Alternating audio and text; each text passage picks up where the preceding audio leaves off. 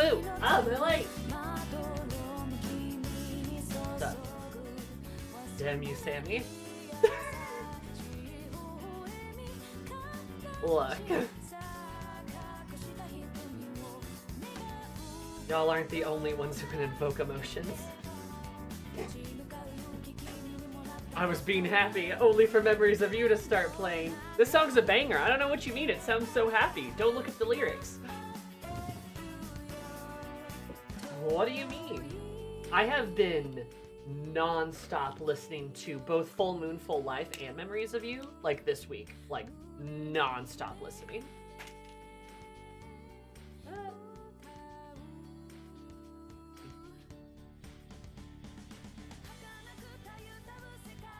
I've been enjoying myself.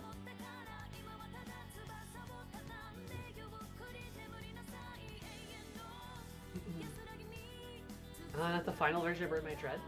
I mean, I've been listening to Burn My Dread too, but like, those first two, ooh man, I really like. I really like Full Moon, Full Life. Who's ready for the first all S tier list? Well, we shall see. I did come up with a different way to structure the tier list this time, though, so that'll be kind of fun.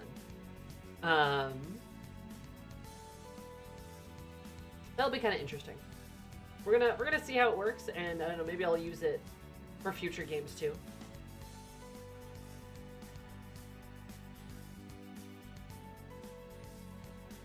Kenji, sir, not appearing in this tier list.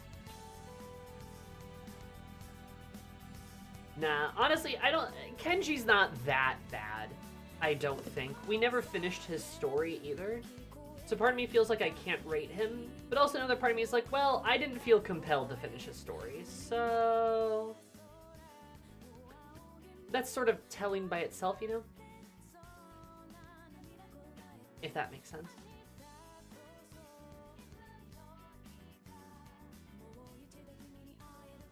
I need to add...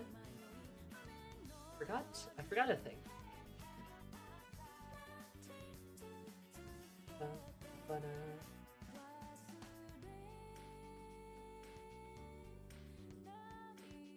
thumbnails. There we go.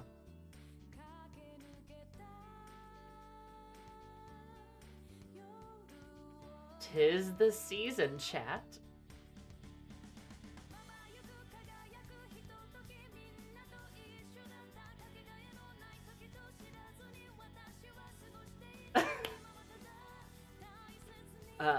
Proud of the Santa hat. Crimmy Shark. It's Crimmy. This is Santa Shark. He's adorable. I really freaking love this shark. Elena did such a good job. Also, if we get to Metaphor this evening, we may have a new stamp to use as well.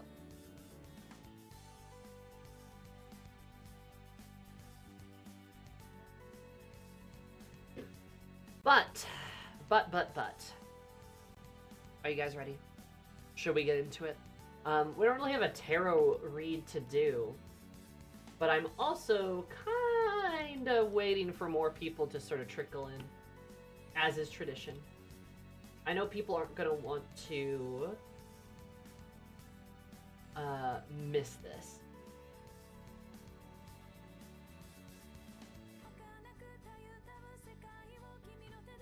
Fancy, we're sure gonna be chewing on Gallica. You never know.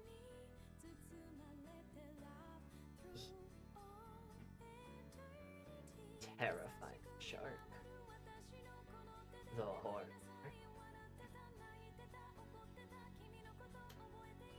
Oh, we need a Santa over here too.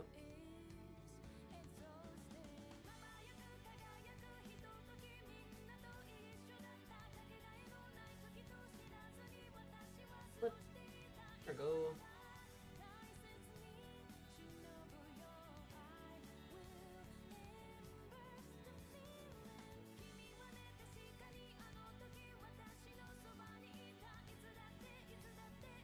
There we go. Alrighty.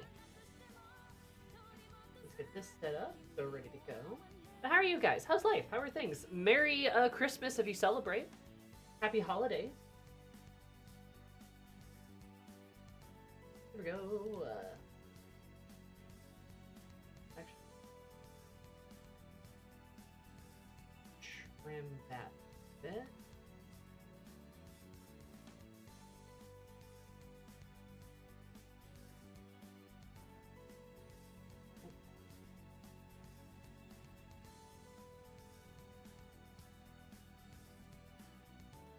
There we go.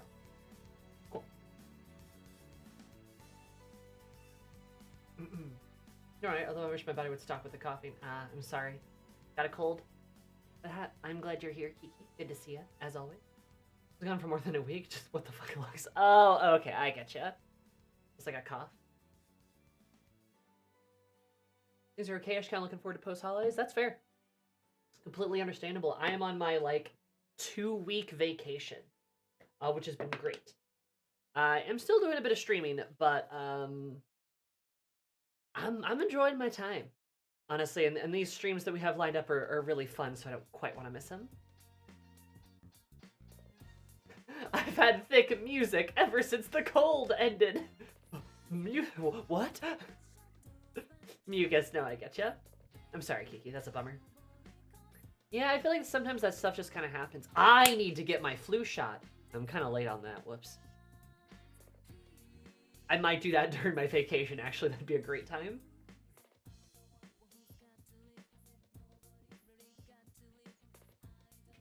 Very easy time.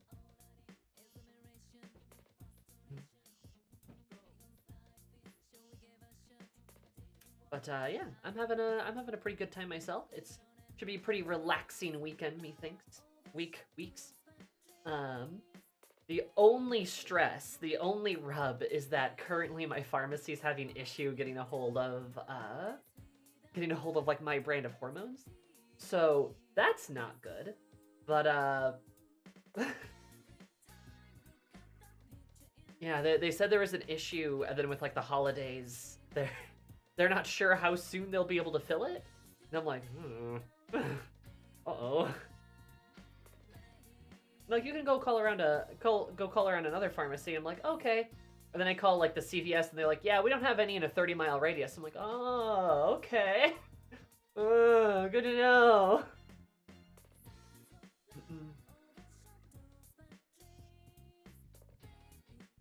CVS might have walk-in flu shots. Yeah, I believe they do. CVS and like there's like another like local pharmacy around here that does them too.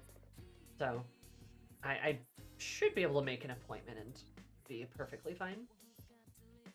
So I probably will. Probably like do that after Christmas. Get stuck. Yeah, so hopefully my hormones can get filled. If not, then I don't really know what I'm gonna do. Explode. But the problem is it's like a particular brand. Like, my insurance covers a particular brand of this type of stuff. Of this type, you know, the estradiol, right? It covers a particular brand, and for some reason, the pharmacy's having issues with their supplier for that brand.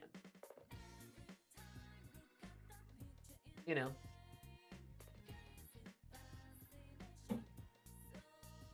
Sammy, did you have a broken heart after finishing P3R like the rest of us did for 2 days? You know, I don't know. Was I brokenhearted? I'm not sure. I experienced peak, to be fair. That was something I was feeling. But like, was I brokenhearted? I don't know. It's a very bittersweet end. It's a very bittersweet end of a game. But I don't know. That's hard to say. Oh, since you beat P3, I could say my joke. Oh, what's that? Generics exist for your meds? Not really. Not cheap ones. I could maybe buy like $50 ones. But that wouldn't even be $50. I'd have to spend like $100. Actually, it'd be more like $130 out of pocket, which would be dies.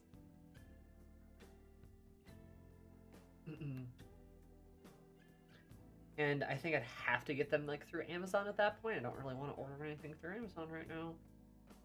So, I know. I'm probably gonna... I bugged some pharmacies today, so I'm gonna probably bug some more pharmacies. I'm probably not tomorrow. I'm probably gonna have to wait till Thursday. Maybe by then, you know, their supplier will have also figured some things out. So, fingers crossed. So for the DLC P5R, you can fight P3 and P4 protects. My joke is that Makoto Yuki did not sacrifice himself to be reduced to being called C's boy. Right. I see.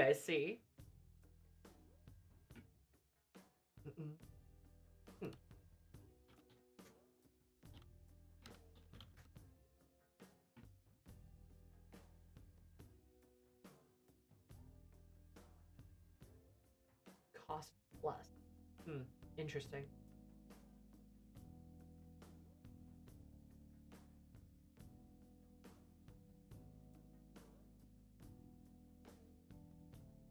I will keep that in mind.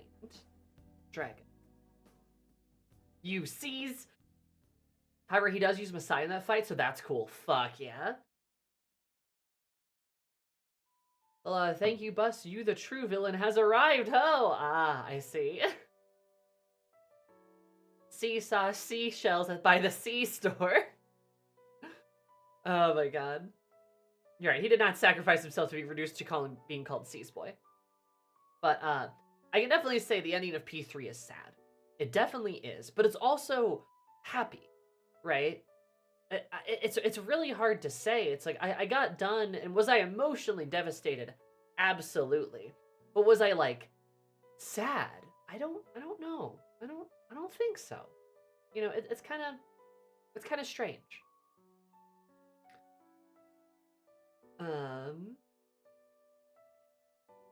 I think it's just because this game is so good, it's kind of hard to, this game is so good, it's hard to not feel catharsis at the end of it, you know?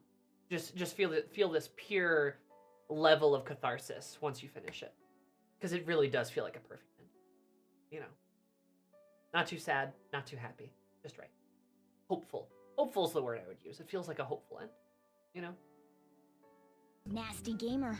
Nasty gamer. Free Bezos Bucks Day. Surmise dab. I downloaded those sounds. I need to upload them. I forgot to do that. I remembered the Lena stuff, but I forgot to do this.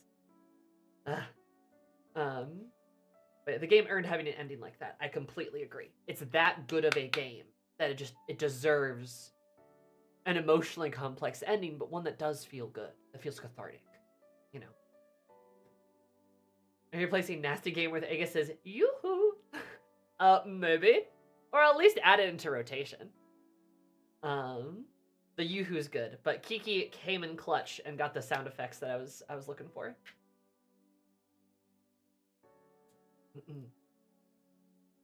Here I'll celebrate 3-5 to remember Makoto and what he did for the universe, as we should. I do remember having just started Persona 3 and being like, hey, it's Persona 3-5 day, and it was like, I'm going to avoid this. I don't know what that means.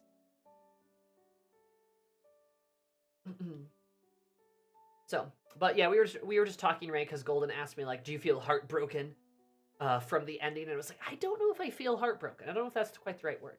You know, let's right here with 4 different versions of the Arcanist, the means by which all is revealed. We'll find out which one made the cut in the future. That's true. You did. There's multiple versions. So I'll probably throw one of those in there. The DLC was actually announced that day this year. That's cute. That's nice. To me, it felt like the whole journey was worth it just for that last scene. I kind of agree, Reborn. I kind of do. It's a beautiful scene. And there is the undeniable hope of the fact that everyone at the end does remember. They tease you and they make you suffer, and I wanted to puke, but then they do go, nah, they remember. They all remember. It's like, stress! Did somebody mention the Arcanas by the means which all is revealed? You know what? You know what? We're gonna make that a command. We're gonna make that a command, guys. Night Pocket over here.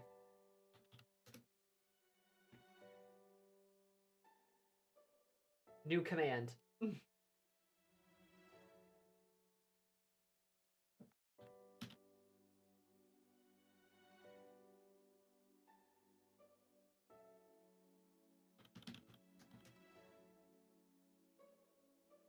Oh, did it not go? Oh, it's arcane. Sorry, I'm so arcane. I'm so arcane pilled.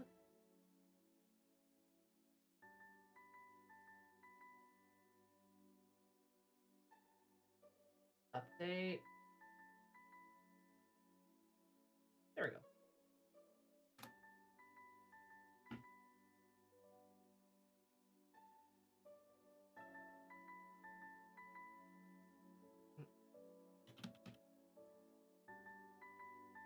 Yeah, I'll give it some time to load, I guess. Oh no, there it goes. He Arcana? No! Ugh. I fucked it up. The Arcana. There we go. Anyway. Did P3 stick the landing? Yes. Yes, it did. I was still thinking to play P3, but I'm the metaphor minds still. Also, hello. Oh, Grumble! That was my favorite Grumble. How are you? Yeah, I just finished P3. Grumble, you should play it, but you're also in the metaphor minds, which is fair. I'm gonna be playing more metaphor later. Very good game. Metaphor and Persona, at least so far in metaphor, I haven't finished it, but I would say they're very comparable in like quality. Very good games. Okay, Metaphor's incredible. It's so good. And it's filled with so many beautiful people. Oh my god.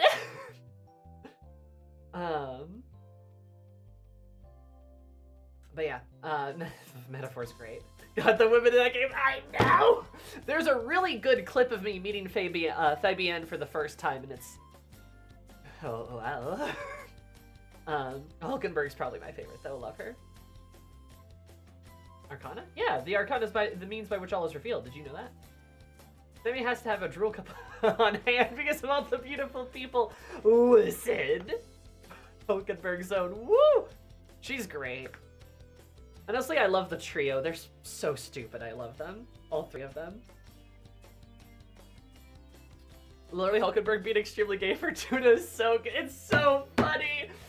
They're literally all like, they're like, who is she? Hulkenberg's like, well, I mean, if I have to be the one to, I guess, talk to her, then I suppose I can. Oh my god. There's the clip. Thank you, Nomad. I didn't even ask. Hulkenberg with the posters in her room. You know, she lays down in like the Gauntlet Runner at night in like one of those little pods. There's just a full Juna poster, just like 3 feet away from her face, just like. Oh my god. You know she is. Hulk is absolutely a disaster lesbian and a disaster gourmand. What do you mean? She's just hungy. She just kind of hungy. I noticed how it's always 2 guys and a girl for an Atlas trio. Oh, do you mean literally any trio ever of any piece of media ever? That's a thing. Did you guys notice that? Anytime there's a trio, it's always 2 guys and a girl. Like always. Unless it's like an all gender kind of thing. Like all gender, one gender kind of group. But like, that's even kind of rare too. It's always 2 guys and a girl. It's always 2 guys and a girl. It always is. Start thinking about any media that has a prominent trio and it's always 2 guys and a girl. It's weird.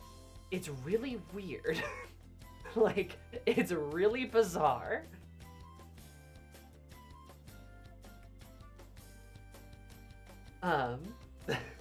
But anyway, yeah, Hulkenberg's great. I love Hulky. He's fantastic.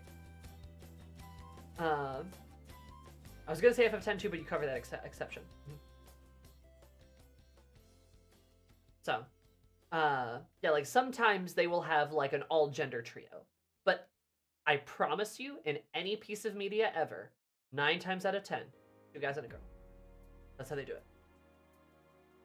Harry, Hermione, Ron, Shulk, Fiora, Ren, Yu, Yosuke, Chie. Damn, you right. Yes. Right? Junpei, Yukari, Makoto. Stroll, Will, Hulkenberg. Always two guys and a girl. Always. Naruto, Sasuke, Sakura. Excalibur, Mag, Volt, Warframe.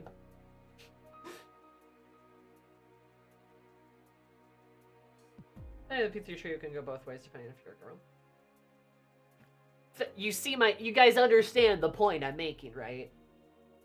Like, you get what I'm saying, though, right? Percy, Annabeth, Grover. OG Mag counts.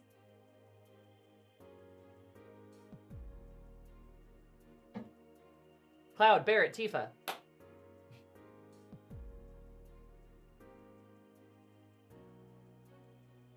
Teehee. Bari, Megumi, Itadori. Like you guys are coming up with, like, dozens of examples. Are you not counting Gallica? I mean, they are technically the metaphor quartet. Yes, does include Gallica, right? But I think you'd, be missing, again, we're getting really pedantic if we're not going to count Hulkenberg, Stroll, and Will as a trio, right?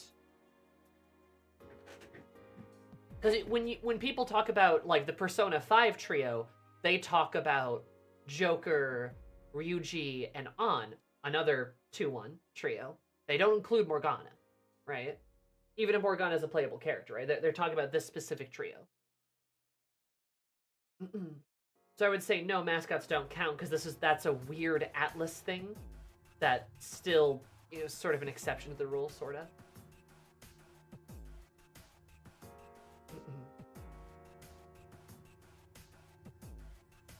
Yeah, Superman, Batman, Wonder Woman. Yeah. Like, look, my whole point is that it's a very common thing. It's a very common media trope.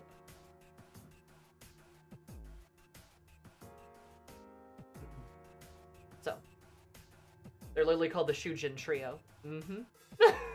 Sure are.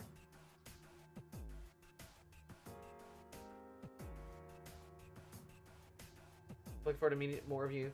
Look forward to you meeting more in the cast. Hell yeah. No, I'm definitely excited too. I want to see more. I want to play more Metaphor. But if we're going to play more Metaphor, we should probably talk about Persona 3. And we should probably focus up and talk about the tier list. Just like last time, after every Persona, after we finish every Persona game, we do a little tier list. We talk about the game. You guys ask me questions. We cry. We love. We rant. A different Atlas game must be discussed. Exactly, because I will stay off topic. I can't help it. I get distracted so easily. So we got focus up. We got focus up. But this time, I changed kind of how the tier list looks. Partially because Persona 3 is the GOAT. But also because I feel like this might be kind of a better tier list overall.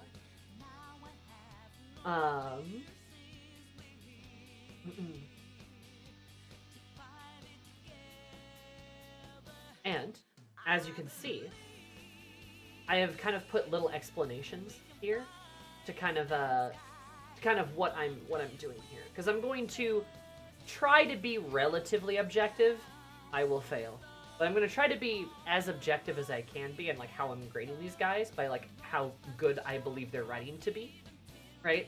We'll probably make, like, a personal bias tier list with some funny titles at the end of it. But the bulk of this and how we're going to be discussing the game is, like, we're going to be analyzing it. We're going to be critiquing it, right?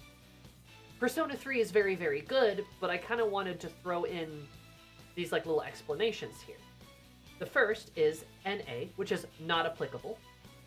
Where a not applicable character is somebody who I don't think really counts as a character.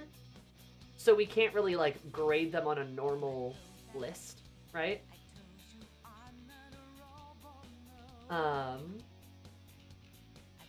So, that's what it is. Don't need to explain that much more. I need to change how this looks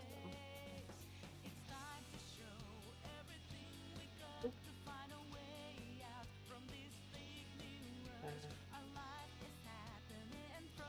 there we go. D is sorry. The next one after NA is F, which we've talked about this before. I am, because if I do that, it does this. And that looks weird. I think this one is the same one, isn't it? Oh no, that one's fine. I got big. I got big again. Okay. An F tier character is a character that I would believe to be a total failure of a character. They are a total failure of a character, which, well, we had that in Persona 4, but it's very rare a character will fall into this category. Because when we talk about characters, when we talk about ranking them and we talk about analyzing them, especially in the context of a game, we kind of have to think about what the purpose of the character was, what the designers, the developers were thinking when they were making this character, and how well do they succeed that role that they are designing, right? Just a random off-the-top example. Koro is a silly puppy, and he was designed to be a silly puppy. He's not necessarily designed to be the greatest character in existence. He's a silly puppy. So, you know, right, he would probably do pretty well because he's a silly puppy. If he, for some reason, is like, I don't know, let's say a mascot character that's supposed to be about the intrinsic hope and belief of a person, and anytime you see him, he inspires dread instead, then you'd probably put him in a failure. Then you'd probably call him a failure at that point, right? Because if he's supposed to be a cute, funny mascot character, and he doesn't do that at all, then, like, yeah, he kind of failed as a character, right? And that's kind of the basis for how we're trying to grade people here. Because D is a bad character. There are few positives about this character. They're a character who, maybe there are certain qualities that they have that aren't terrible, but overall they just aren't well done. They are a bit confusing. Maybe their role is just not really, like, it's not well defined, or they seem almost pointless. You know, there's kind of some positives, but mostly negatives. Then you have C. And C is a decent character. You know, they have more issues, but they have positives, and they are kind of a more ambivalent or sort of neutral setting, you could say.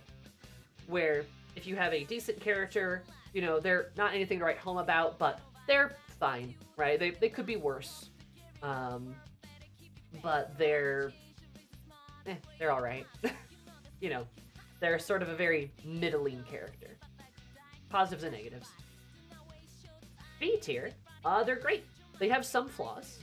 They're great. They have some flaws. There's some issues with this character, but overall they are a good character. People like them. They perform their role well. But there's probably some issue. There's probably a rub somewhere that causes a problem with them, right? A tier is fulfilled their role. Basically, A tier means a character did their job, right? And that's how we're gonna, that's, like I said, how we're gonna kind of look at this. A tier is, yes, this character did their job. They filled the role that they were designed to do, right? And they did it well, right? They filled their role. They did their job. We can all agree and say, like, okay, yeah, this is a good character. There's a satisfying conclusion to this character. I say fulfill their role as sort of the marker here because it shouldn't necessarily be somebody that we like or dislike, right? When we say a good character or a character we love, that excludes characters that are villainous, right? And oftentimes the testimony of a good villain is how much you hate them, right? How much you despise a character. So that's why I'm using, like, the verbiage there. Does that make sense? Get out of here. Get out of here. There we go. And then S tier is surpassed their role, as in a character who kind of went above and beyond for their role. Someone that is, like, such a good character. It's crazy, right? Well, S tier characters are the characters that people remember forever, right? They surpassed their role. They went above and beyond. The writing around them cooked, as the kids say. As they say. And then finally, SSS tier, triple S tier. We don't do double S tier because, yeah. Triple S tier is like a masterpiece. Just a masterpiece of a character. A character that is, you don't see often, and you don't see written well often. Somebody who has more than just fulfilled their role or more than just surpassed their role. They are the best case example of this type of character. Take notes. In other words, a masterclass, a masterpiece. Does that make sense, chat? Do you see how we're doing the grading here?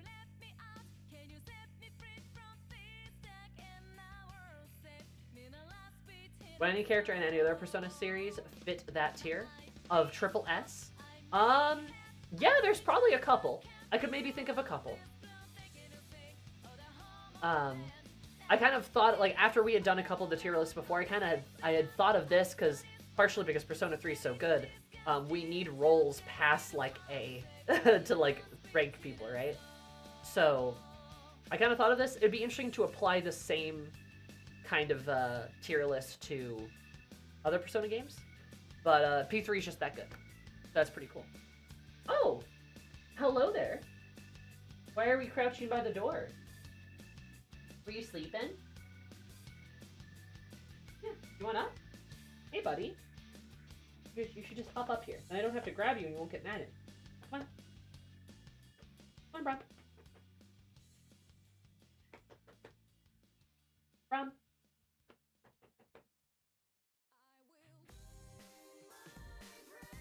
Brom. Brom. Is Brom here? Brom.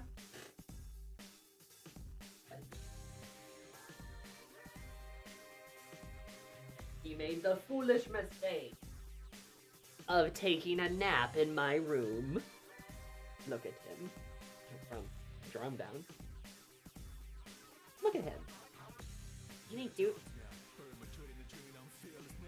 I'm really staring at that screen. You doing this for me? The cat taxes in place. Hey, buddy. He longs for the outdoors.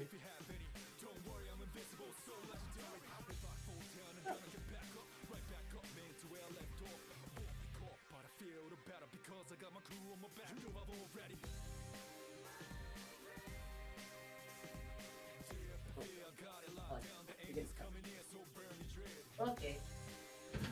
Right this way, gentle sir. One out or not?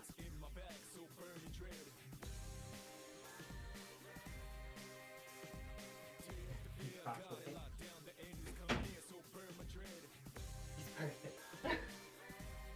He is becoming a regular. He's been sleeping in here more and more. We're becoming pals.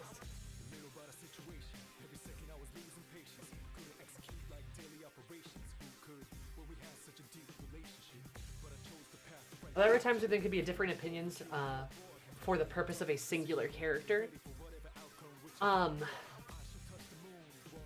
Differing opinions? Yeah, there can certainly be different opinions on characters. There's as many opinions in the world as there are people in the world, right?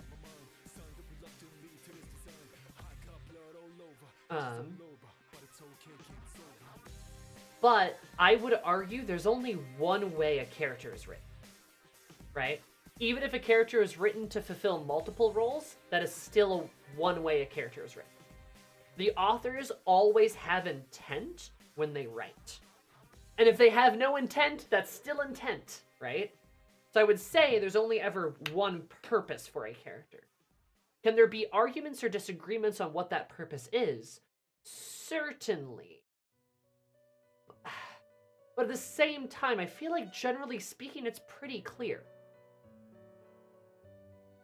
Does that make sense?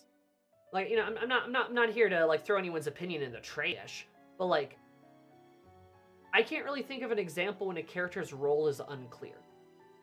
Unless the point of their role is to specifically be unclear. I mean, characters can fulfill multiple roles, right?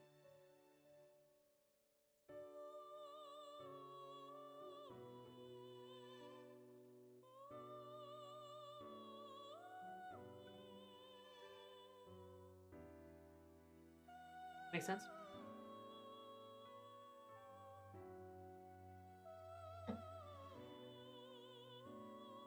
Yeah. I think some people would put Akechi in SSS. I might. Akechi and Maruki, I think, are would be picks from P5 to put in triple S tier. For P4 Naoto, ooh. No, I would disagree. I would disagree about Naoto for reasons even unrelated to the bigotry surrounding Naoto. But Naoto just comes in the game too late. Not enough time is given to them. And that's something that works against them quite a bit, I would say. Unlike a character like Akechi, who probably gets exactly the right amount of time in Persona 5. Right.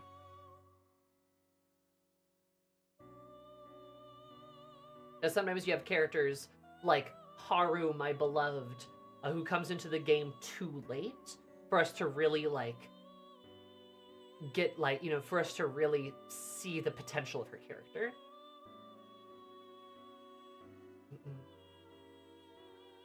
That's what I would say. Purple Gremlin versus just a little guy. Naruto has more than Haru, but there still isn't enough time for them for you to see it reach its height. Yeah, exactly. Right? And that's an unfortunate side effect. It's like, it's not like Haru or Naruto necessarily did something wrong, but that is a flaw of the writing around them where we get them too late. That is why all the heavy, intense stuff happens after we get everyone in P3, right? All the bullshit happens once we have everybody in the party. It's kind of why it's set up that way. Also, like, Haru had half of her, like, character arc stolen. So, rough. Because, again, I'm trying to be, like, with the first tier list I make here, I'm trying to be, like, objective about how well I think they were written. I'm trying to be like, how well was this character done? Second tier list would be the characters I like. Right. Would you say is SS and Persona 4? Nanako could get triple S. She maybe could. But I don't know, that would be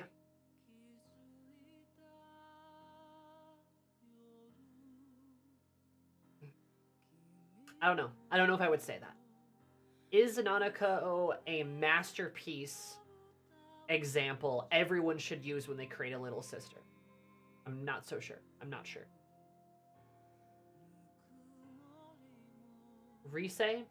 She triple S tier? I don't know about that either. I don't know if anyone is triple S at Persona 4, if I'm being honest. I don't know. Like, a masterpiece character, like a character that is like triple S, at least with how I'm looking at it, there shouldn't be many of them, right? And you really got to think about, like, is this character the example or the, like, the penultimate example of what this kind of character should be?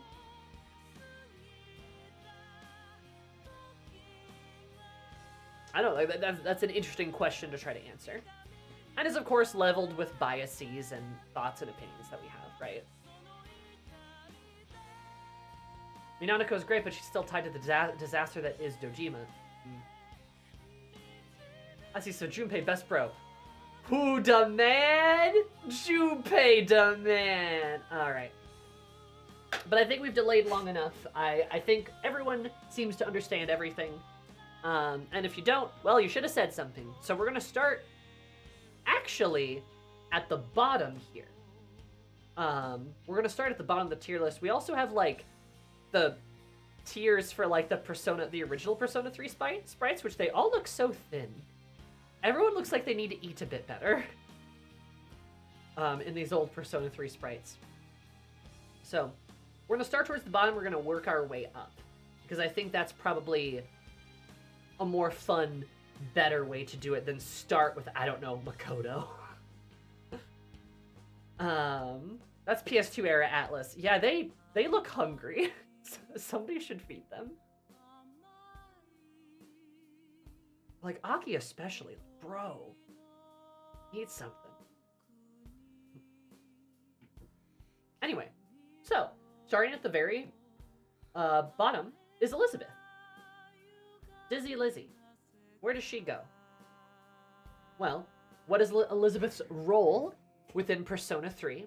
She is our attendant, our guide, our eldritch horror wife. Where does she go? Did she fulfill her role? Is she great but with some flaws? Did she surpass her role? Is she a masterpiece? Well, Elizabeth certainly thinks so, I think. But what I'm going to say is that, in my opinion, I think she's probably S. Elizabeth is an absolute hoot. She is easily one of the most entertaining characters in the game. And is she the best attendant? Lavenza's pretty good too. I'm gonna be honest. I think they're both probably about equal. I think they are both very, very fun. But Elizabeth does a great job. She fulfills her job of being an attendant, being our guide. And I would also say Elizabeth kind of fulfills her job of being necessary comedy relief and being very good at being very funny, right? She's hilarious. And I think the thing that ultimately pushes her out of A and into S is the fact that Elizabeth, Lizman, is very strange. She's very quirky. But when you learn more about her, even on some more serious notes, Elizabeth is alien. And her alien nature, I think, really does push her out of A and put her into S. It's subtle and it's silly, but when you really think about who she is as a character, she is an eldritch entity, right? And you get that impression when you hang out with her. You get the impression that she is an alien, right? She is sort of wearing a person's skin. She looks like a person. She's not a person. And that level of almost unsettlingness, the sort of spookiness, the eeriness that she has, I think is unique. I don't think it is emphasized in both Lavenza or Margaret. But I think it is emphasized in Elizabeth, where she is spooked. Or there's a spookiness to her. Never necessarily threatening to us, unless you choose to fight her. But, like, you know, she is silly, but she's also scary, in a way, right?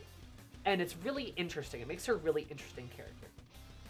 Is she triple S material? No, I would not say that. I do think that I think I could see some areas for room and improvement, and by that I mean almost like I wish I would have seen more of her. I wish we would have gotten more Elizabeth, because I think that would have been nice. I do.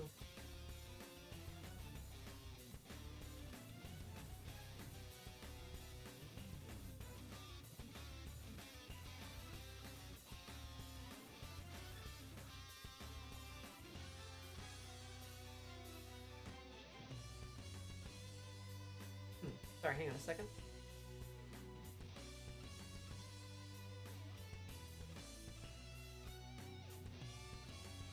Let's see if I can get this to display here too, because that would be... There we go, yeah. But, yeah.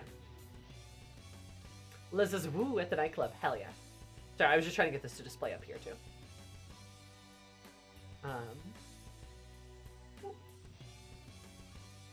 But yeah, I'm legit struggling to remember anything about Margaret's personality. That's because she doesn't have a personality, right?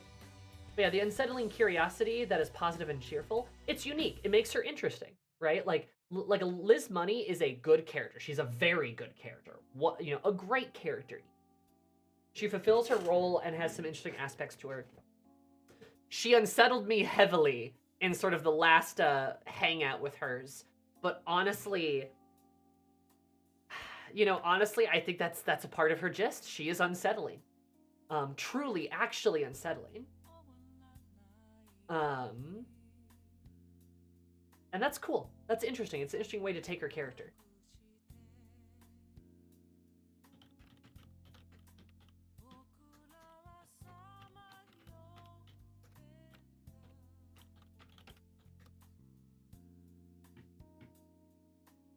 Am I doing 2-tier lists? Yes, I am. So, I would say Elizabeth belongs in S tier, right? I think she is a safe and easy S tier of a character. Now, Mr. Kirijo. This guy. What is his role? That's an interesting question to ask. He is an interesting guy. He's Mitsuru's father. He's got a cool ass eye patch. He runs a very interesting company. And we see him in a select few moments, right? We don't necessarily need to see him more. And the moments we do see him are always interesting. We get to learn some interesting things.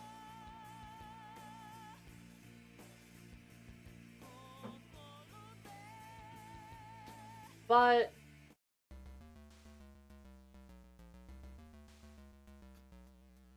what's up with him, right? Remorseful father figure? This is Shinji's old VA, hell yeah. I think, in my opinion, Mr. Kirijo probably belongs in B tier as a character. I think, for the most part, he did his job. He did his role. He was a spooky father figure. The spooky, like, oh, let me tell you about the spooky things that happened, right? He's kind of a tool for an exposition dump, yes, right? He is a little bit like that. And he obviously serve as sort of an emotional and subtle explanation for why Mitsuru is the way that she is. Her story is expounded a bit by the simple existence of this character. However, we don't get a lot of time with him, right? Not that we need a lot of time with him. We don't need a lot of time with him. But a little extra time would have been nice. A little more exposition about him and, like, about his father would have also been nice, right? He does shoot Ikutsuki, which is fantastic. But, like, it would be nice for us to see a bit more of this guy, right?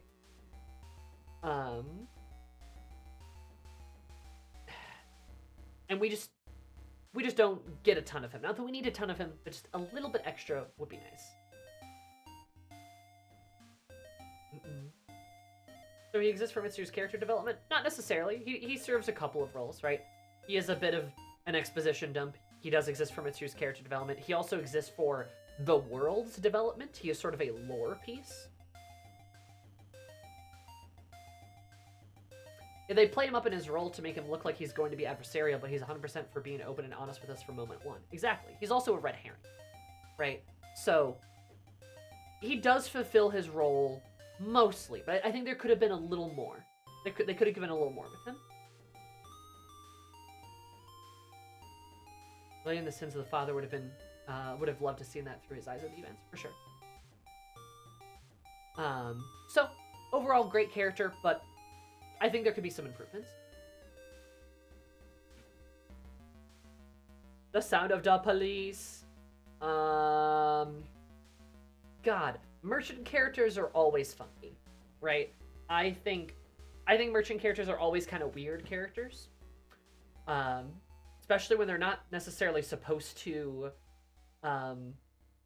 be terribly important. But for our favorite officer man, he's probably going to be A tier for ACAB. But as far as merchants go, he does his job, right? He is a merchant. He sells us stuff, and he also has an interesting place in the story. There's like a little bit of zest with his character, where he like is a police officer who knows that there's weird supernatural shit going on, but also knows that he can't do anything about it. So how does he cope? Selling guns to teenagers. I mean, you know, I got, there are worse cops, I suppose. But, he definitely fulfills his role.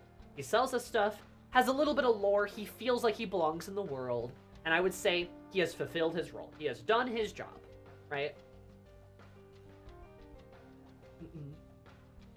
What makes him not an NA? Because he has more of a presence in the story, right? He is an actual character.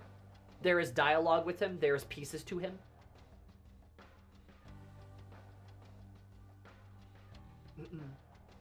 Right.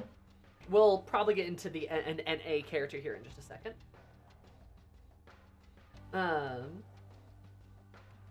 He also leaves his desk from time to time, which is handy, yeah. He bails you out at least once, yeah. He appears in Aki's story. He is sort of a mentor figure, perhaps.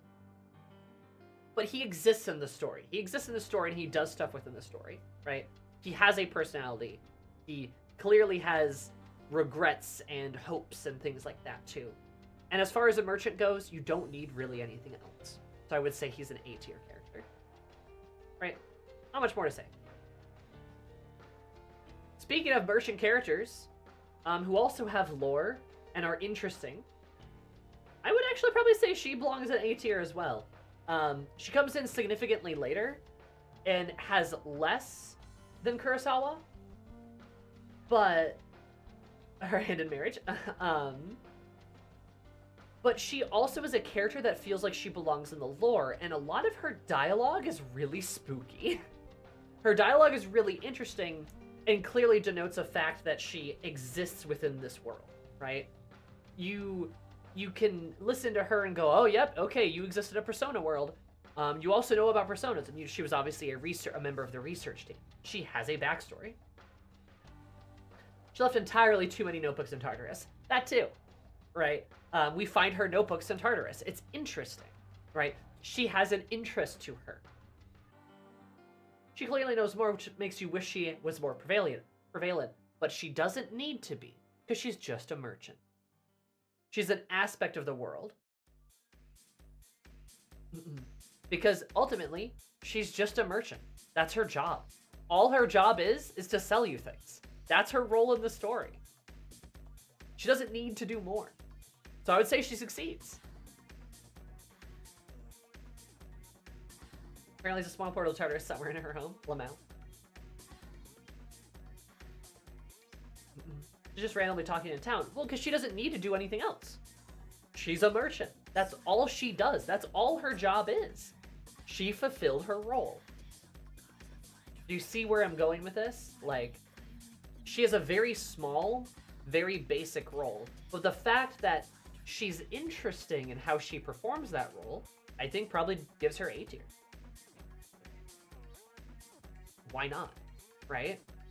They could have made her a merchant who does fuck nothing. But clearly she, again, feels like she belongs in this world, says some spooky stuff, and gives you interesting information. Should a merchant do more than that? I don't think so.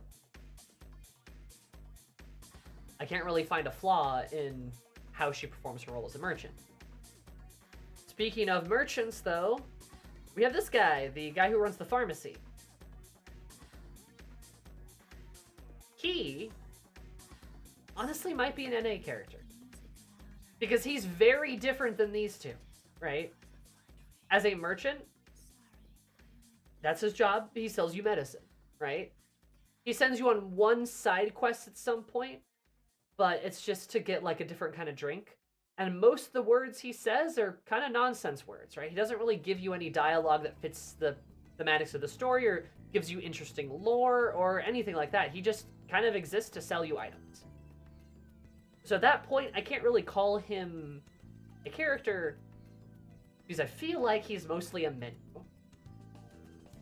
He felt like he should have had something going for him, but nothing went anywhere. Exactly. But I can't really blame him because he's just sort of a vending machine to sell you items. He could have been replaced by a vending machine. He literally could have. And he's a stark difference compared to the other two merchants here. Because again, these two feel like they fit in the story. They feel alive. They feel like they are existing in this world. They feel like they have a backstory, and they do have a backstory. Both of them have backstories, right? They have hopes or desires. They have this. They have more depth than the vending machine. He has a cool design but hard landing character. Exactly. So I feel like he is an non-applicable character. Because if you can be placed by a vending machine, are you really a character at that point?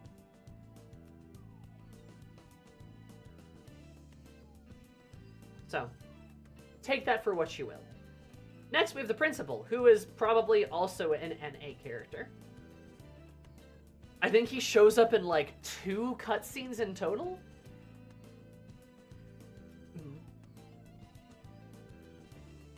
I think that's it. And he just goes, I'm the principal. I don't think he got a name. So he's literally just like a background character, right? He just also has a portrait and is also in the tier list.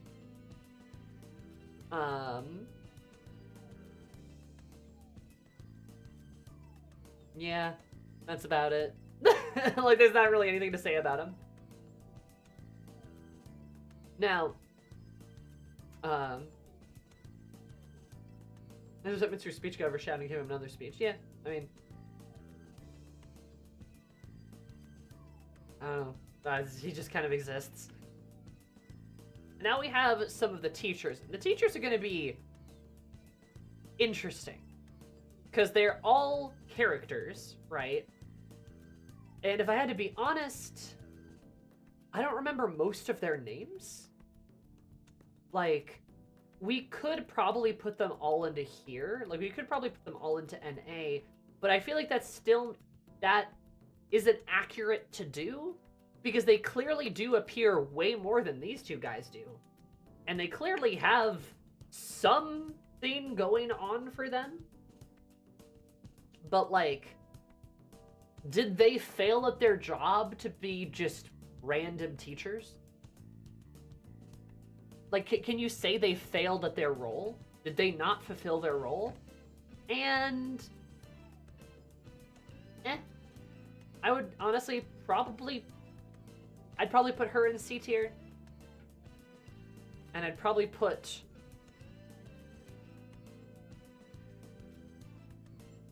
Honestly, actually, I might bump him up. The reason why I'm saying this... Oh, yeah, right, this guy's a teacher. And so is she. Like, I would say I don't think they failed at their role... But I can't really say that they did much at all. I don't really remember their names, right? Yeah, I don't think you can call them NA, though. Because they still exist in the story, and they are clearly still characters, right? They can't be replaced by a menu. So I don't think you can call them NA. Like, Edogawa's an outlier, I think, because he's really, honestly funny. He's especially funny. The other 4 are kind of funny at some points in time, but they're sort of like, I don't know, there is a humor to them. They are mostly comic relief. And I suppose I only found Edogawa to be particularly funny. And the other 4 are funny enough, I suppose, but there could have been more. They could have been better. They could have been a lot of things. So I think they just kind of sit at C. Not Edogawa. That's not Edogawa. That's not Edogawa? Oh no, this guy. Oh yeah, don't. Yes, this is Edogawa, right? Yeah. Don't worry. We'll get to him. We'll get to him. He's a bit different. He's a bit different. So, this is not a Coda.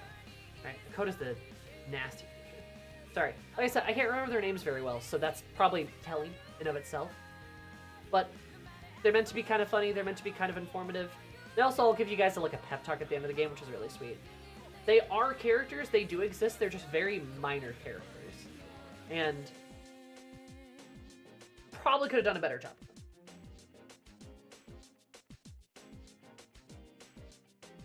Except for a Coda.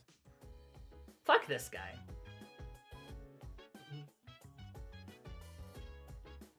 Fuck this guy? Like, as far as teachers go, why does this guy get away scot-free? Like, we kind of rag on him repeatedly. Why does this guy get away scot-free from, like, the bullshit with Fuka? Like, what's going on? Why does that happen? There's, like, no comeuppance for him. He's a very minor character, but he's kind of an antagonist, too, and there's no real comeuppance for that, so... stinky.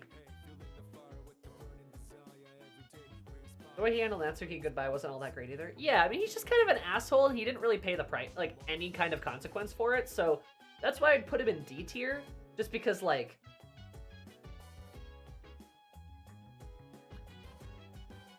he was an asshole, but, like, nothing came of it, you know? It's like I mean, I guess you could say, did he do his job of being a jerk face?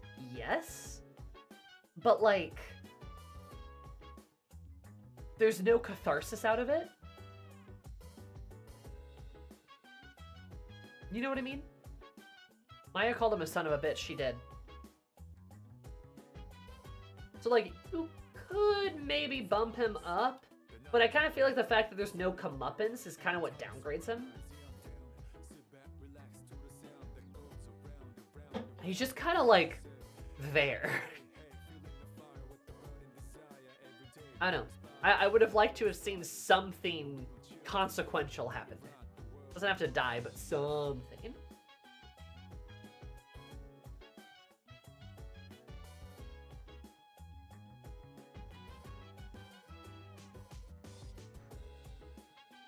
Like, I don't know. I don't know. He's an asshole. I wanted to see him have some kind of consequential issue.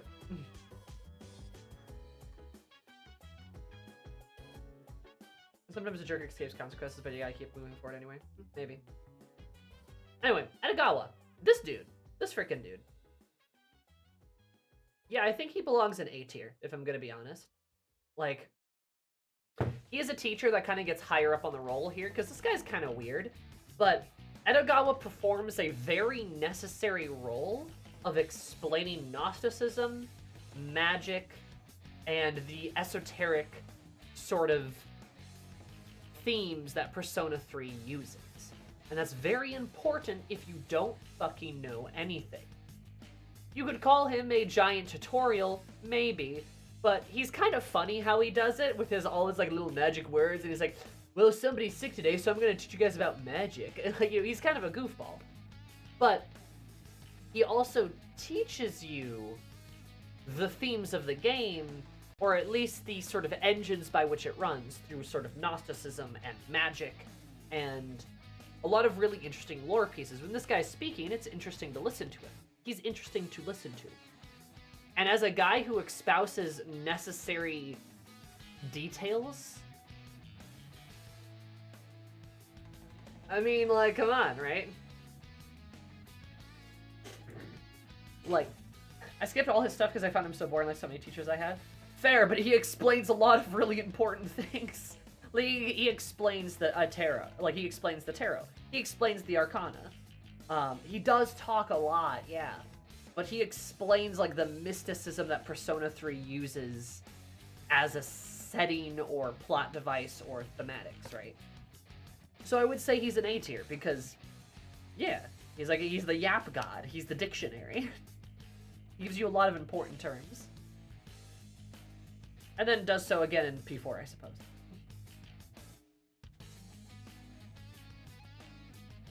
So, yeah, that's why he's there. He fulfills his functions, and he's a silly guy. Yeah.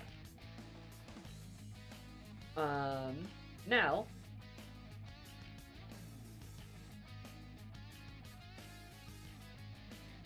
Went on for 9 minutes, slow mo. As for other teachers...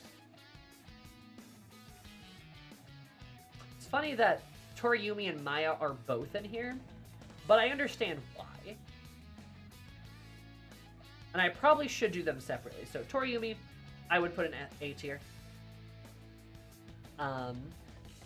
She is the homeroom teacher. She's the teacher you probably spent the most time with. And I would say as a homeroom teacher, as sort of a guiding voice in school, she works, right? She does her job. She has a bit more personality than the other teachers. She exists a bit more. Is she better than Kawakami? I can't grade her on that because Maya is technically the social link. It's hard to say. Do I like Toriyumi better? Probably. I think she's funny, right? But trying to compare her directly to Kawakami is difficult because her and Maya are separate, I suppose. Like, if we're going to choose to rank them separately, then, like, that's going to be difficult. If that makes sense. The breakdown at the end was a nice emotional break. I agree. But she also has a lot of speeches that she gives to the class, too, that, while some of them are funny, some of them are pointed and useful. She feels like a good teacher, and she does feel like your teacher. Maybe that's why the others feel less impactful, because we get to spend less time with them. You know. I don't know. Hard to say. But I like Toriyumi a lot, and I do think her status as sort of your homeroom teacher and, like, your teacher, I think works well. Especially about life and figuring out what you want to do with yourself. She's neat. Yeah. No, yeah. I mean, I think she fulfills her role as, like, your teacher. I think she does a good job of it, even. I think she does a good job of it, even. Oh.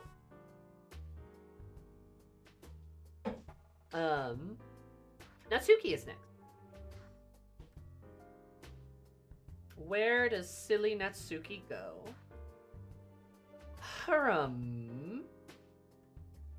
Well, her and Fuka didn't make out sloppy style on screen. So I think that probably bumps her down to A. Again, Natsuki doesn't have a lot of time on screen, but she has a big impact on a character who does have a lot of time on screen. She is similar to Shiho in Persona 5. She is a lesbian who is in love with one of your party members. But she did not make out with Fuka sloppy style on screen, so therefore she can't be an S tier. But I would say about Natsuki is that she is the perfect bully turned friend turned more than friend, maybe. But her relationship with Fuka, while we don't necessarily see all of it, is something that we get to see enough of. And I do feel like she works very well for that. A small role, but she killed every scene she was in. I mean, she definitely did a good job, right? Give her a bit more relevance in the movies? Okay, that'd be fun. I would love to see more of her, but I do think she did her job, right? But she was responsible for a second awakening. We were so close to sloppy makeout. I know. And he was sweet too. Oh yeah, we know her and Fuka are living a lovely domestic life together. So I think Natsuki works, right? I think she works as a character. She's interesting. She's interesting, is a important character in the life of another character who's important to us. And I think it's cool to see that window. I would love to see more side characters that are important to other people close to us. I think that would be interesting, right?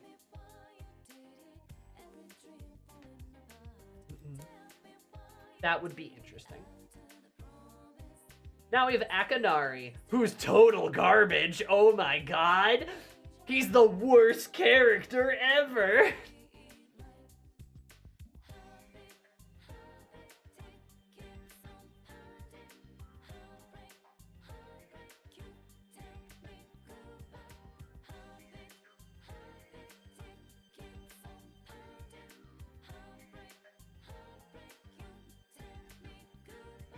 She lied as easily as she breathed. Nah, Akanari is probably our first triple S character, I would say. He's a very good character, and I was debating whether he'd be S material or he'd be triple S material. But I think as a social link goes, if you want the perfect example of a social link, well, you should probably go talk to Aegis. But if you want a different example, you should probably talk to Akanari. Because I do think, as far as a social link goes, as far as his ability to communicate the themes of the game, to foreshadow, to relate. He is one of the best, right? People commonly call this guy like the best social link in any Persona game. I don't agree with that, but I will undeniably say he probably deserves a top spot, right? He's easily amongst the best. And that's because he's really good. Like, he is a really well-written character from Social Link 1 to 10. He has his little story, and it plays out perfectly, right? No notes. Does you have for the amount of time you have with him? Yeah, I personally believe you can't say you beat P3 without maxing his link. I would say that is true of several characters, but I would say that is true of him, yes. I would agree. Like, the hindsight of his for social link is nuts. Would you say he's top 3 best social links? Maybe. Maybe. I would not say he's the best. Not in my opinion. The epilogue scene with his mom breaks me every single time I watch it. Yeah, it's deeply sad. But Akinari is a good character. He is well done. He is a perfect son. He is a perfect son, right? He spreads warmth wherever he goes, and even though so many bad things happen to him specifically, he continues to sort of inspire joy unto the very last. Then eventually his book gets published, and that seems to inspire some joy too, even if it's a bit sad.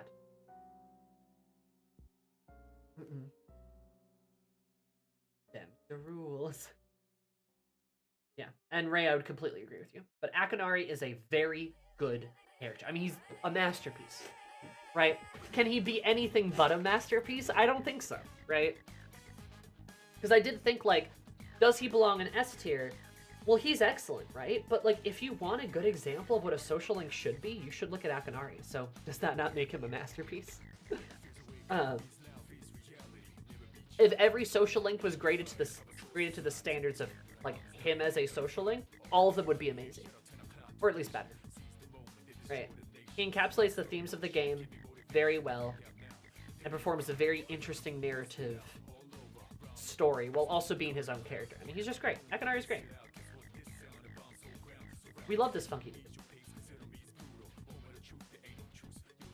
Excuse me. Great. A million people have said a million good things about him, so I think we're kind of all in agreement on this one. And then we have this guy. Nozomi. What an interesting guy. What an interesting guy. Well, I would probably say I'd probably put him in B tier.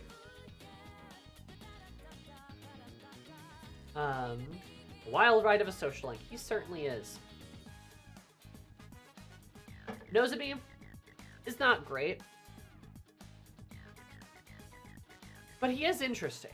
And I think if you actually finish his social link, he kind of he does a pretty good job. He's not a bad character. Nozomi is overhated. I completely agree with you. I think I would completely agree with that he is completely overhated.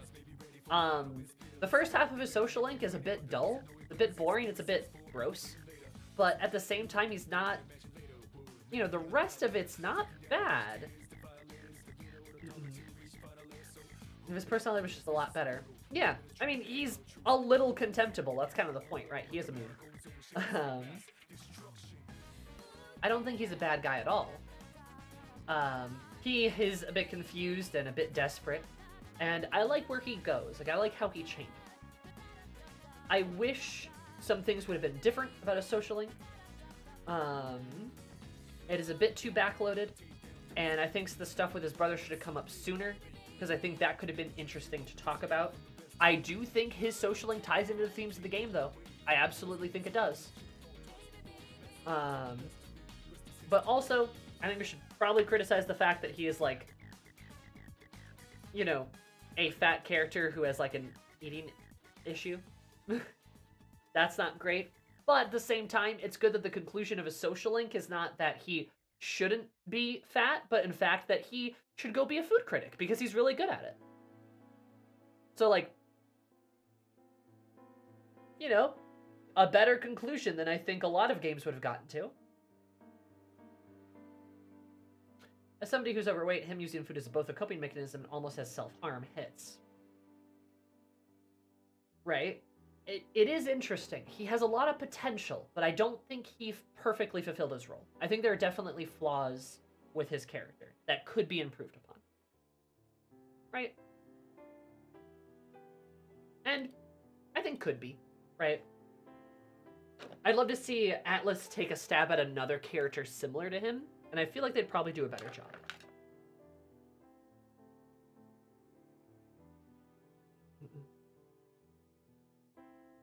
That makes sense.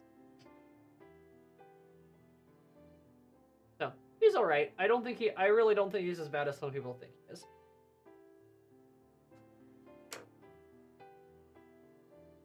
Hayasa, the star.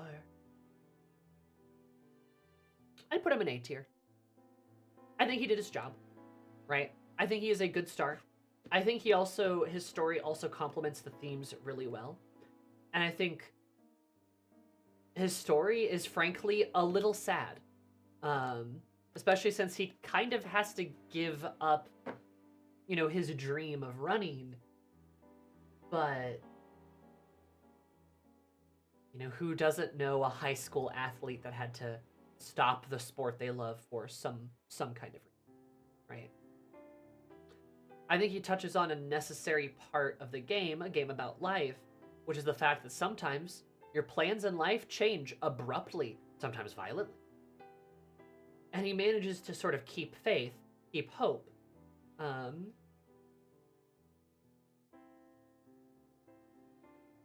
Keep faith and keep hope about himself and about his family.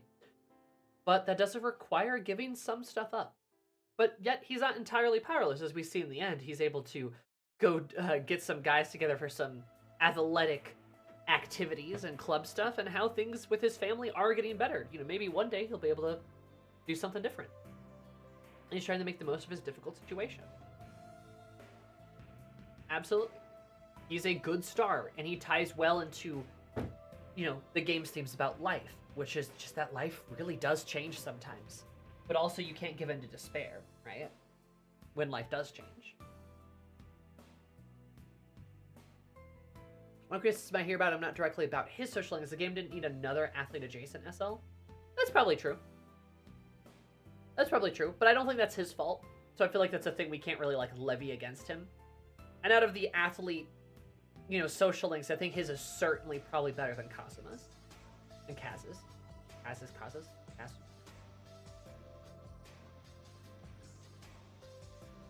How do I rate Nozomi as a moon? I'd say he's a B tier moon. He's alright. I'd say B again. I've seen a lot of people call him better Kaz. I wouldn't necessarily disagree. I think he definitely does a bit better of a job. Yeah. So he's a good star. He works well for a star. My boy.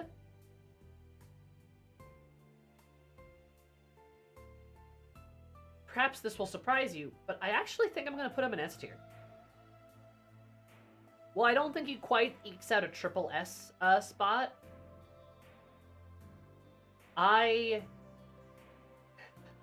Maybe it's my own bias starting to work in a little bit, but I think he's a really good character. Especially as a tower. He's an actually good tower. Mutatsu.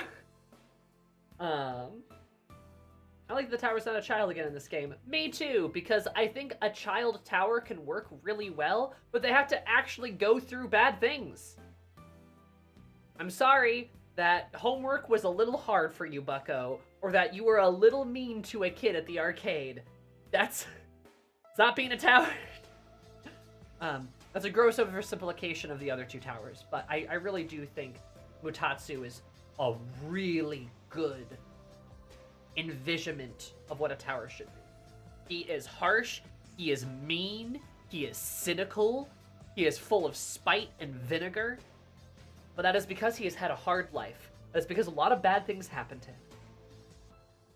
He's an alcoholic. His family has abandoned him because he's kind of a bad guy, right? Because he kind of brought it on himself. But through his social link and through his sort of drunken stupor and through your communication with him, he's willing to give it another shot. The tower represents calamitous change, whether it is for themselves or for someone else or for other people. And he is certainly that calamitous change, both in his life and others. He's an interesting guy. He's an interesting character, and I really like the role of a character, especially as the Tower, who is kind of down on his luck. He's an asshole. He struggles with things. And yeah, right? Perfectly well done. He not only fulfills his role, but like I think especially as a Tower, he stands out. On the game's themes of life, he talks about life. He's kind of like Hayasa, but instead of keeping faith like Hayasa did, he kind of gets cynical. He gets embittered by it. Life beats him down, and he doesn't stand back up. Until you convince him to. And isn't that interesting? Him and Hayase are kind of very like, they're kind of parallels in a way, right? Kind of opposites, almost. They were each dealt a shitty hand in life, but they each handle it differently.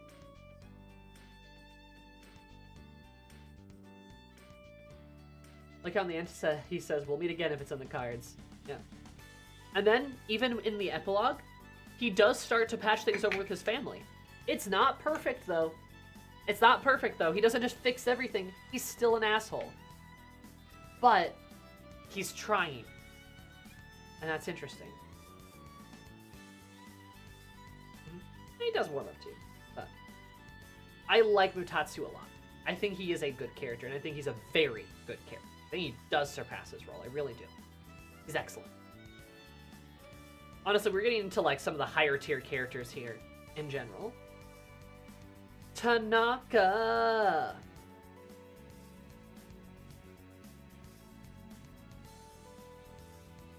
Stinky. Nah. He's not an F tier character. Tanaka is another one where I'm kind of debating. I feel like he kind of falls a bit on a line. He does not count as a merchant character. He's a scammer! But if only to spite the other devils, I'm gonna put him in S tier. He's S or A. He's one of those two. I have very trouble enjoying Tanaka because he reminds me of someone very relevant right now. Well, I think he's a lot better than him. But I understand. I think Tanaka is an interesting character. And maybe it's because I'm coming into him reversed, right? It's P5, P4 to P3. But I think as a shitty guy, as the designated shitty guy, not like Mutatsu, who is struggling with his life. Tanaka's not necessarily struggling with his life, though he is horribly lonely. That is true. Tanaka does kind of require you to read in between the lines on a lot of the stuff he says. If you take what Tanaka says at face value, you're only going to come away with the fact that he's a dick. And he is a dick, that is true. But there is more depth to him if you pay attention. And that's why the conversations you have with him and the way he speaks, we know by the end of the game, Tanaka gives away a lavish amount of money to support orphans, to support kids, right? Because he himself was a kid who grew up with nothing. So he scammed his way to the top and is now helping also kids who got nothing. And I do love me an asshole merchant character who came from nothing and was embittered by it, and then through scrupulous means rose to the top, and is now still that same bitter kid who had nothing, but now they have so much and they don't really know what to do with it. I always think those characters are interesting, and I think Tanaka does that. I think he does it well, even. His rank ups were always super entertaining. Yeah, I mean, he was always funny, too. I mean, he's got a good sense of humor, right?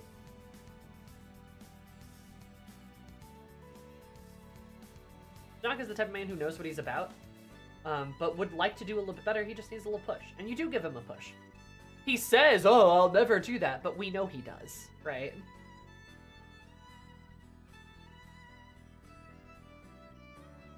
I also like that he never revealed what the money went towards at the end, so everyone assumed it was something shady. For sure. But in fact, we know he likely gave it away to a lot of children in need. He just doesn't want people to know that about him, because he's a cynical asshole. He's an asshole. He doesn't want people to know that he's actually a good guy.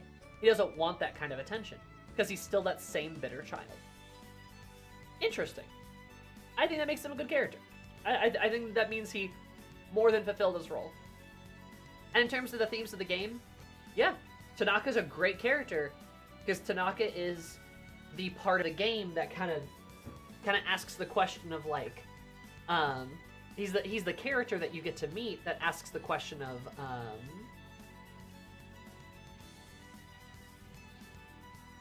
God, what was I gonna say?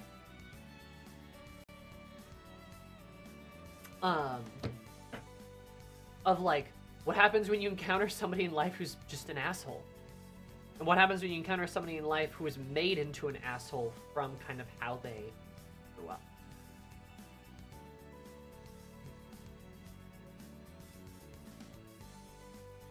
Hi, Catherose, how are you? I think he would have been more in the interior since you play the games in order, or does it doing it in reverse make a single character from silly merchant character to full-fledged character? Oh no! I think playing it in reverse has made me like him, because I see what he's like later, right? They did give a perfect VA to him, yeah. I don't know. I think it's kind of hard to say. But I think he's good.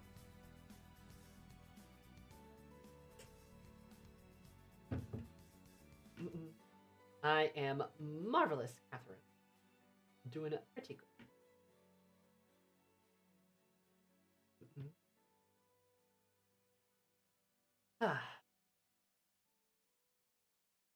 Yeah, I like Tanaka. And then we have Bebe, the French boy.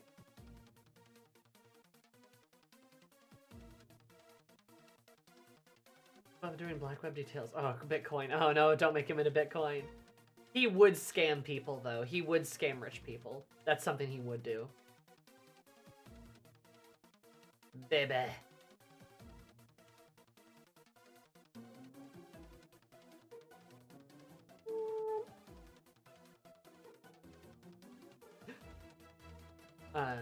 I'm going to put Bebe in S tier. He'll be back. One day. I love this sad, gentle little French boy. When I first met him, I was screaming because, oh no, the French are here. A lot of French people in person.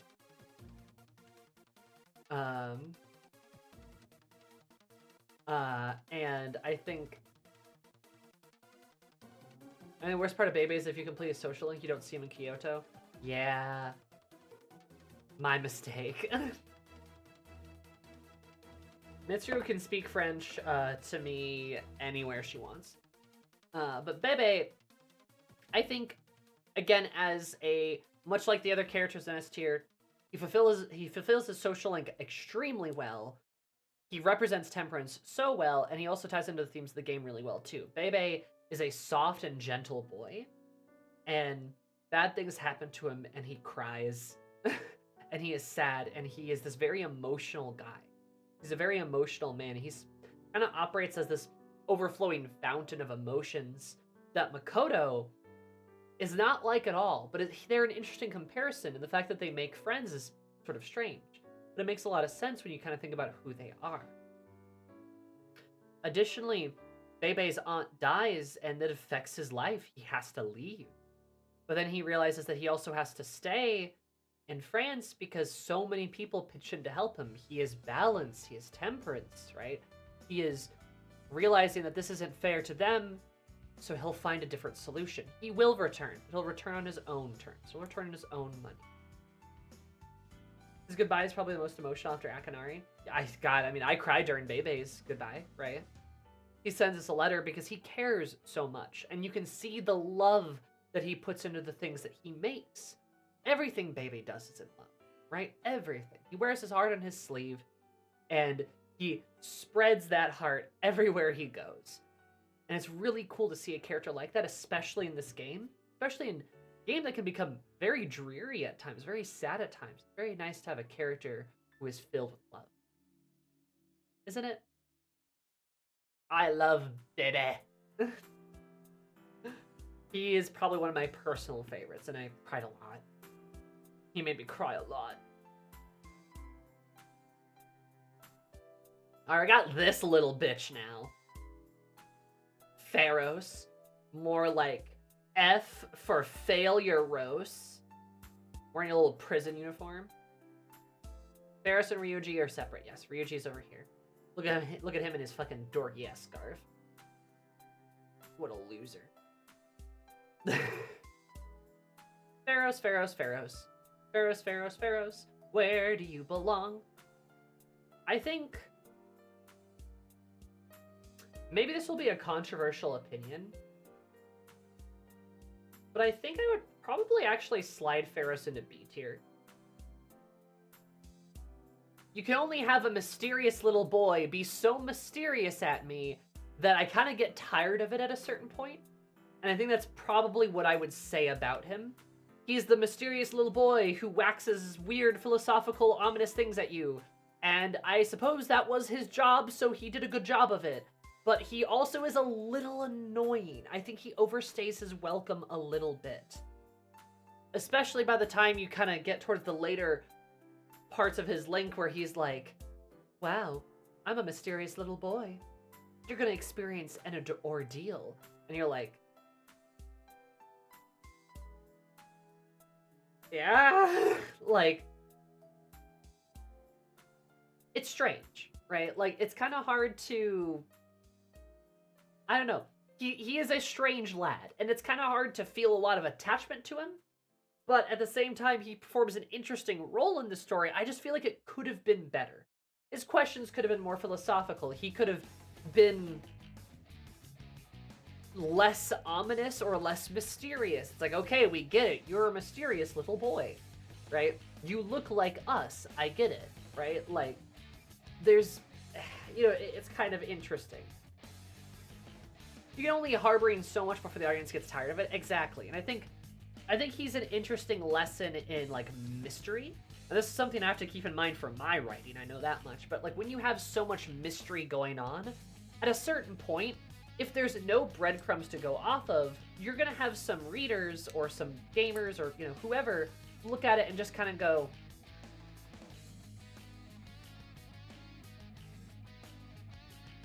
okay?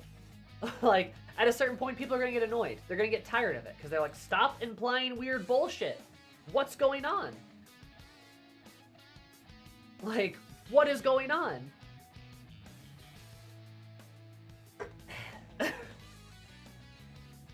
You know, it gets annoying after a while. And I feel like he does get a little annoying. Doesn't mean he's a bad character. I still think he does a good job.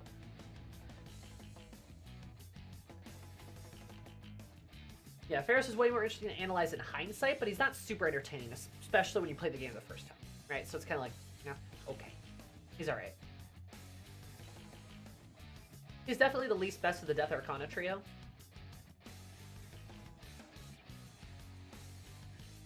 Yeah, that might be true. So, anyway, Pharos is okay.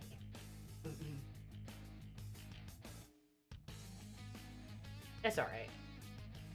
What do you think if his social link would transfer to Ryuji when he disappears, but would give things away too soon? Like I would probably agree. Days have come at once. Bamba! Thank you so much for the follow. I hope you're having an absolutely beautiful day, because my day more beautiful. Love you so much. And then we have Maiko! Our hanged man. Oh, Maiko, where do you belong? Again, possibly a controversial opinion, but I'm actually going to put her up here with Akanari. I think she belongs up here, in my opinion. Maiko was one of my favorite social links in the game. By far. She's one of my favorites. Nasty And gamer. God, is she... Oh, Valorant gave a gifted sub. Bamba gave gifted subs. Hello. Hi. Valorant? What? Huh? Interesting. Bamba, thank you so much for the gifted subs. I super duper Nasty appreciate gamer. it. Those of you who got the subs, please enjoy your beautiful emotes, your cursed emotes after reviewing, and more of my love and affection. Also, Valorant. Valorant can give subs? The game has become sentient! I guess I gotta go play Valorant now. Damn. I have no choice. Nasty gamer. Happy holidays. Thank you, Bamba. How are you? Happy holidays yourself. I hope you're having a good holiday Nasty week. gamer. And I hope Let's you have add more another good subs to holiday this. week next week. Nova, thank you so much for the 47 months. That's almost 4 years, Nova. That's scary. Thank you so much for doing that. 40 plus 7 equals 47. That's kind of ploggers. And then also, okay, Valorant gave another gifted sub. What is Valorant doing? Why does it?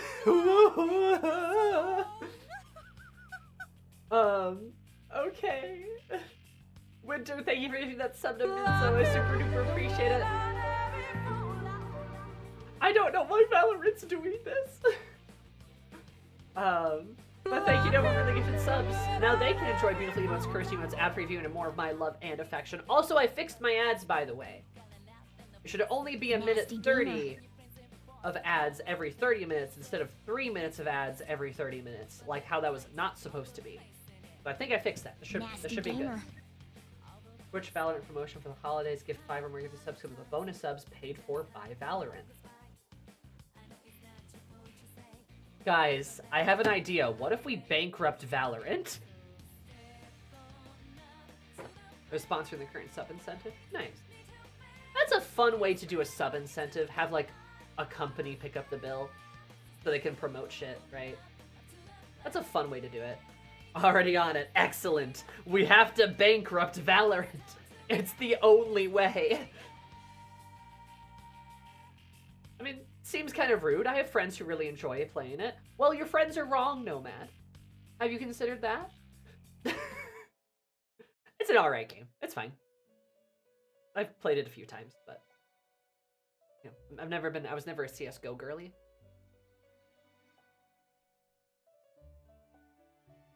Last couple of September's and all subscription incentives have been sponsored by third parties, haven't they?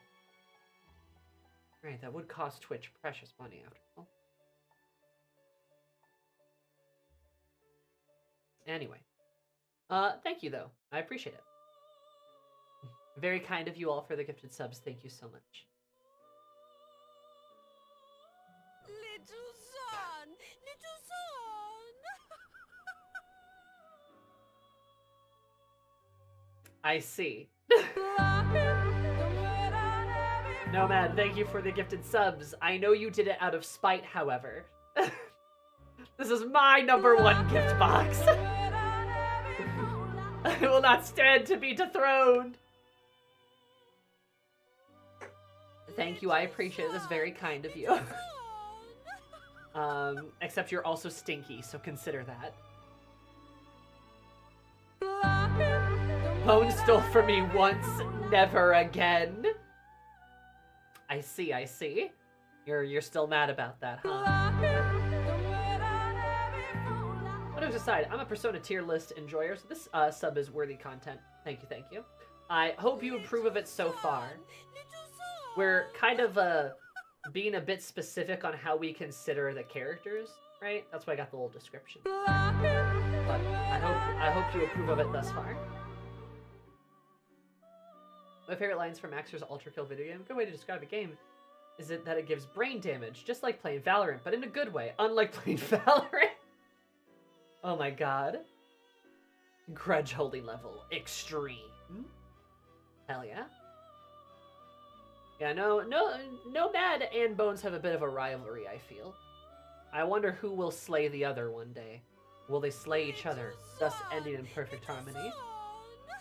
And Wonder, thanks for giving that sub to a Solaris. Thank you so much. I'm very pockers. Going in the Book of Grudges. Alright, dwarf, calm down.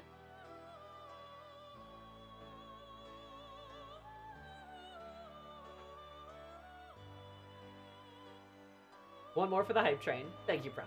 I appreciate it. Now I can take all this money and use it to bankrupt Valorant. I'm kidding. If there's any game I would bankrupt, it'd be League of Legends. But, what were we talking about? We're talking about Mayuko! I love Mayuko. We didn't get to talk about her that much. I got distracted, but... Mayuko, I would put her in triple S tier. Because kind of along with Akanari, I'm gonna be honest, I feel like she is kind of a necessary social link. She is the perfect hanged man, in my opinion, and I wish we could have adopted her. She could have hung out with us in the dorms. That would have worked out. But she's also very much a little kid, and I appreciate that we get to see how much of a little kid she is. She's kind of a goofball.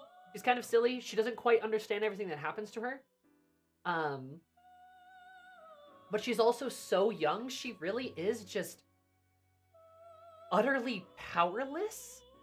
And thus, as a hanged man, she's perfect. I mean, a hanged man is a powerless character. They're a character that is, you know, subjected to terrible things that they can't possibly change because they're stuck. And who better to be stuck and powerless than a little girl in between a parent's divorce?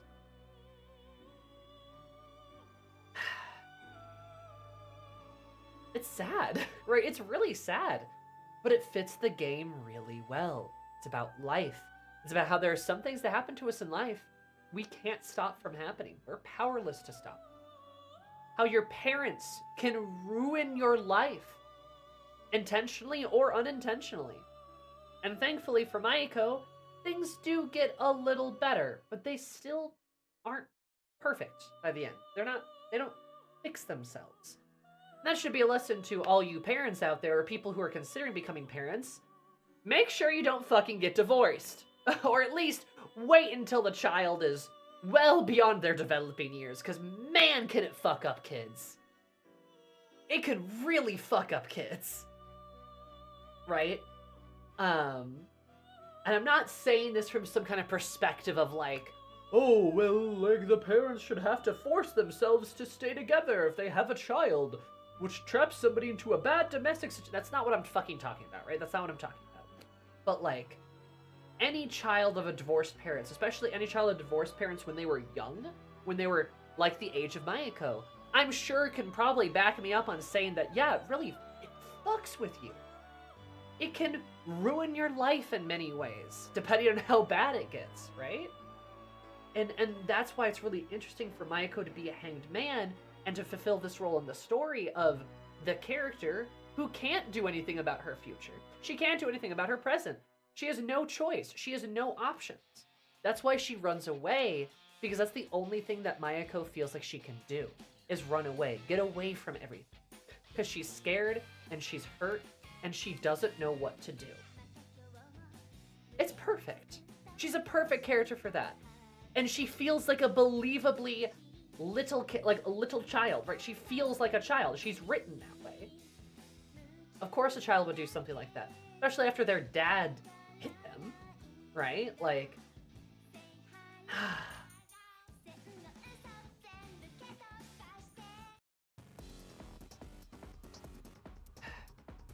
poor Mike, right? Poor girl.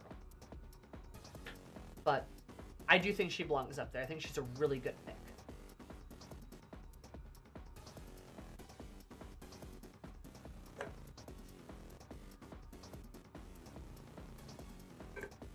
Yes, you could not put it better, Nova. Could not put it better. But Mayuko, she's been through it. And I think she is an important social link for you to complete to finish the game. Because I think she shows an interesting aspect to life. She also makes me cry. Chihiro! Big forehead girl. The girl with a big forehead. She's kind of an interesting character, honestly. She's... I'm gonna say B tier. I think she belongs in B tier.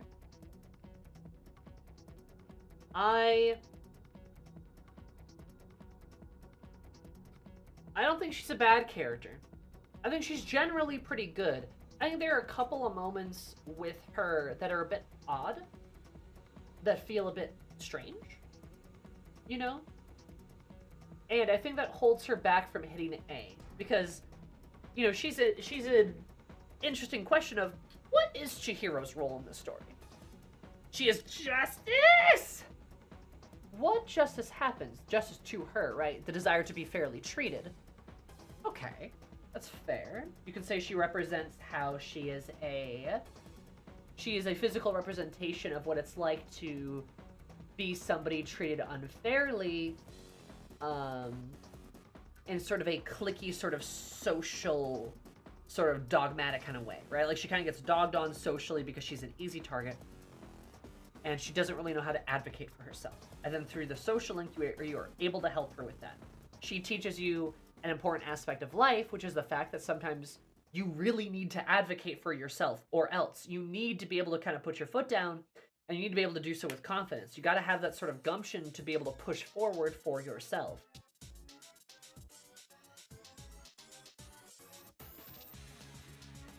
She's an interesting character, but there are some weird quirks to her that kind of hold her back. Some weird quirky stuff. Her ending speech is not great. And I can think of some other moments in her social link where I'm kind of just like, kind of, enjoyed her being there, but could have been more / better. I agree, Bamba. Yeah, I would agree. Like, she's an enjoyable character for the most part, but I think there's some improvements that could be made. That's why she's great, but she has some flaws. There's some things that could have been tweaked, some things that could have been altered. I feel like she's what Mayuko could become. I think that's actually a good point, yeah. I don't think you're wrong about that. Well, this is an interesting emote. What, you don't want to vor yourself, Nomad? You don't want to? But I think she belongs... I think she belongs in B tier, kind of like with Nozomi. Both social links and characters that are pretty good, have some really great moments, but also have some just kind of weird pieces to them that kind of throw you off a bit, right? Some things that could be improved. But are still enjoyable, right? Like, I'd still recommend doing their social links, of course. And then we have Scott the Waz... sorry, our favorite little doctor boy, Kesuke. Where does he go? Your mom. I would say he does his job. I'd say he does his job. He is an interesting character, especially the way his story is set up. You kind of have to keep... like, it kind of keeps you guessing a little bit. Because at first you kind of think like, oh, it's going to be a story about how he wants to become an artist, but his dad wants to become a doctor. Oh no, you want to be a doctor now? Oh wait, no, you want to be an artist now? Oh, you want to be a doctor now? Oh, you want to be an artist now? Oh, you want to be a doctor? You want to be an... like, you kind of keep going back and forth with him. And maybe that's a bit annoying, but I think the point of Kesuke, I mean, he is fortune, right? He is the privileged boy who has a lot of choices before him, and he can't make a decision, which makes sense for a teenager. Fucking, you know, sometimes I wonder what I'm doing with my life, and I'm a lot older than a teenager. He represents the indecisiveness of life. You have to make a decision that will decide the course of your life forever. Ooh, I mean, not really. Life doesn't end at 18, of course. But it's a lot of pressure to put on this kid. And this kid who grew up very affluent with a lot of privilege. You know, he's got a lot of options, and they have paralyzed him. And he kind of showcases that interesting paralyzation of growing up and a part of life. Life is always paralyzing. And being put off by a choice because his parent wants that is also a very teenager thing to do. Absolutely. But I really love the epilogue part with him, because I really love how Kesuke fails. He takes the exam and he fails. Or he's like, oh, well, I'll do better next time. But I like that he tries something and fails, because he's kind of the guy who's never failed at anything, right? And then he finally gets hit with that bit of failure, and it kind of wakes him up a little bit, kind of shakes him up, and he kind of goes, okay, I need to work a bit harder at this. And that's interesting too. He's a good guy, and I don't say this as a you know, like a, oh, he should have failed, but I think it's interesting to see the guy, you know, with so much, have to kind of take a step back sometimes, and that's important. Would probably help with his decision making too. But I'd say role fulfilled. He's an A tier character.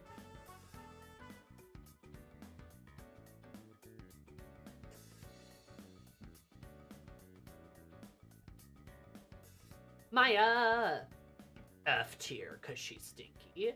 Maya, I would say, oh, Maya, you're an interesting lady.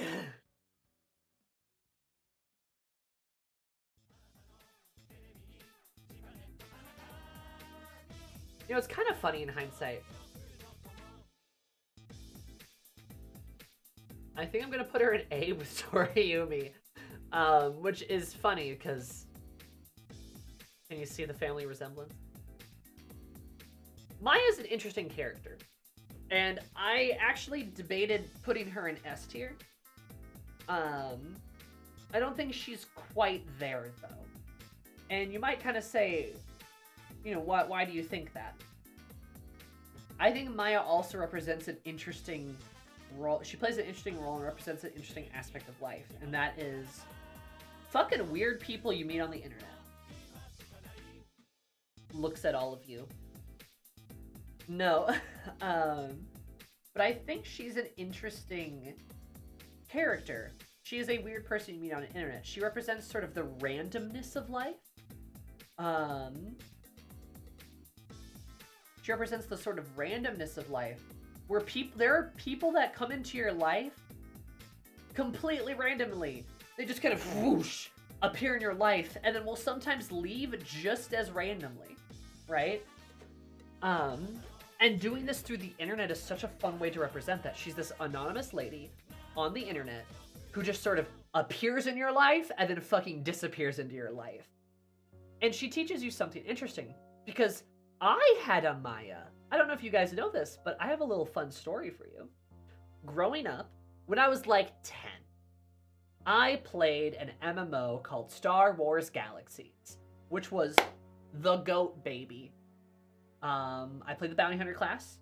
I was one of those little reptile guys. Got catfished by a cougar. God, I fucking wish. Oh, wow. I played one of those little reptile guys. I was a bounty hunter. A Trandoshan, yeah. And I was terrible at the game because I was 10, and this was an MMO, and I didn't understand what was going on, right? I did not know what was going on, and it was confusing, but I fucking was running around doing my best. Until one day, I met, I think she was a human, like, a human, like, soldier. I forget what class that was. And she took me under her wing because she saw me struggling and was like, do you want some help? And I'm like, yeah, sure, I don't know how to get into the dungeon. So she helped me out, got me through some dungeons, and helped me get a house, helped me get some, like, necessary equipment, teach me how to upgrade my stuff, and she really helped me out a lot. I made this friend with this woman who was, I believe she was about 39 at the time. I was 10, right? I also got to meet her sister, who also played the game, who was a little bit younger than her, but only like a couple years. And they both helped me out, but especially this woman helped me out. And she was a delight. She was very nice. She was very sweet. She was also going through a divorce. She was going through a divorce, and I was 10. And it was like, it was an interesting relationship we had because she would teach me all about Star Wars Galaxies and then occasionally complain about her life. And I believe something happened with her son too. She had a son who got, like, really sick or something, or did he die? I don't know, there was something like that. I can't remember it clearly. But I remember very clearly this older woman being very, very nice to me, helping me get through this game, and me at the time being like, I don't know how to deal with this, but I'm sorry for what's happening to you, right? And she was very nice to me. Nothing weird happened, right? But, oh wow, getting catfished by a cougar. But she was a very, I still think about her.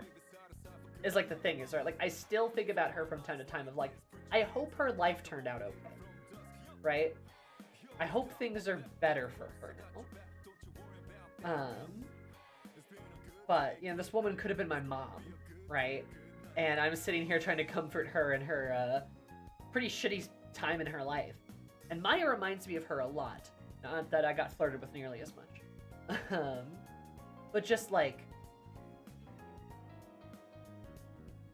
she's an interesting part of what happened to me in my early years, because it's like, I think she was one of the first times on the internet I was like, oh wow, there's like another person on the other side of this. There's like a real person on the other side of it. That's interesting. Somebody I never would have met. Ever. Ever. How would I ever have met her? IRL. But I met her through this. And then one day, I stopped playing Star Wars Galaxy, right? Stopped playing the game, and I don't know what happened. Not even sure I got to say goodbye, but I hope she's doing well. You know, I made a friend on a silly video game. I made a friend in a silly video game, and I still think about it. And Maya, I think, kind of represents that a little bit. She is kind of gross, but a very believable train wreck. But she is the type of person who comes into your life kind of like a hurricane. She stumbles into your life like a train wreck and leaves about just the same. And yet she leaves an impression on you. She leaves an impression on you. You're left thinking, I hope she's doing okay. And she's also left thinking, I hope you're doing okay. But you guys go in separate directions, because that's how life is sometimes. She performs that necessary role in life to teach you the randomness of life, right? The randomness of existing. People come in and out of your lives, and they don't come in and out equally, right? Nor do they stay for equal amounts of time. Some people could come back after leaving your life, right? It's complicated, it's messy, and it's very random. And I think Maya does a good job of showcasing that. She is also a little gross. Yeah, because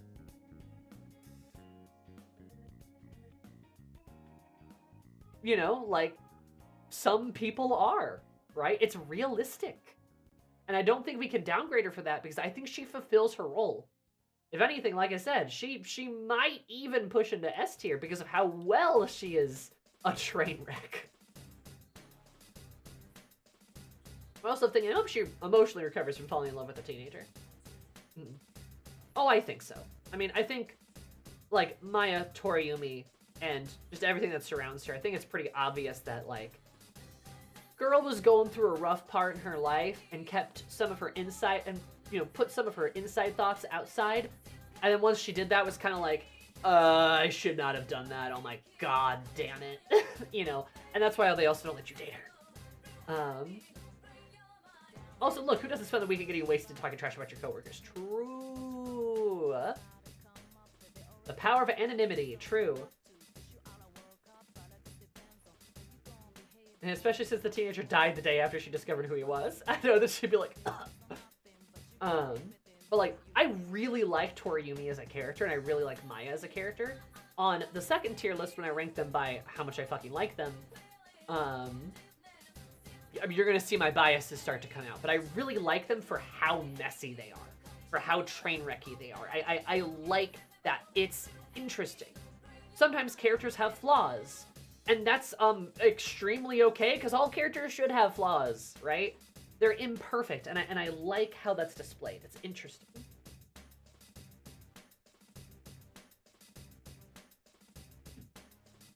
I said they took the unmarried woman trope and went way worse than the next game with Kashiwagi. Toriumi is a saint by comparison. Oh yeah, if we want to talk about teachers that have boundaries, Toriumi is somehow the best. Kawakami, if you date her, which is the wrong way to do her social link, her social link's great if you don't date her, but if you do date her, and then Kashiwagi, yeah, it's kind of like, well, Toriumi's just a way better she just does a way better job of respecting boundaries. Womp womp. So, I think Maya belongs in A tier. I think she's at least A tier. Solidly. Also, Yuko! I love Yuko! She's great! Kashiwagi is just a very, very low bar. True. Yuko... This is probably my bias speaking, but we're gonna put her into S tier. I love Yuko. Yuko's so sweet.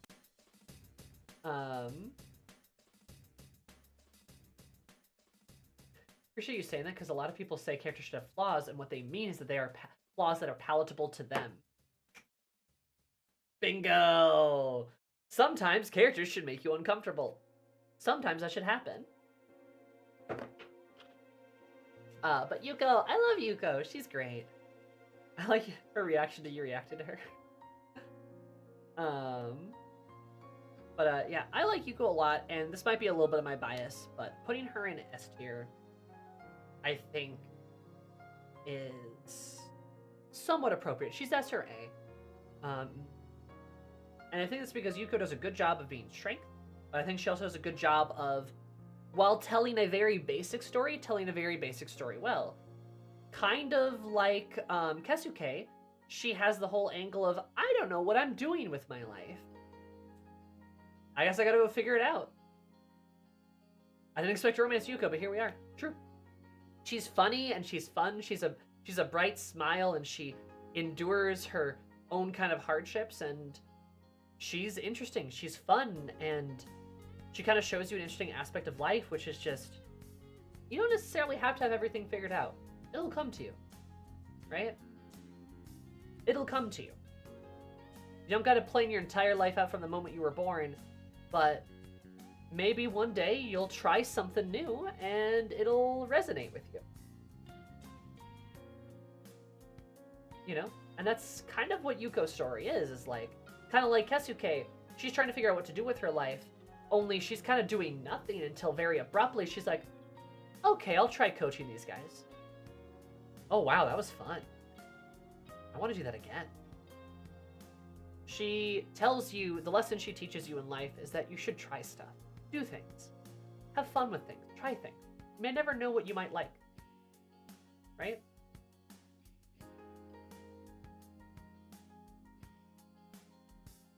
Replaced by Koromaru if you play as Katone. You know how it be. And we got Kaz, the other side. Her buddy, her pal, her dude. He's in B tier too.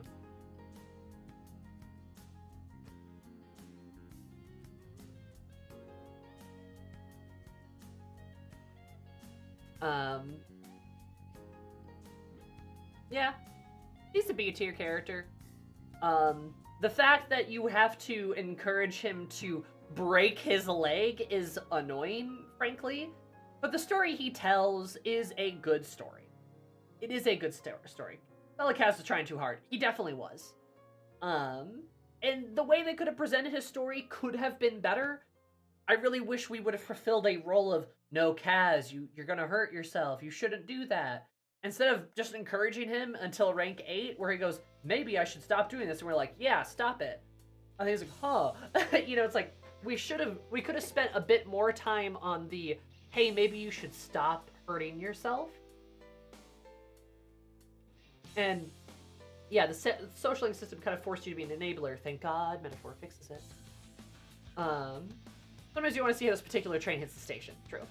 So I don't think he's bad. I think he's still a great character, and I think his story is good. I think his story is good overall. It's kind of the like, no, in life, sometimes you get hurt, so fucking take a break. Take breaks in life. Grabs you, listen to me, take a break in life. Go on vacation, relax. If you get hurt, you know, take it easy. Rest up. But also just relax in general. Don't be afraid to take breaks. Don't be afraid to not just push yourself constantly. Oh, Chie is kind of peeking out. Look at her.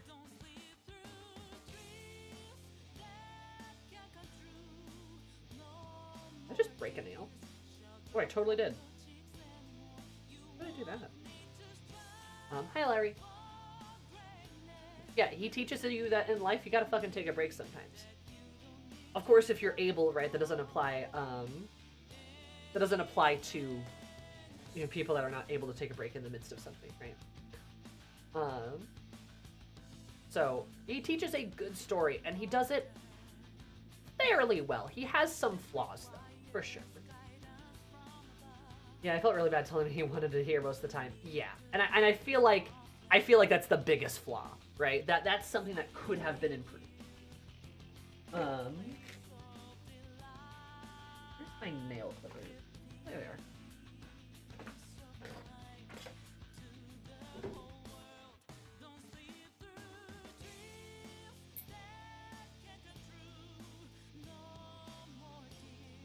This is why I can't have long nails. I don't even have long nails. Nails are honestly pretty short.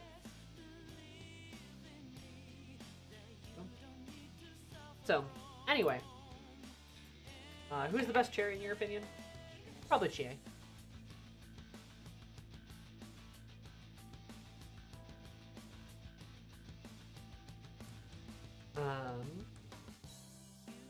Yeah. I would say, he's alright. You say that, but Chia does want to become a cop. We're not talking about that. We're not talking about that.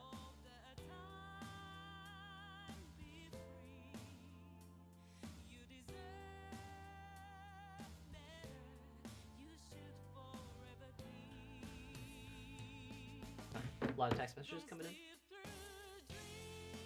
Jay does become a cop. No. No! It doesn't happen. That's not real. Anyway, Grandma and Grandpa... Grandma... Shut up! Grandma and Grandpa. They gotta go in the same tier together. But these old people... I'm gonna put them in S tier, actually. It's maybe surprising, but I love them. I love them. They're very silly. But I really love their role in the story. Like, I really, really do. They are your mentors. They are a parental figure, perhaps. Grandparental figure. They perform a necessary story in being like, hey, we're kind of the, we're kind of your parental figures, Makoto, right? Oh yeah, and it is heart-wrenching to know that you die and you're like their second child. They call you that, basically. They call you grandson. And then you die too. Rough. But they're kind, they're nurturing, they're wise, they're a bit silly, but they're ultimately there for you. And they teach a very important lesson, which is just that, there are people in your life that want to support you. So let them. Sometimes you need to support them too. And that also sometimes you gotta let go.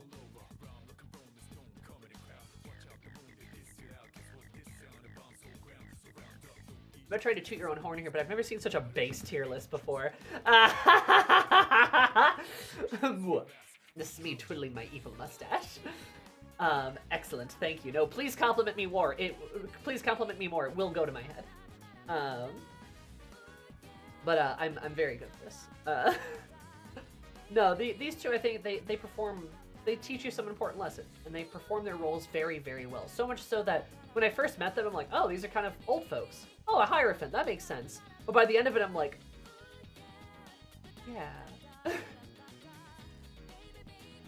Yeah, that's what I was saying. They are your parental figures, essentially, right? Do you think anyone ever told them, though? Who would know to? They probably would have found out. I mean, his obituary would have been in the newspaper, right?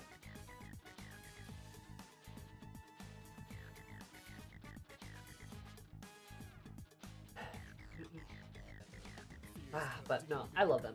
They are a good Hierophant, and they really are, I think, important parental figures. They teach you a lot of good. And their story's good, too. I mean, they're just all around great. They did a very good job. Oda! This fucko. I think he's easily an S tier. Does he get into triple S tier? I kind of thought about this a fair bit. Does Oda deserve to go into triple S tier? And I think the only thing that would hold him back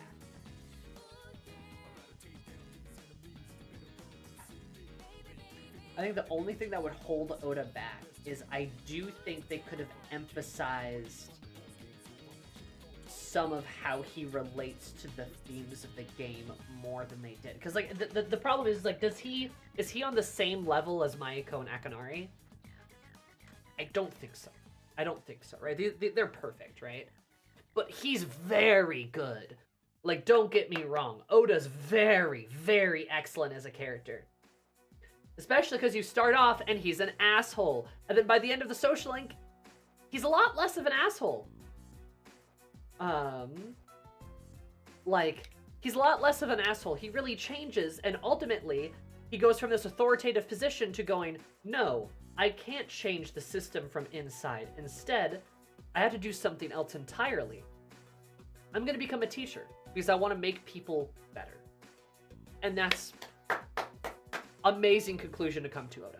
He's going to be a good teacher, right? And he ultimately abandons the idea of being on the disciplinary committee and trying to, investigate people and tell them right from wrong, because the system is ultimately, not a good thing. How can he help? What else can he do? And that is just help in some other way.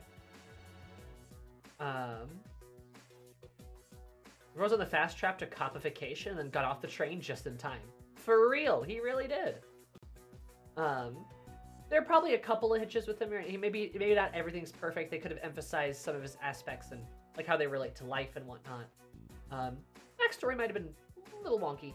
No one becomes a cop at the end of Persona 3, and that's why it's the best Persona game.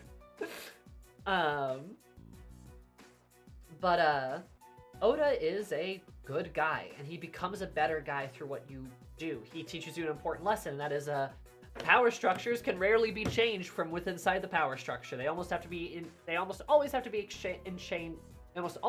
changed by external forces. An important life lesson. But Oda's a really good character. I really like him. He's a favorite, right? I believe he solidly is S tier. I don't think he quite peaks into triple S. Kenji! Yeah, I'm gonna put you in C. The only social link to be in C tier so far, right? Kenji. Kenjamin. Can you judge it without finishing his link? Yes, because it was not interesting enough to finish. I mean, truly, out of all the social links, I chose not to finish his link because within the, within the 4 levels of the link that I did, I was kind of like, I don't care. And I just moved on.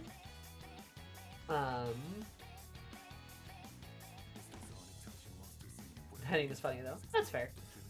I think Kenji is probably the worst social link, but the fact that he's only in C tier probably says something, because I don't think he's that bad, right? He's alright. He's okay. His link feels comedically written, but not for any greater purpose, unlike most others. I would agree. Though maintaining would have been better as a moon. Probably. Yeah, I probably would agree. Hey, he's great outside his link. Yeah, I mean, he's alright. He's not bad, but he's worse than everyone else. Yeah, exactly. It's like, I haven't finished it, so maybe I can't grade him in totality, but like, he just wasn't interesting enough to grab my attention. And the whole, like, I'm attracted to a teacher, I'm gonna ask her out. I was like, okay. Like, whatever, dude. You do you, I guess. But, like, I don't know, he's kind of a dork, and we see him outside of the social link, and he's alright, right? He's okay. Okay is a good way to describe Kenji. He's okay. He truly is King Dingus. He really is. And you know what? Great teenage high school student, right? Everyone knows a Kenji, or knew a Kenji at least, right? Everyone knew a Kenji. So, as the worst social link, he's only in C tier. Pretty good.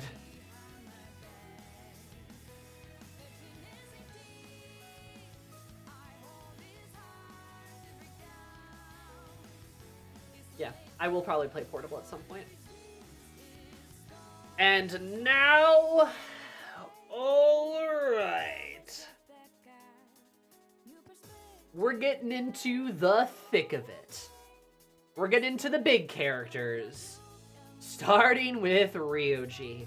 We're out of the side characters, we're kind of onto the main characters here. Or at least some more pivotal characters, right? We're starting with Ryuji. A lot of you have a lot of opinions about this man. And I have to say,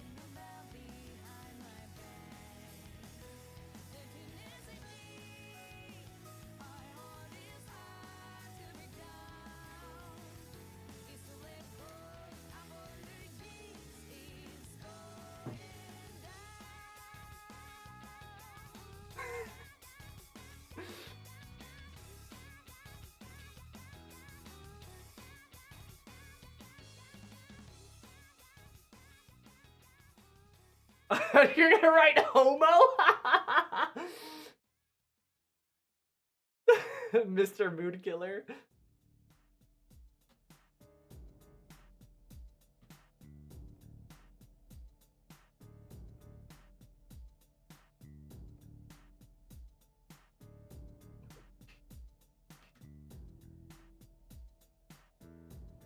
So, that's where Ryuji belongs. Moving on to our next character.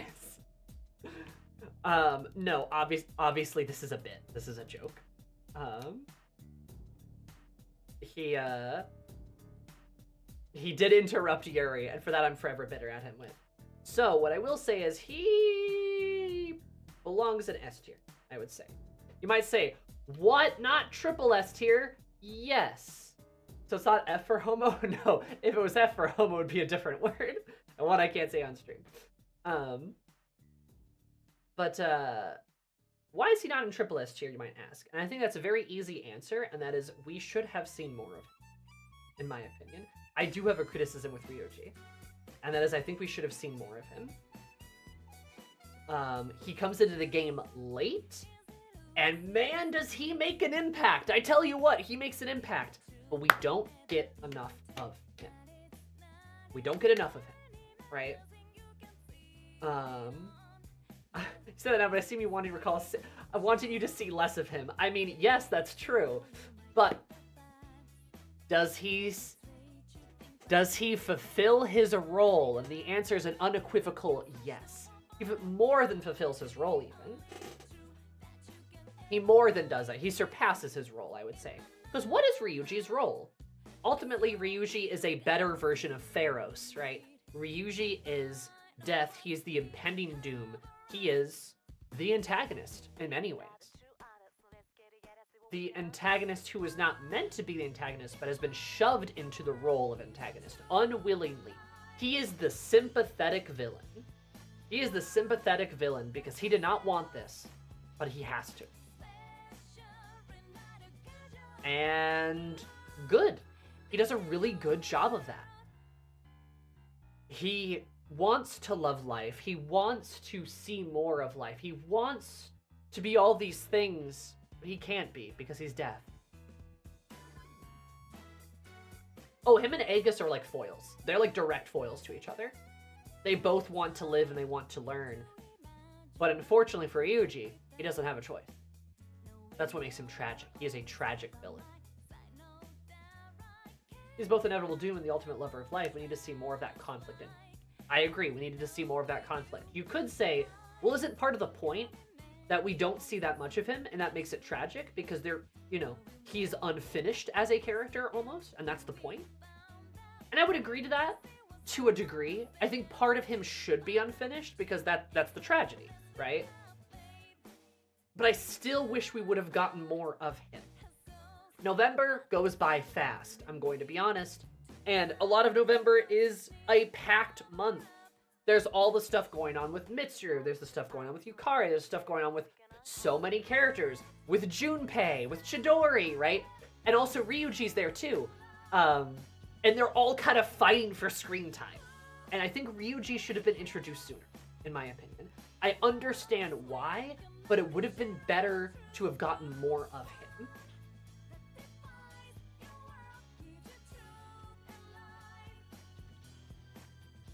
Only I mentioned pretty silly things that he shows up as a transfer student in the school year with only like 2 months left. Yeah, exactly. To live is to die. They are one and the same. But yeah, his lines with Aegis at the end were really sweet. They were. Because you get the impression, you know, Ryuji feels a lot for Aegis. He feels very bad for her. Loves her, maybe even. Not romantically, but, you know, just sort of like, he sees that they are very similar people. So that's why I would say he's not in triple S tier. Because if we had gotten to see more of him, I think the emotions behind his tragedy would have punched harder. But they didn't. They still hit, right? Let's be honest, they still hit. He's a great character. But he hits harder if we had more time to get attached. We didn't have enough time to get fully attached. That's why I would say that. And again, still an S tier. Don't think that makes him a bad character.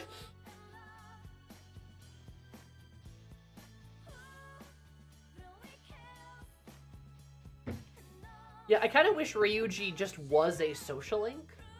I think that would have been good. He sees in Aegis what he can never have. Right? That's exactly it. Do you only think the red tragedy would have been stronger if we got enough of Ryuji to make us hope that he could be saved? The fact that he reveals he's doomed, and so you're immediately, and you immediately dips from the story weakens the potential. And yes, the lack of potential is the point, but cutting the potential also means cutting out the potential for deeper tragedy. I agree. Boom. I completely agree. Because, yeah, like, if there had been the hope that we could save him, if we had gone on a mission to try to save Ryuji and failed, that would have hit harder. We would have had another month in there. That would have hit hard. You know what I mean? Could you imagine we try to save him around Christmas? Merry Christmas. You failed. The world's going down. If we could have just bumped things out till February, right? If we could have bumped things out to February, I think that would have worked.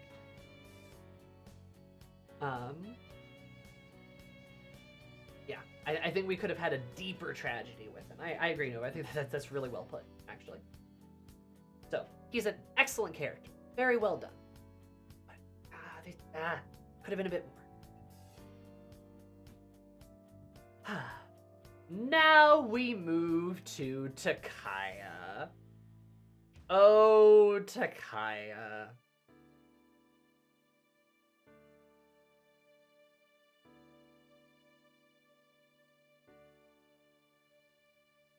I'm actually going to put him in triple S. And, why do I put Heroine Jesus there? I think that's because, as far as villains go, right? Ryuji is our beautiful tragic villain, and Takaya is our despair. He is the real villain, right? Ryuji is an antagonist, right? He is an antagonist who is tragic, who did not mean to be that way. No, Takaya is a villain. He's a villain, and he's a bad man. And he does a lot of bad things. And he is one of the only villains with a fucking body count. Takaya actually kills people. And I'm gonna be honest, that's a big deal. You have a villain who actually has a body count. Holy shit. Like, you know,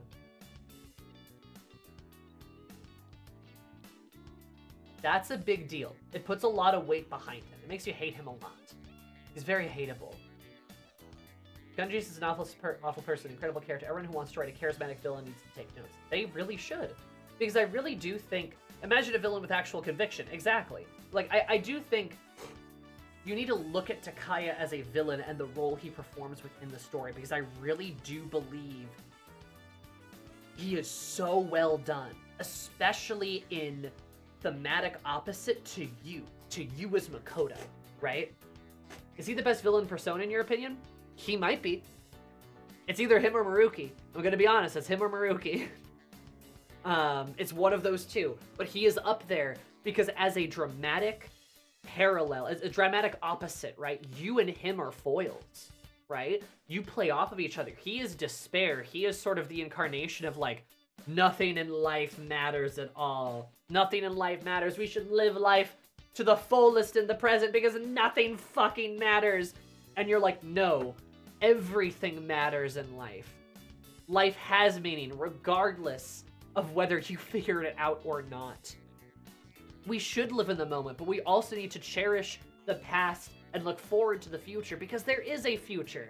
Like, he is so dramatically opposed to you philosophically, which is so good. It is so interesting, especially when we have other antagonists like Ryuji, who's a tragic villain. Ryuji and Nyx are the same. They're both tragic villains who, you know, did not ask for this, but Takaya did ask for this because he believes in it. He believes everything is pointless. He takes advantage of situations to benefit himself or to mostly just spread his terrible philosophy. He is an excellent foil. He is a very, very good foil because he philosophically opposes you on every single level. Wah! He cuts off attachments. Meanwhile, you spend the whole game cultivating bonds. Booyah. Him and Jin have a form of an attachment, but you can definitely tell that Jin is more attached to him than he is of him. And then Takaya shoots Chidori so easily, right? He is just so easily ready to kill one of his own allies because she didn't mean anything to him because no one means anything to him. But to Makoto, everyone means everything to him. To Makoto.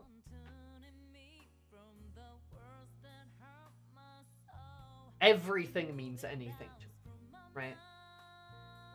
Everybody around him. He loves them all so much. There's so much love inside Makoto's heart, where there's no love inside of Takaya's. And that's why I think he belongs in Triple S tier. I think he is a very, very good villain. Right? Him and Maruki both. Excellent villains all around. Can't complain. One of the best. And especially for the screen time that he has, anytime Takaya's on screen, like, anytime he's on screen, it fills you with dread, right? Like, he's on screen and you're like, oh, this motherfucker. It's scary. Especially the later scenes where you're worried if he's gonna fucking shoot someone. Because he could. Because he does. He's killed people. He's killed people. Oh my god, a villain with a body count. A meaningful body count. He's intimidating. He's scary. Because he should be. He even accuses you of having a messiah complex because he can't understand your perspective, which is so ironic in hindsight, because he has a messiah complex. Exactly. His backstory is also tragic. It is tragic. And it explains who he is, but it certainly doesn't excuse his terrible behavior. Love, love, love, love Takaya. Love Takaya. He... Man. Hot take, Takaya is a better foil to Makoto than Akechi is to Joker. I would probably agree with you, honestly. That's why I think Takaya's true rival for best villain in the series is probably Maruki, right? Not Akechi. Akechi also, honestly, I feel like he's more comparable to Ryuji, in my opinion, because Akechi is a very tragic villain, But we can get into Persona 5 later. Now we have Jin. Jinny Jin. Ooh, is probably in B tier.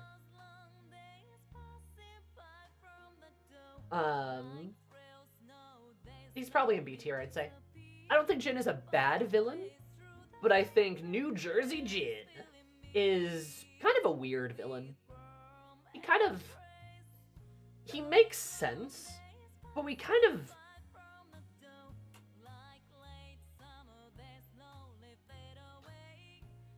I kind of wish we would have seen more of him. I would have liked to have learned more about him. We learn a bit about him, especially at the very end, but it would have been better to have seen more. He also blows himself up, which is an interesting way for a villain to go out.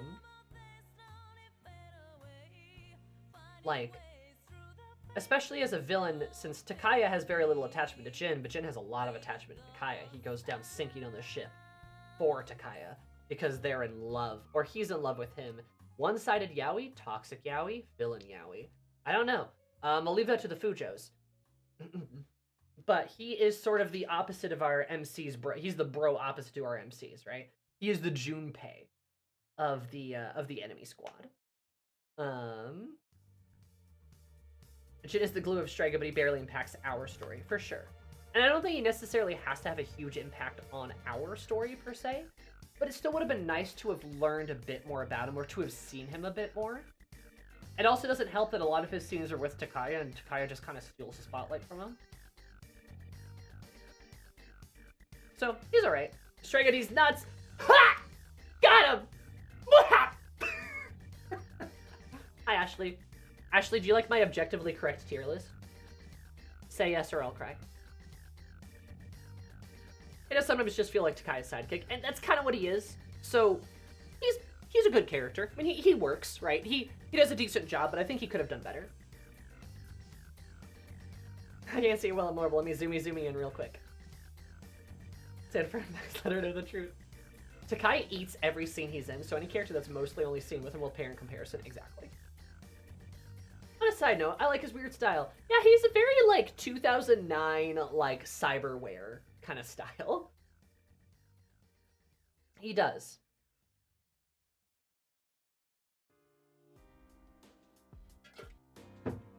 He very much does. And speaking of other villains, eat your veggies, please. He very much looks like a mid-tier villain, for sure.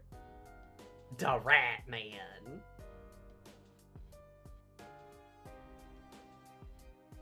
Yeah, I'm gonna put this guy in, I'm gonna fucking put this guy in S tier somehow. Yeah, oh no, Chidori's next. She's next, don't you worry. We're talking about villain, right? Akutsuki. I'm gonna put him in S tier. Because, and let me explain why. He's either S or A, right? He's one of these two. And I know it looks all good in order for me. Ashley said she liked it, so it's perfect, guys. We need to go home. The reason why I'm putting Akutsuki in S tier, because Akutsuki, if you don't pay attention, will surprise you. If you do pay attention, he will still surprise you. And that's why he's in S tier. Because I mean, when I met this guy, the fucking first cutscene I met this guy, I'm like, oh, he's a bad guy, isn't he? He's gonna betray us. He's evil, huh? Like, I figured it out right away, because the only time you use a character that seems pathetically silly is when you want them to underestimate them. And Persona already did this with Adachi. Right? He already did this with Adachi. But Kutsuki is a better Adachi. Honestly, in my opinion, he's a much better Adachi. Because, and the reason why, is because if you pay attention, you're like, this guy's sus as fuck. Something's going on, right? But we don't know, right? We don't know. True, but the way I played into the games, I played 4 first and then 3. That's true. You're right, you're right. Adachi was doing Akutsuki, and he did it worse.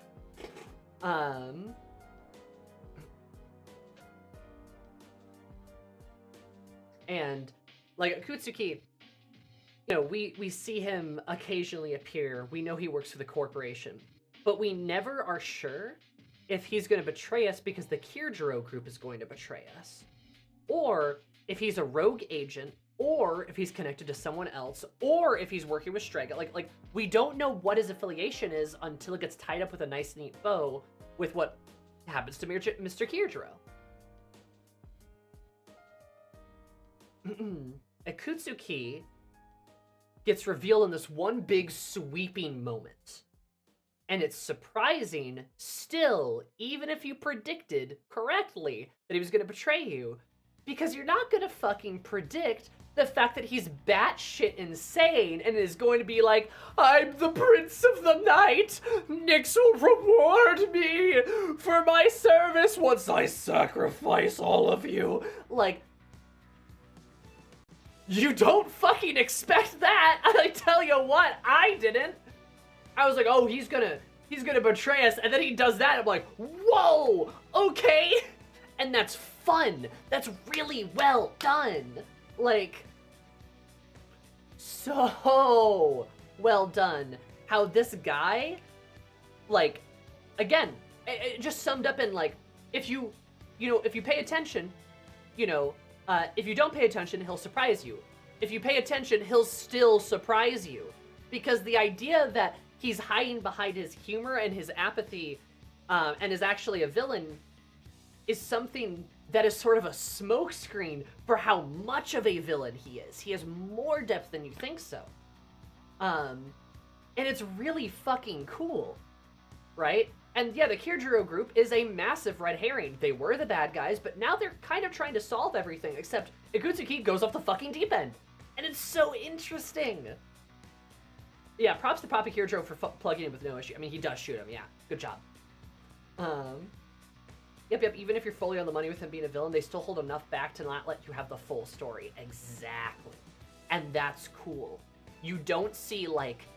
I would describe him as a trap villain, because he kind of lulls you into a way of thinking that you feel satisfied in, and then he springs his trap. And you are correct, but there's more to it than you thought, because you didn't think to look any deeper, because why would you have? And how could you have predicted it? And he's really interesting. As far as, like, a betrayal villain goes, he's a really good one. He surprises you no matter what. I'd take Akechi, Adachi. Adachi was the most unexpected reveal. Out of Akutsuki, Akechi, and Adachi. Adachi was the most unexpected. I guess Akechi is so evil. Like, nobody knows I was an unwanted child.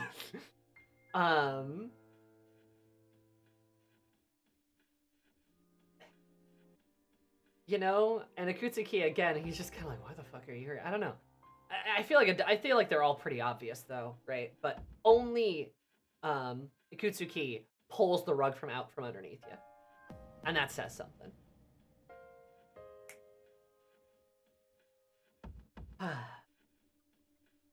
All right, moving on to another character, finishing our villainous enemies.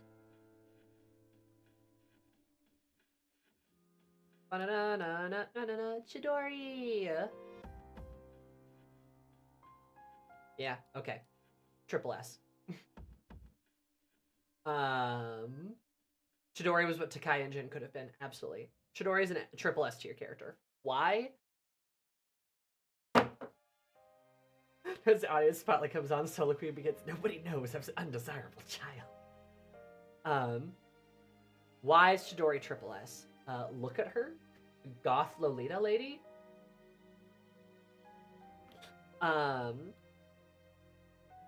Chidori is such an interesting character because she is the villain who gets redeemed. She's the redeemable villain, right?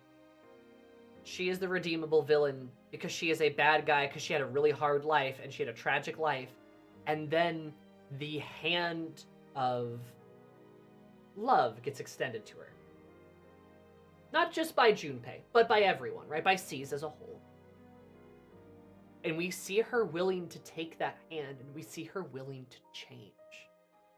Because Chidori, yes, starts as a bad guy, but she becomes good, especially when she's forced to stand against C's by Takaya after they rescue her.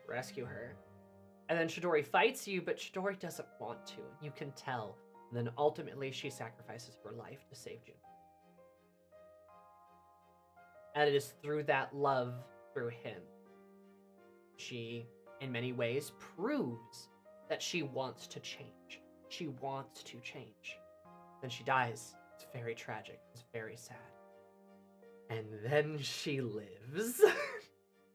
And that is just...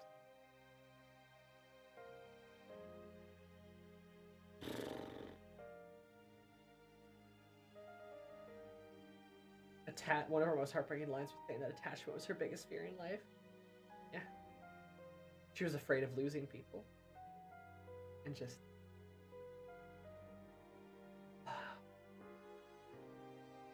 She goes from not wanting to find a reason, not wanting to live to finding a reason to live. She has a really good story, guys. And you have to work to make sure she lives too. Mm-hmm. And it's all through love. It's all love, baby. It's all love. Chidori's whole story with Junpei and how it ends is my go-to reason why I think P3 does its party members the best out of all the Neo Sona games. Yeah, I mean, I think we can talk about that in a wider sense, too. It's like, all the party members in fucking Persona 3 are fucking amazing. They are so well done. And Chidori is a great example of that with Junpei, right? The fact that a character gets an outside the MC romance, oh my god, what a concept. But the fact that these characters clearly exist and have lives and facets that exclude Makoto, because they're all people, and no one's life centers around one person. Look at you, Persona 5 and your all hail glorious leader, right? Sees all these characters feel like they have, not feel like, they do have so much depth. They do have so much independence to them. We see so many cutscenes of just them without Makoto. And Chidori's that great finishing touch on that whole giant cake because Junpei has a whole fucking romance with this girl. The fact that we don't really know Chidori. We don't really know her. But Junpei does. And we're his best friend. So we're there to help him out, right? And same thing with the rest of C's. The rest of C's gets to learn more about him. Like Mitsuru and Aki and Yukari. They get to learn more about her. They get to know her a bit better. But, like, they're there to support Junpei. Someone that's not you. Isn't that interesting?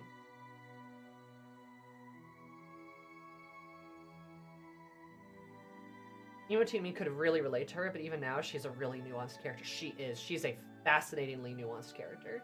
She only belongs in a triple S tier. She only belongs there because she's simply just that good.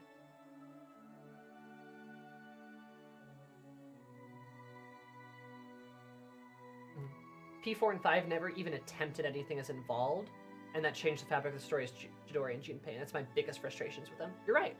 They didn't have the balls to do it. Just like how they didn't have the balls to have a villain kill someone, like actually kill a party member, right?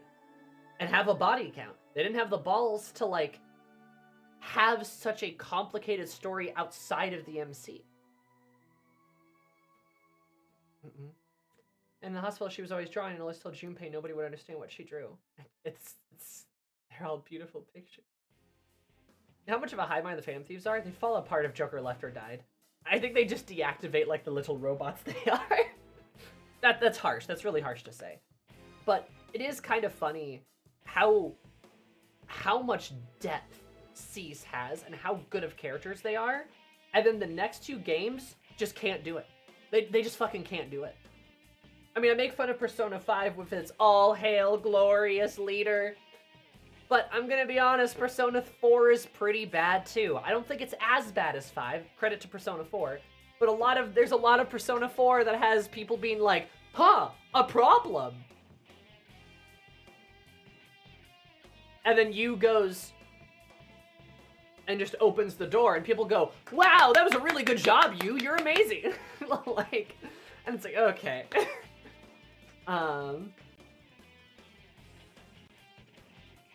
You know, it's just like, all right.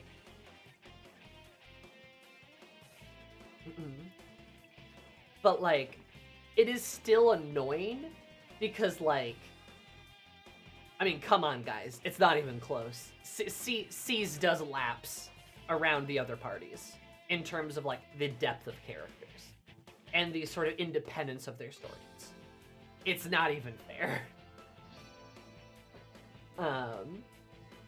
Right, they just blow them out of the water. Which is a really funny way to transition into our final part of the tier list, which is the party members.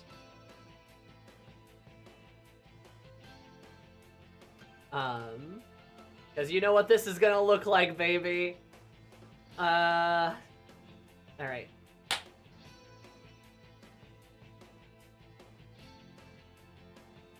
Koromaru! He's buppy. He's so buppy. Look at how buppy he is. The bupper. Koromaru, where does he belong?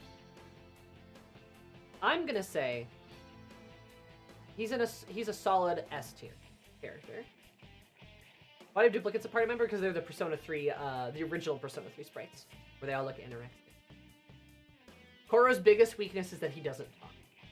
I would agree with you. Koro's biggest weakness is that he doesn't talk. And however, he doesn't talk, and yet he's an S tier character.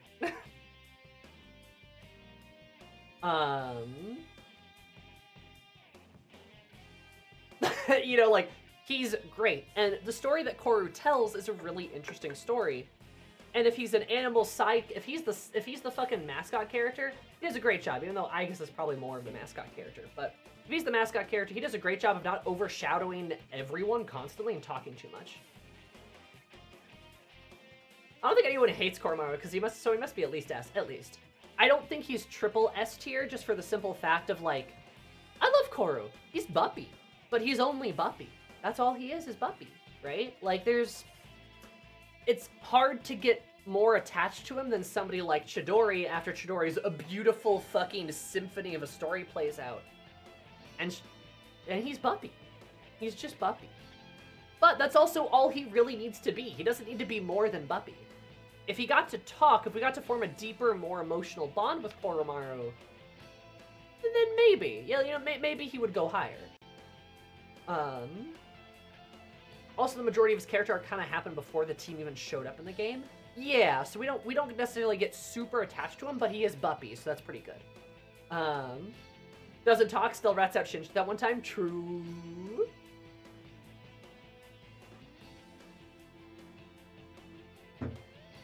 And as far as animal sidekicks go, he doesn't talk. Maybe that's for the best. Looking at you, Teddy. An absolute murder Buppy if you put a bit of work into him. Hell yeah. I'm gonna read some Harrow now, but your tier list absolutely gets the Ashley seal of approval. Okay, have fun suffering. So maybe it's for the best that he doesn't talk, but he is only Buppy, and he can only ever be Buppy. Buppy. Yeah, love Koromaru.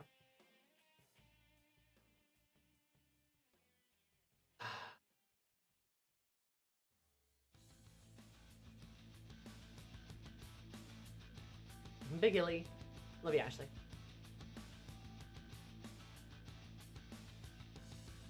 The first half of the Blowjob Brothers. Husband number 2.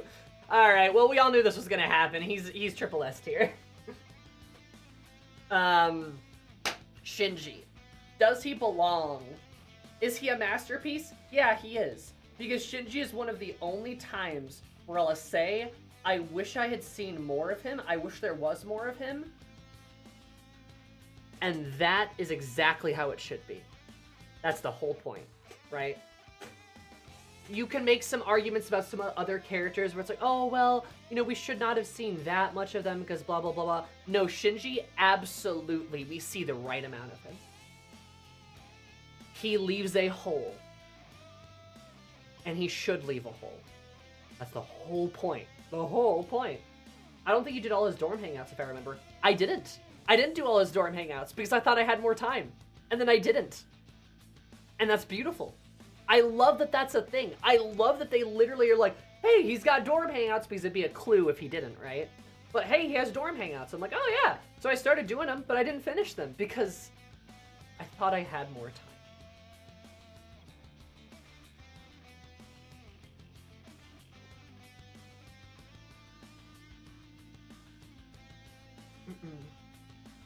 Is there enough for you to miss him?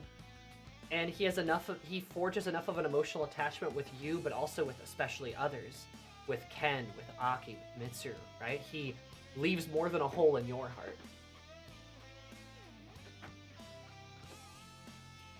And you gotta live for yourself.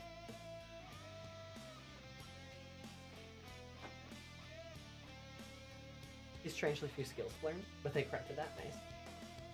I love the new reload scenes with him and Mitsuru. It's so heartbreaking. I love those scenes.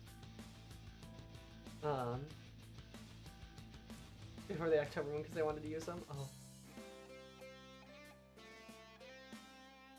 And the fact you can get one of his outfits in Tartarus after he's gone. Yeah.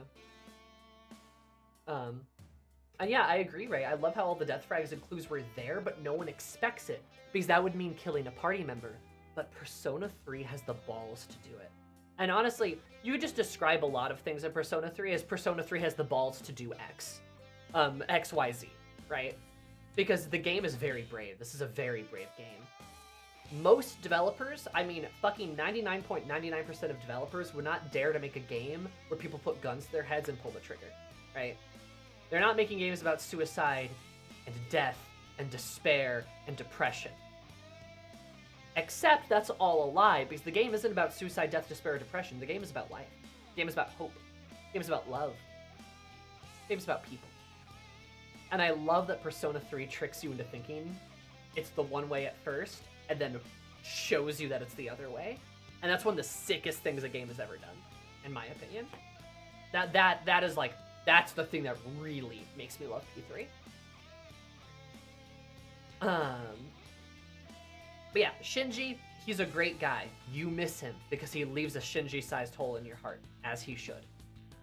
And I kept thinking, after they killed him, I'm like, they're gonna bring him back, right? They're gonna bring him back, right?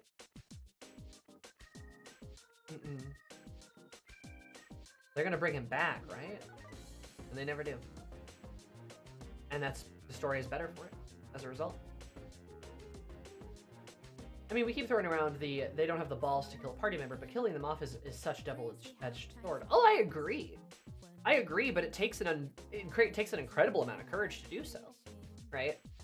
Sure, it's a fun phrase to just throw in the air, right? But, like, to kill a party member in a video game, it is a double-edged sword. It's a very dangerous thing to do. There's a lot of ways to do it very poorly. But the fact that Persona 3 tries, that it makes an attempt, is a resounding statement compared to many other games, not just other Persona games, but many other games. You know what would have really got my attention in Persona 4? If Adachi had killed a party member. If Adachi had actually killed someone close to us. Like, could you imagine? Like, could you imagine, though?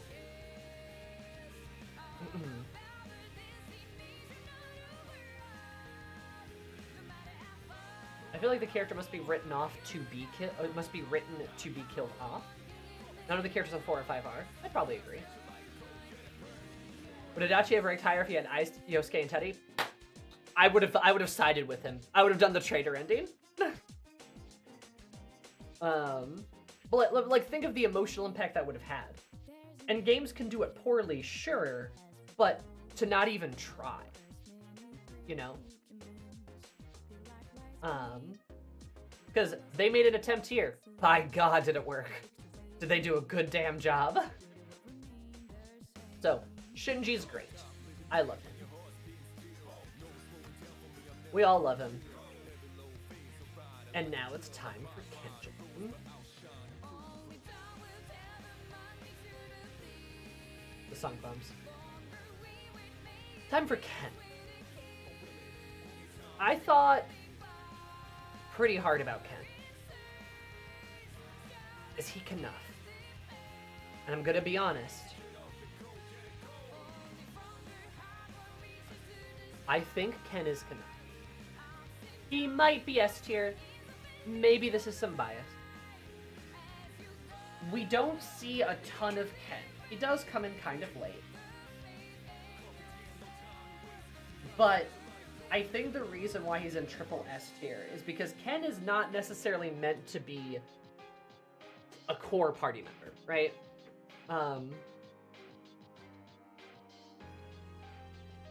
He's not necessarily meant to be a core party member like, say, Junpei or Yukari, right? That's not exactly his role.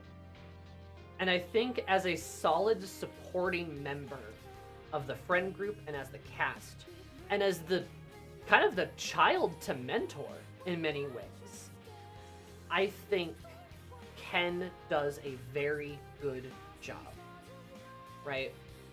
Ken's attachment to Shinji, Ken's attachment to Aki, to Junpei, a lot of those moments are really well done. And I think the ultimate truth of the matter is that he's not ultimately extremely attached to Makoto. I mean, he does get there, right? But, like, you could maybe argue he's perhaps a bit closer to Aki. And I think that's okay.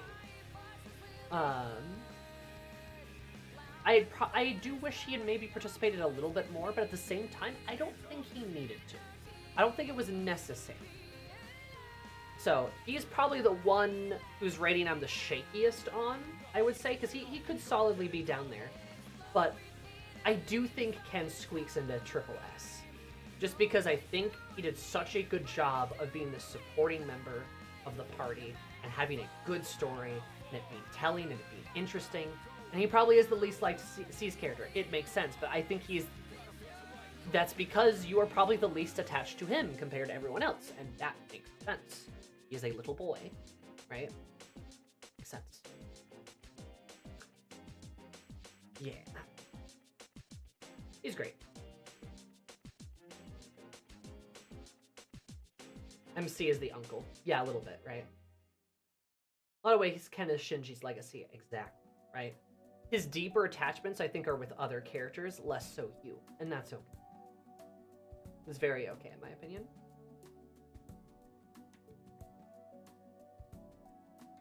No. We're gonna go to Fuka next.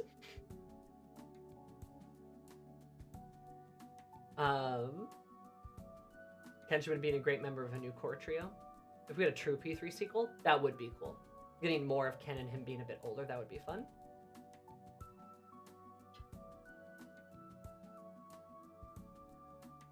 Yeah. Fuka! Fuka. So.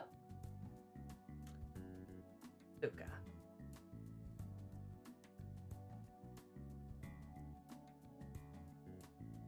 It's Fuka fucking Friday, baby.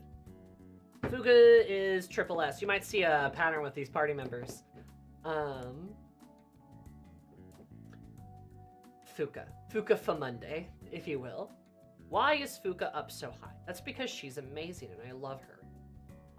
There's two things I kind of want to hone in when it comes to Fuka and why she's such a good character. The first is that Fuka is realistically, she is the brains, right? She's very smart, right? She's able to figure out a lot of stuff. She's able to help us in a lot of ways. She's a lot of impact on the story, but never does she feel all-powerful. Especially since there are times where you kind of have to bail Fuka out, at least early on, where you have to, like, defend her, protect her, right? And that is something that Fuka notices. She is a self-aware character. And that's very interesting that she's self-aware and she has kind of a complex about it. She doesn't want people to always be helping her. She wants to help other people. But then has a whole story about how she realizes that, oh, wait, I can kind of help people just by being me. And I don't need to repay my friends. I'm not paying them for services. We're just friends, and that's okay. She makes a lot of sense as, like, a 16-year-old girl that, frankly, has some pretty nasty parents who hurt her and destroyed her confidence, right?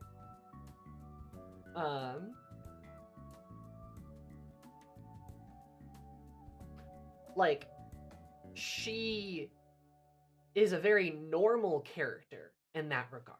And that's really cool.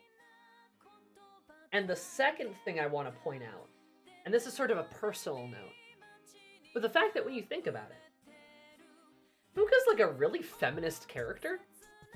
That's maybe an interesting thing to say, but like Fuka is a cute nerd girl who's not like, I'm a total geek. No, I mean, she's cute, right? She's cute, she's shy, and she's a total whiz at like electronics. Her hobby's computers, her hobby's tech. She's a STEM girly. She's a literal STEM girly. And there's even a part where she's like, oh, well, maybe I should get into cooking and like, you know, be a bit more feminine. But then later on, she goes, no, I want to start a technology club. I really want to start a tech club because I think that'd be fun and I'd like to meet more people that have the same interests as me. That's awesome. That's really, really cool and very, very Fuka, right?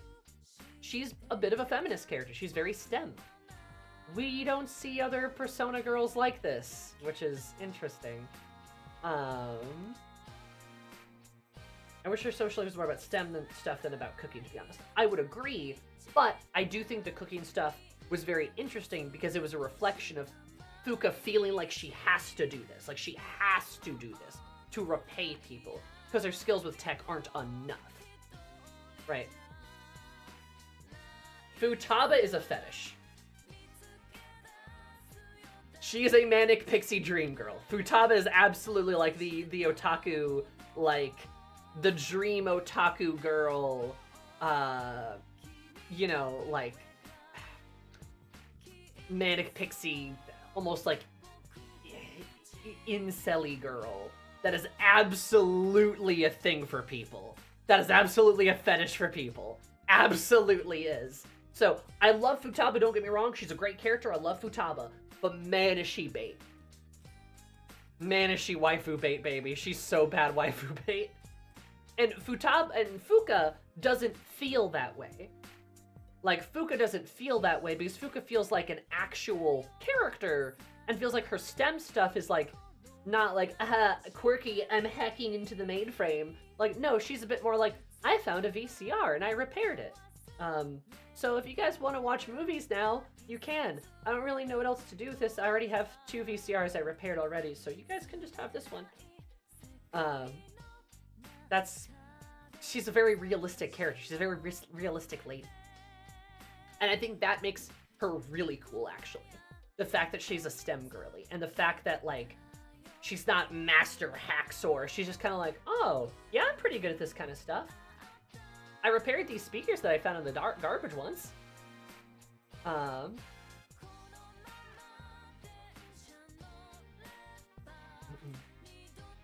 That, on top of all her other aspects, that she's the shy, like, anxious little girl who gets to learn a bit more about herself and is just a very realistic high schooler, right?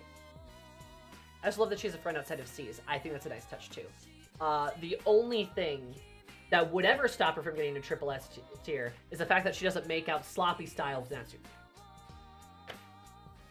Did she recover the video of Yukari's dad, for instance? Mm-hmm. Did she casually restore Ikutsuki's hard drive for Yukari? Yeah. Like, Fuka's awesome. She's so cool.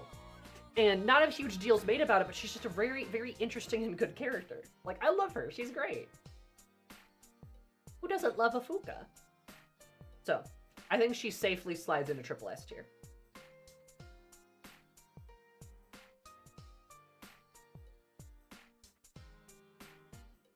As if there was any doubt, Mitsuru's obviously also here.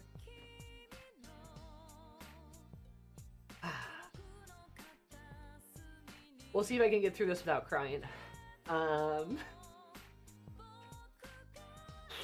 Mitsuru's one of my favorite characters, obviously. We know this. I've talked about how hot she is, right? I've talked about that at great length, so I don't think I need to throw that at you guys.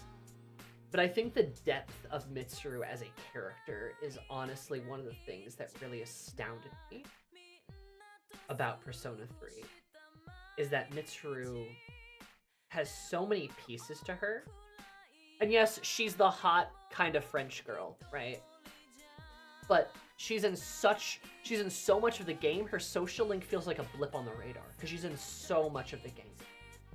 And she is such a tragic character. Mitsuru is coded in tragedy. She is the Empress, but goddamn, Mitsuru could be the Tower. Mitsuru could be the Tower. She really could be.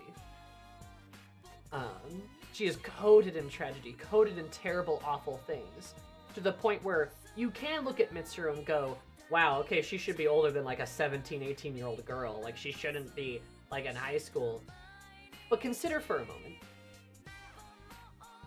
that's part of her tragedy. That Mitsuru has to act so much older than she is because Mitsuru never got a childhood. Mitsuru never got to be a teenage girl. She never got to do these fun, happy things. And that's the whole tragedy of who she is. Mitsuru hides part of her face because Mitsuru has to be the stoic, determined leader in charge of people's lives because people could die under her and it would be her fault. How do you think, you know how she reacts to Shinji? You know, you shouldn't be here. You should be at the club having fun. Mitsuru should be having fun, but Mitsuru doesn't get to have fun. Not until she makes some good friends.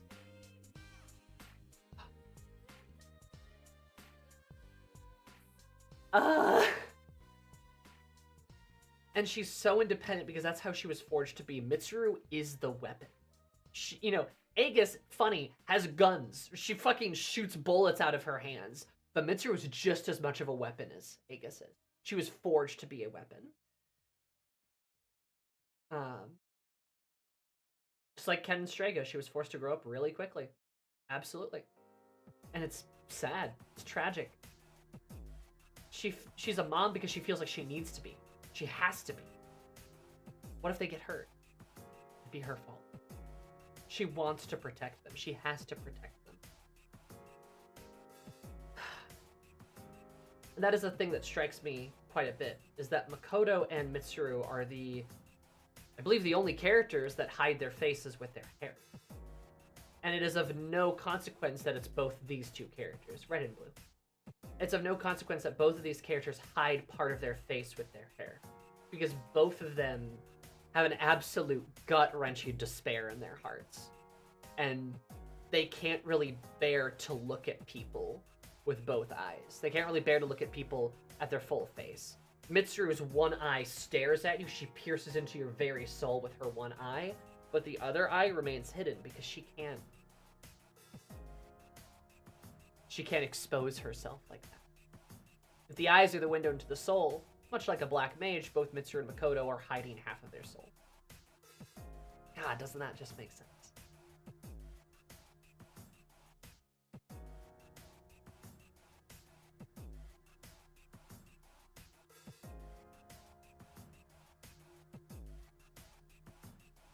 The only thing I would have liked to see is Mitsuru and Aki getting the chance to be truly silly together, because they did deserve it. Absolutely.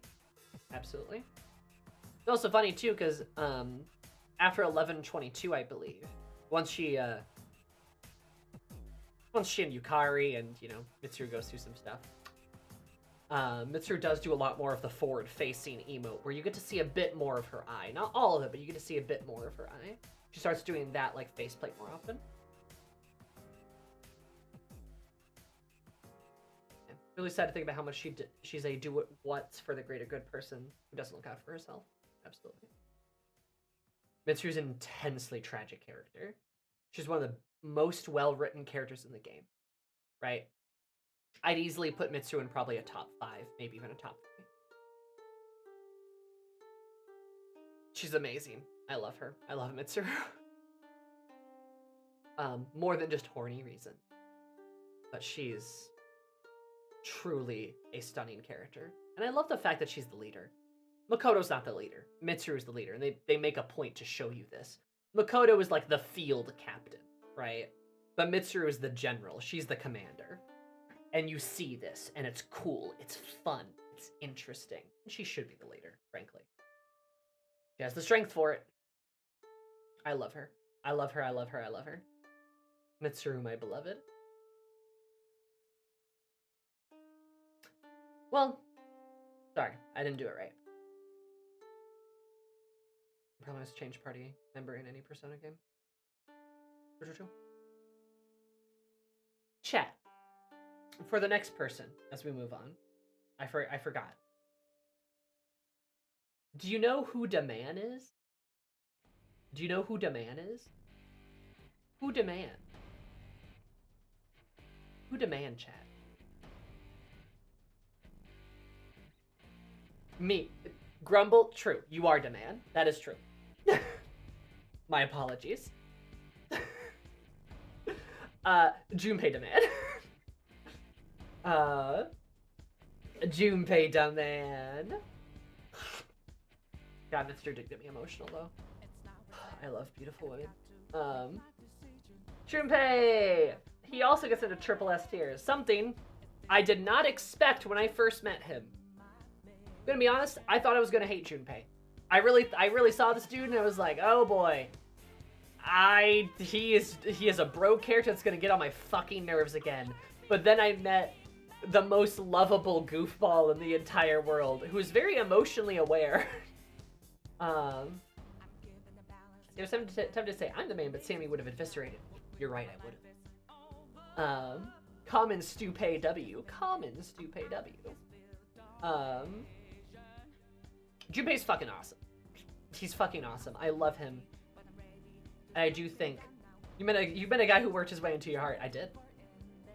Your character development was not liking him as much as to thinking he's like the top 5 in the game. Yeah, Junpei's great. He's such a good character.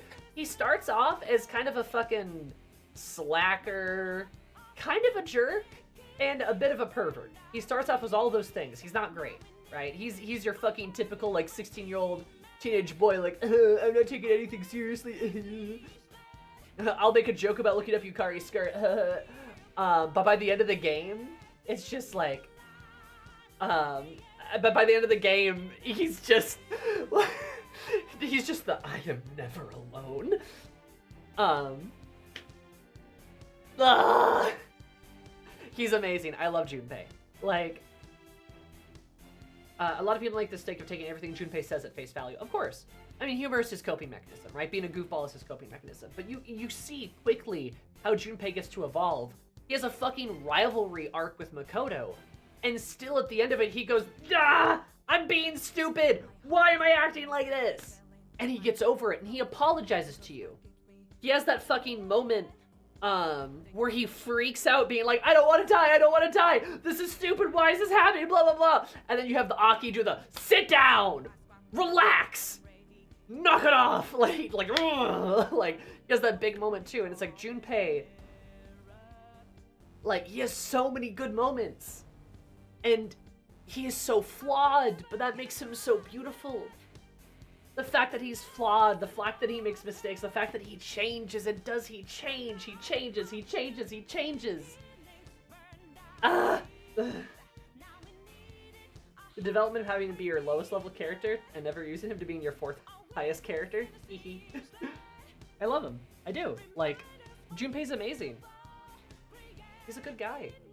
And just, other Persona games could never.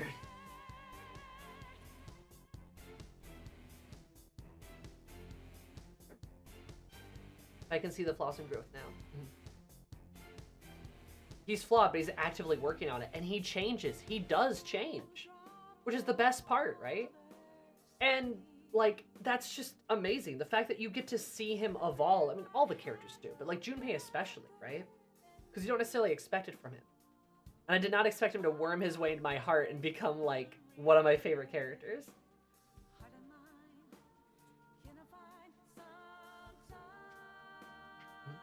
Everyone in Cease has great reactions, but he has a very valid reaction to Nyx because he did die, and he fully knows what it's like on the other line, and it made his outburst so good, yeah.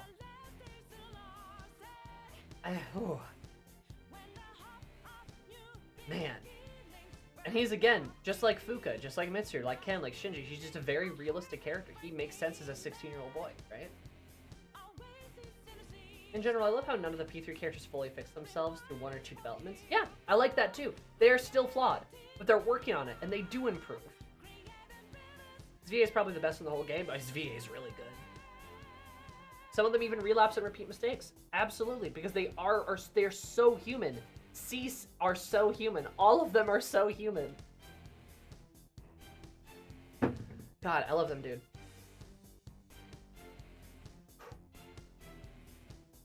I have to pee, though. This tier list is taking a bit longer than I thought it would, but somehow I'm not surprised, because I do love Persona. I do love Persona 3, but I kind of need to pee. So, we have a doozy of a 4 remaining characters. Ooh. So, I'm gonna go piss, and you guys pee too. Piss your pants. Pee your pants. Or go get a snack. I don't know. Alright, 1, 2, 3, BRP.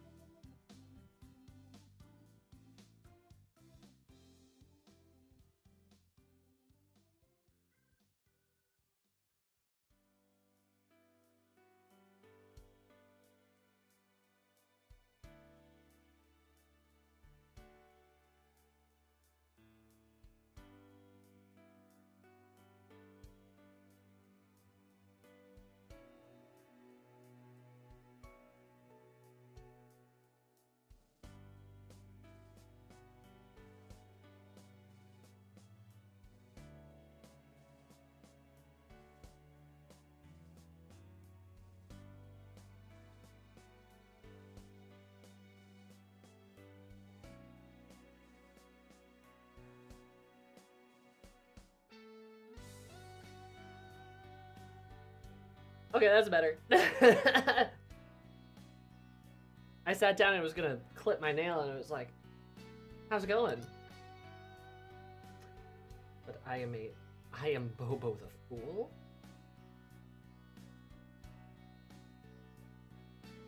Zooming out with sound.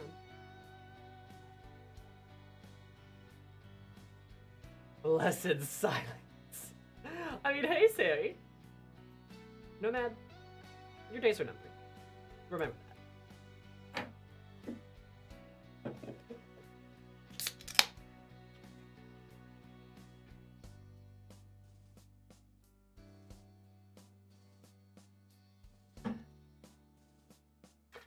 Anyway,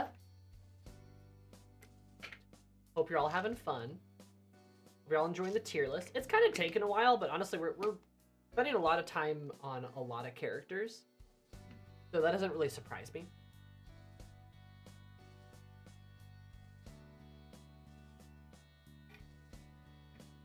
I was kind of thinking maybe we were gonna get to Metaphor, you know, before 7, but whoops.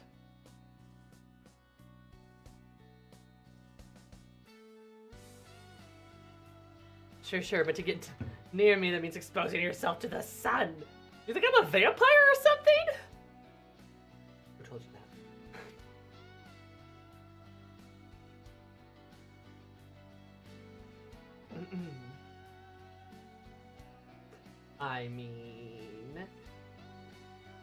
I mean on the exposing myself to the sun or the metaphor? Or tier list. No one got to F tier this time. No one did get to F tier this time. I don't think anyone got to F tier in Persona 5 either, to be fair. It's a metaphor to sun exposure. I see. I mean, if Max is a werewolf, every werewolf needs a vampire friend. That's true, that's true. You seen the sun recently? Yeah. Totally. Anyway, cough, cough. Just kidding, Toad says otherwise. Fuck you! I have very gentle, pale skin. I'm like a little porcelain doll. What do you mean? Yo, real talk though, I decided to mix up my skincare routine lately. I decided to mix up my skincare routine lately, and I started double cleansing with like cellulite water and then like a hydrating like cleanser. And I feel like that shit has been immaculate on my skin. I feel like I've been doing it for like a week or two, and I feel like I can already see a difference. It's nice. It's good stuff, and my skin feels so soft. Girl stuff.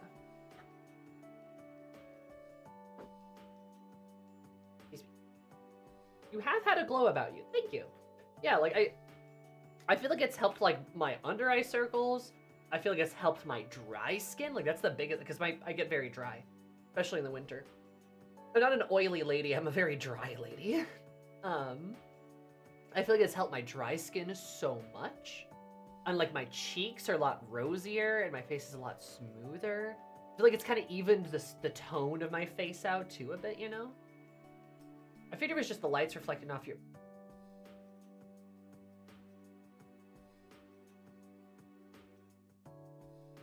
Nomad, your death will be slow. You look really nice. No weird. I appreciate it. Thank you, Bamba. That's a nice compliment. I try my best. I have to be beautiful. You better leap out that window. Yes, I tried to be pretty.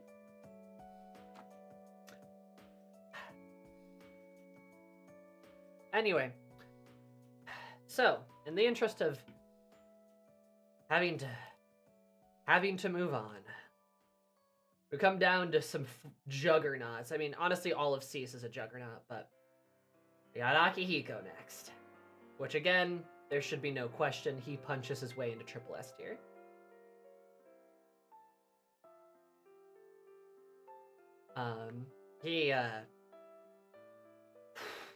Let's see if I can not cry talking about Aki either.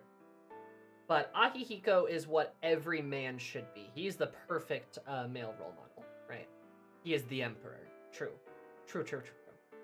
He is team dad. He's Mr. Responsible. He's also a goofball. He's a musclehead. He's silly. But some of my favorite parts in the game is when Aki is ready to go, right? I've been waiting for this. When he's ready to boom, boom, boom, ready to fight, ready to battle. He's angry. He craves justice. And then you compare those to the moments where he cries. Because Aki's not afraid of crying. The medal scene when he says, I did it, Miki.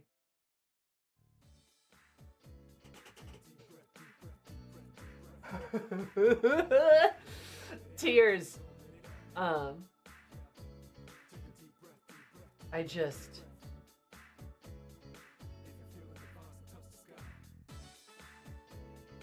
God. Aki hits you while he hits you while crying, true. But the fact that Aki is this peak masculine character, right? He is the masculine boy. He's a boxer. He eats protein. He's strong. He's confident. He protects the people in his life. But he cries. But he has emotions. And he's not afraid to show them. He's worried about protecting people. When Shinji, like when bad things happen, he sobs. When good things happen, he sobs. He gets emotional, he gets angry, but his emotions are so varied beyond just anger. And that's what the contrast for Aki is so good. Because we get to see Aki's righteous anger contrasted with his very shy joy.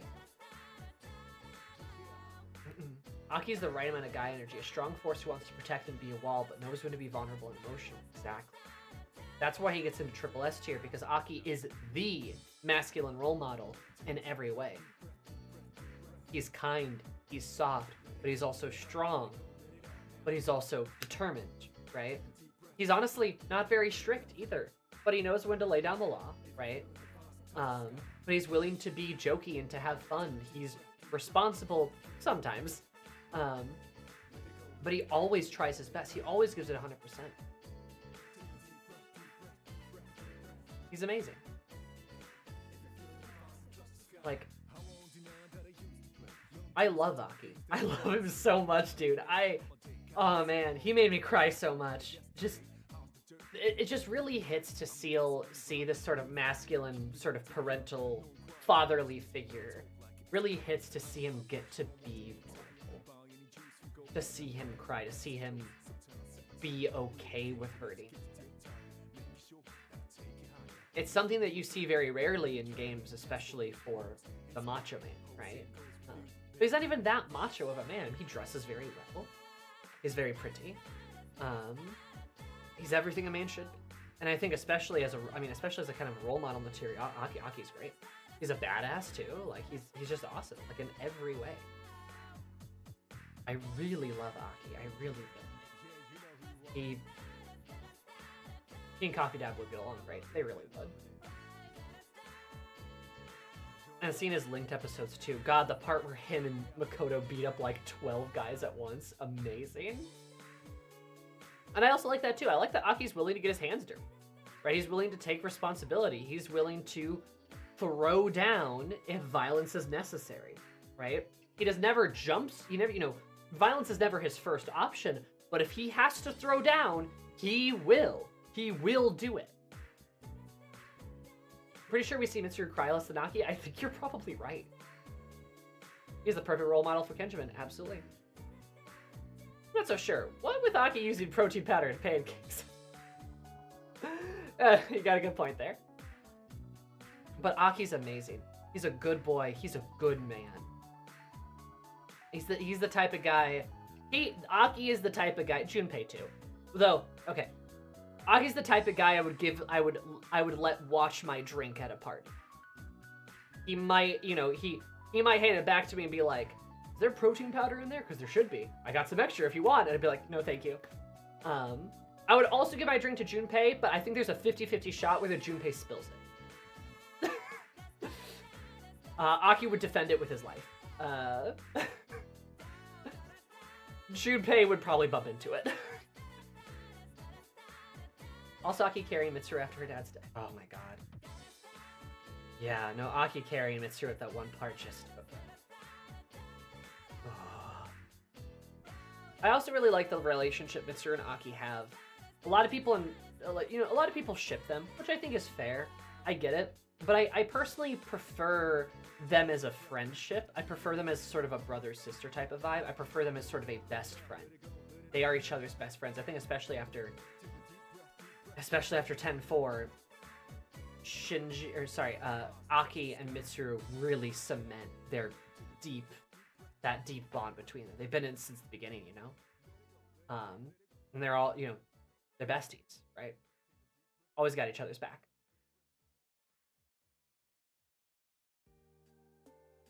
Aki cooking for everyone in 10-4 says so much. Very different than Mitsuru's despair in November. They're the most platonic parent couple you can have. True. Yeah, whether romantic or platonic, they're partners. Exactly. And like, it's very fun. They're partners, but not romantic. Yeah, that's kind of what I mean. And you can interpret it either way, I feel, but I personally prefer it as platonic because I think that's a really cool angle to have them be, just to have them be these pillars of responsibility and safety for all these, for all these other kids, and to have each other's back no matter what, right? Not sure Aki could spell romantic on that. I just love Aki. I really do. Actually, what am I doing here? There I go. Sorry. I had to move these two together.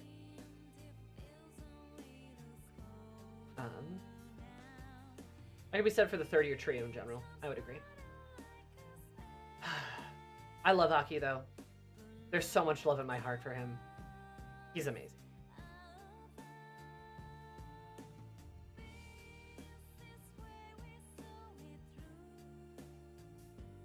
And now, for another excellent character. And I swear if you say anything about where I put her, I'm going to wring you like a towel. Yukari clearly... Actually, wait, what am I doing? She needs to be next to her girlfriend. Yeah, my litmus test for Persona fans is what they think of Yukari. Excellent litmus test. Yukari is also one of the best characters in the game. She's up there with Junpei, with Mitsuru. She is... I need a quadruple S tier for Yukari. Let's go, baby. No, Yukari's easily one of the best characters in the whole game. Easily. However, she is a complex woman. Oh no! The horror! And in different ways than, say, Mitsuru's complex or Fuka.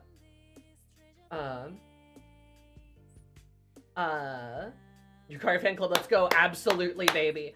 But she's a complex character in a different way than Mitsuru or Fuka is, where Yukari is a little mean. She is a little mean. She is a ferocious lady. She is a fierce woman. She's very pretty, she's very girly, but there is a tiger in her soul, right? Yukari is, frankly, mean, sometimes cruel, to people around her, to people even close to her, because,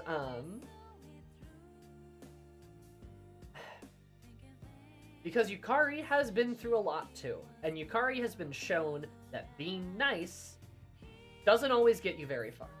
Sometimes you have to be mean. And I think that is a beautiful aspect to her character. The fact that Yukari has to be a little mean sometimes.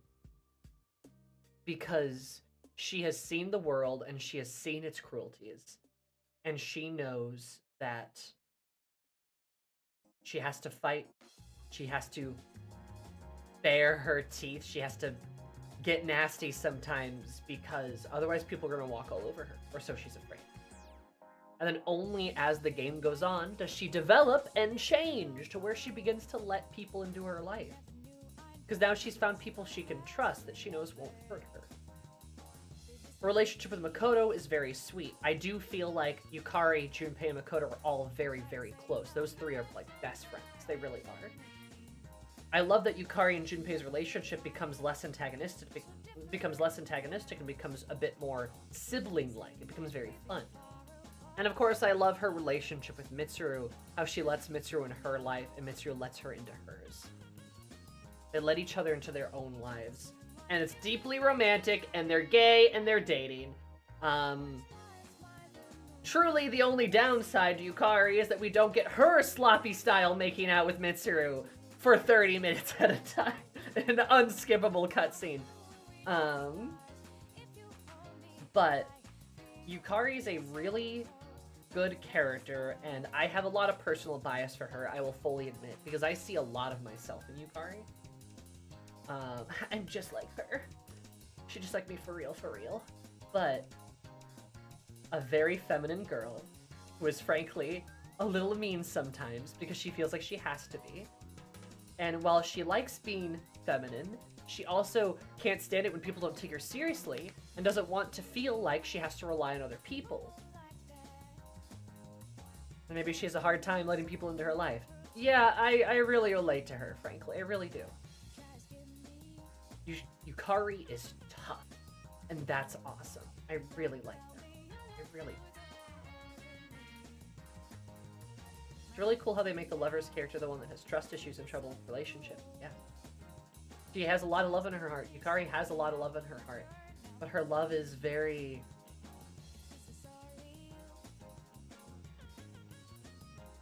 Her love is very trapped. You know, held back because she's afraid of getting hurt. I mean, which character did you get a cosplay of that shows your whole ass? Okay. Shut the fuck up. I do have a Yukari cosplay. I need to get a better skirt, though.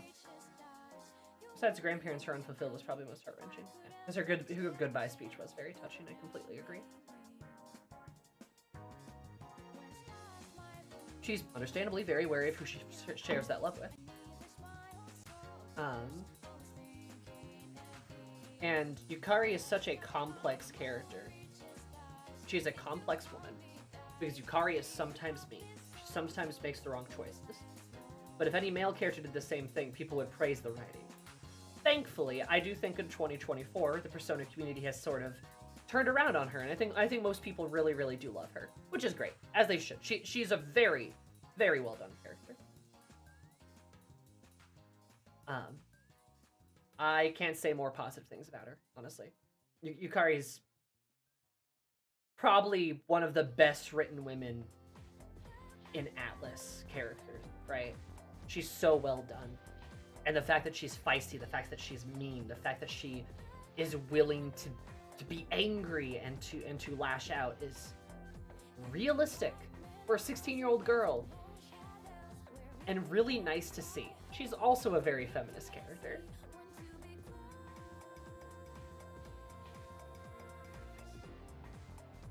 Sure, she's a little mean to Junpei sometimes. It's not like he's not a little mean to her either. You know, it happens. That's also just, Yukari's just a little snarky. That's just kind of how she is. She's got some spice to her. She's got some zest to her. And Junpei has usually earned it. Yeah, they're friends, and they give each other shit. Yeah, exactly. I like their relationship. It's a good relationship. Like, do you know the amount of times I've told my friends to fuck off before or some shit like that? It is a very brother-sister relationship. They're constantly picking on each other. Like, it's normal. It is a normal relationship. More like Stupay, ace defective.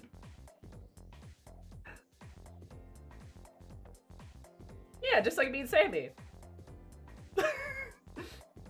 She has so much agency to it, the plot. Oh yeah. Yukari's an interesting character because she is really sort of her own protagonist too. I mean, pretty much all of C's are. It's really hard to award them otherwise, right? But she has her own shit going on and has a lot of agency with how she handles her own shit. It's really fun. It's really interesting.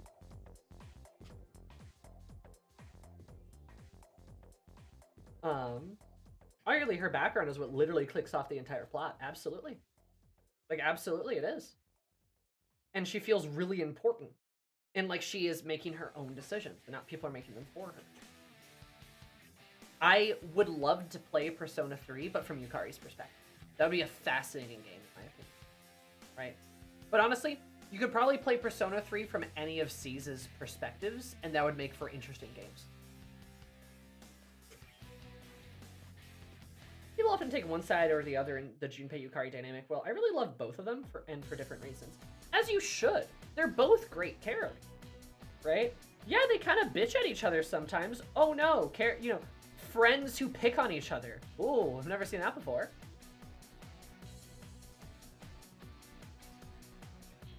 Christine, when she went off with Mitsuru, was my first time she's gonna be my all-time favorite character. I don't blame you. Yeah, she's great. She's ferocious. We all need a friend like Yukari. You all do.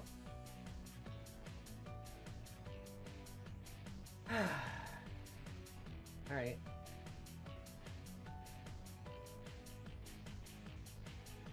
Makoto. Maybe you are that friend.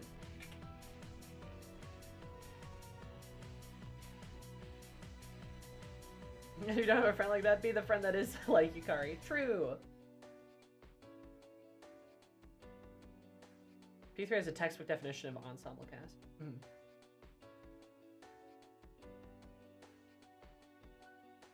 Main character.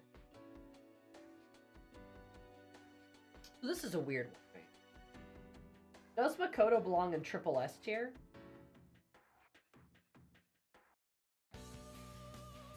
Does he? He is the main character. But I would say, out of all of the Persona protagonists, goddamn, I think Makoto's got a lot of fucking personality.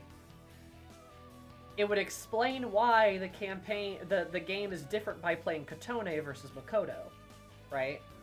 That would make a lot of sense, because in my opinion, Makoto probably deserves this spot.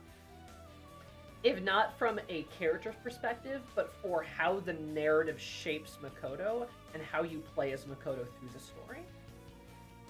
Odd, considering how emotionless he comes off as. True. It is strange to give a Persona protagonist sort of this high of a rank, especially since most of them are very,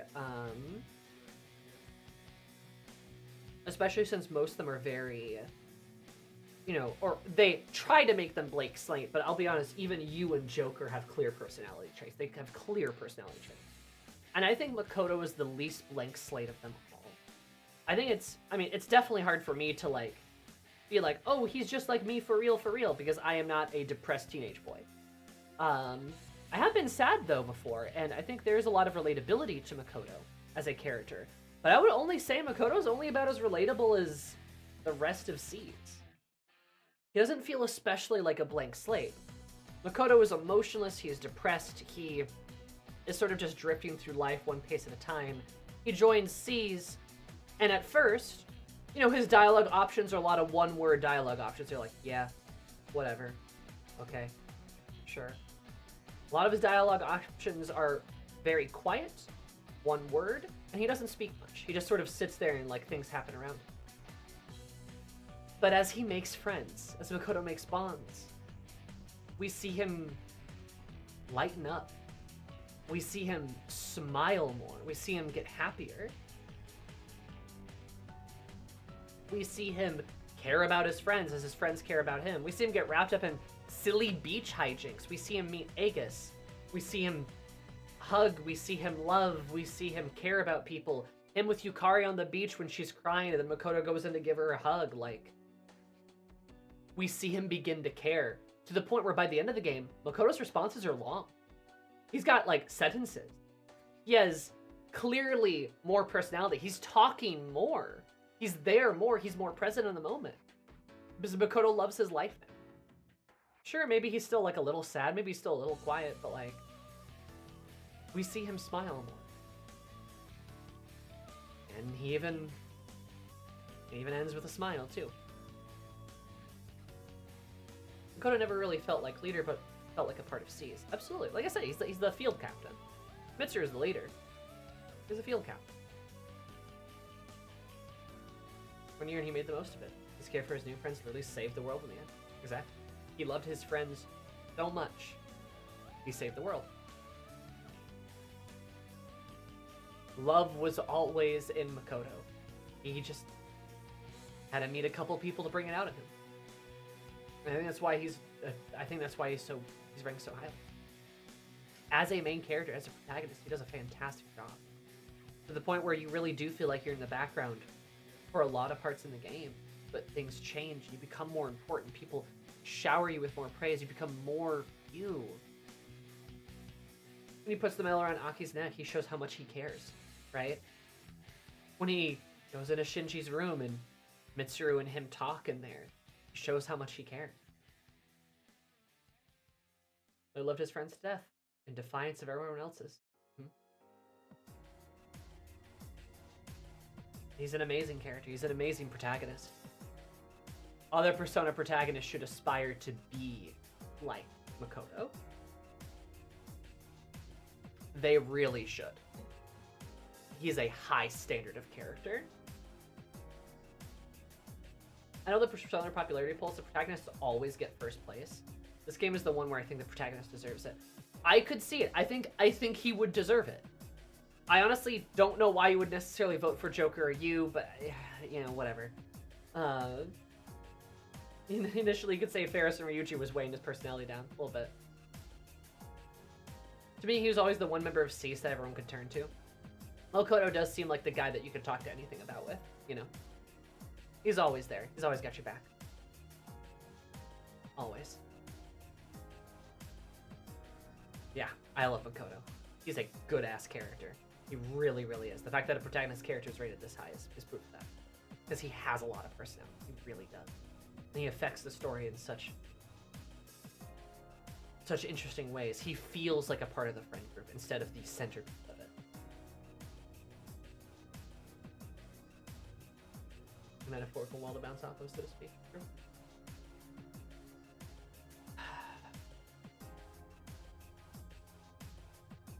All right.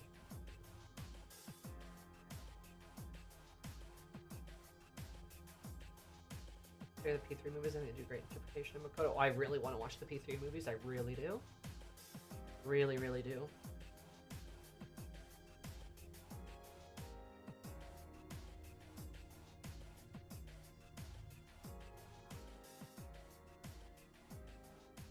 Alright. We should do a movie night thing for the P3 movies. That'd be good. Next to each other. Tier called, make a tier above triple S called Toaster? I should. Conveniently all up on YouTube for free, really. Speaking of Makoto's other half.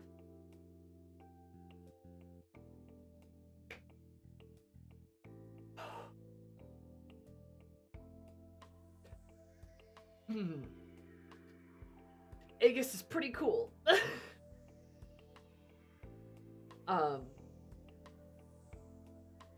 Yeah, I know. Dude, I love this silly toaster. Weirdly appropriate music. Yeah.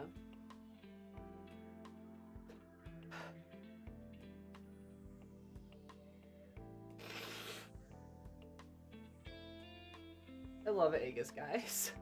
I love Aegis. I love her so much. She's my favorite. I can unequivocally say she is my favorite character in Persona, right? She would make it onto a top 10 list of all-time favorite fictional characters, though. You could better fucking believe it. She might take that #1 spot. Maybe. I love Aegis. I really love her. There's still a whole DLC to play.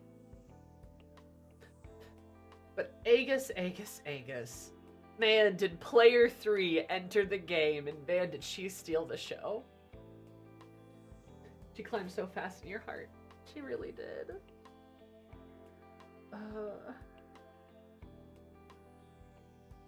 We don't know you're a sucker for artificial being learns what emotions are. True. Should not be possible loves a toaster this much, and yet.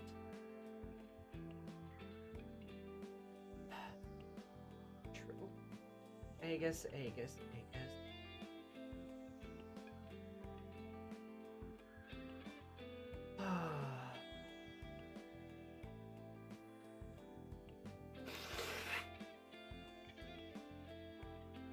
Sorry, I'm just getting emotional.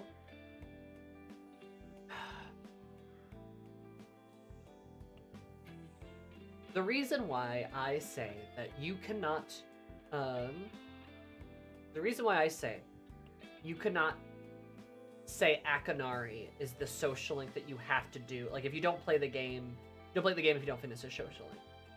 The reason I say that is because I would argue instead it is Makoto. Not Makoto. Fuck. Aegis. It is Aegis who is the social link that you must do.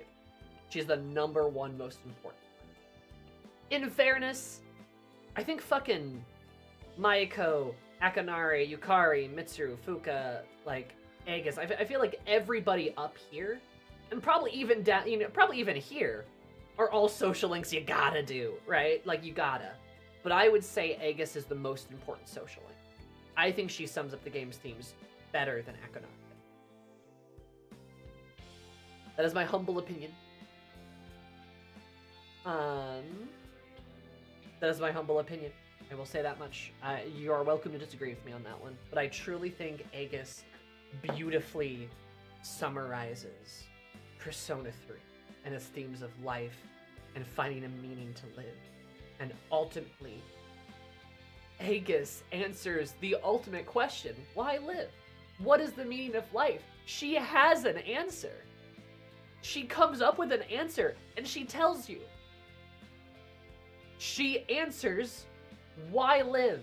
What is the meaning of life? And the meaning is right? It is not just Makoto, but it is Mitsuru, it is Kari, it is Aki, it is Junpei, it's Fuka, and Shinji. It's the people that she has around her, the people that she loves. It's all those people.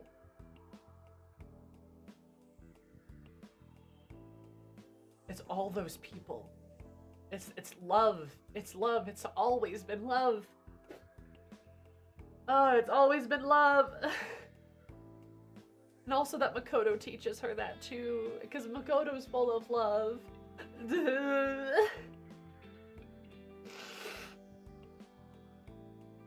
Live for yourself. Live for the people you love. Live for the next day, no matter what. Why live? Because we have to. Love is worth it, dude. Seriously, you have not met all the people that will love you in your life yet.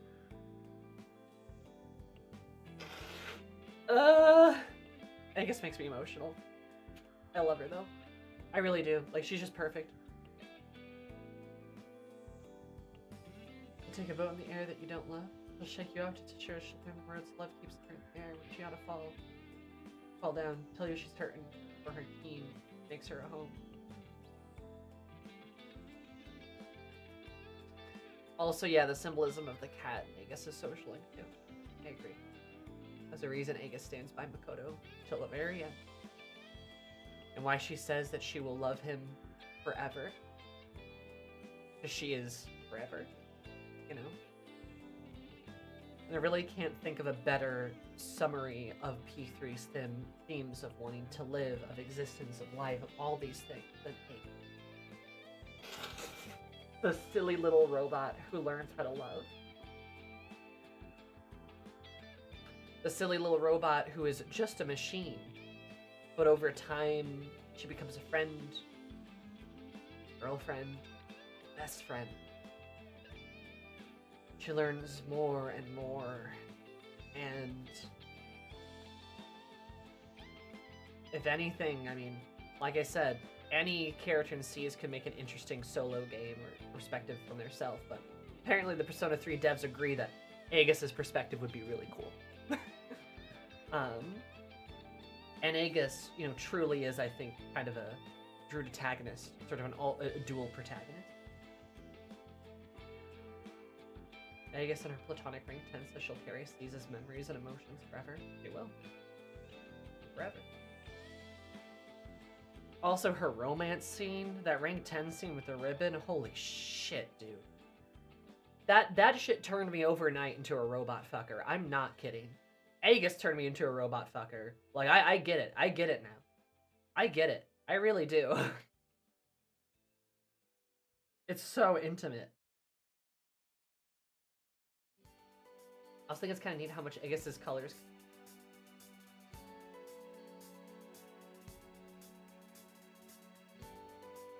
Uh,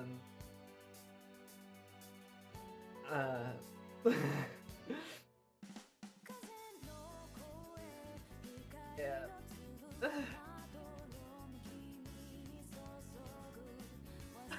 Not now, dog! Dog!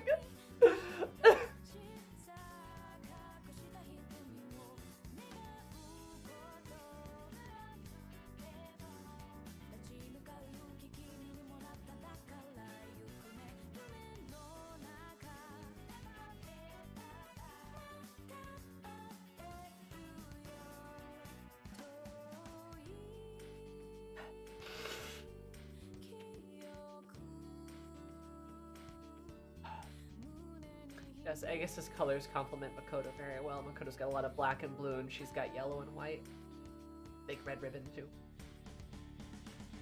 How's the Ikoto fic, by the way? Oh, it's good. I will probably...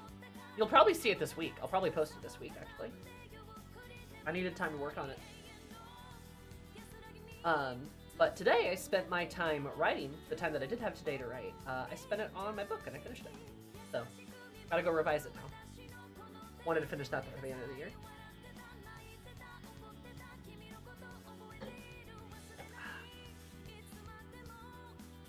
Anyway, I love Vegas. How do you feel about the Ikoto fic now that you know how things turned out? They need to fuck more.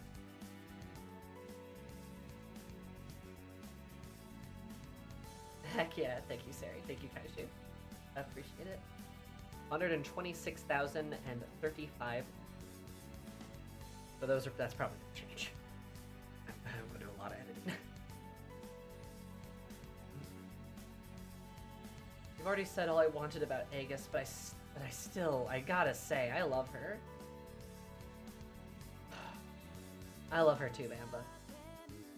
If you don't like Agus, honestly, like, if you don't like Yukari, you're stupid, right? Like, you fucking missed the point. If you don't like Agus, I am baffled. Like, I would be baffled why you wouldn't like Agus. But we don't need to turn this negative either. I love Agus. She's beautiful. She's perfect. She's wonderful in every way. I'm emotionally a mess. She hurts me so. But, she's amazing. I think Agus is sort of the mascot character, but I do think that's because she is Persona 3. Like, she is the Persona 3 character.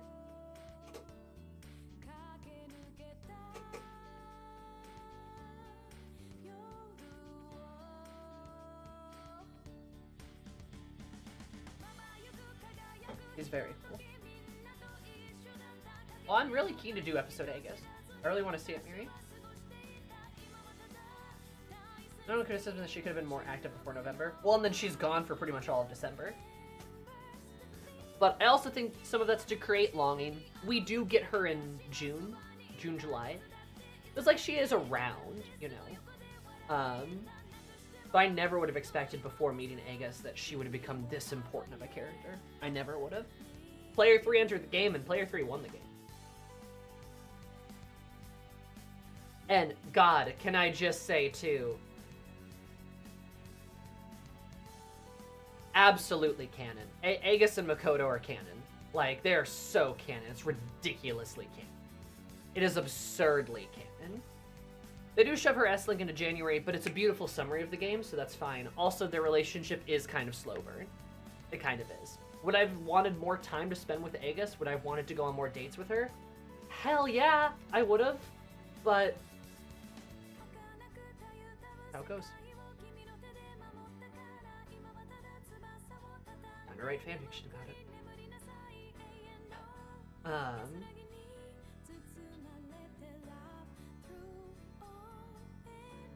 They didn't remove the stuff with Makoto holding Agus because they don't want people to feel like it's canon, but it's so canon. It's so canon! Like, fucking put that stuff back in the game! You dummies! Like, That's the Roman, just like Shinji's good episode thesis of P3. Bingo. It is so canon. Just like Agus has so many scenes where she professes her love to you outside of her social link. There's so many times where she's like, I love you and everything you do, like, I will always be by your side. I will always remember you, Makoto. Like, I will always be there for you. No matter what happens, we will get through this. Like, there's so many moments she has like that where she just professes her love to you. And just like, yeah.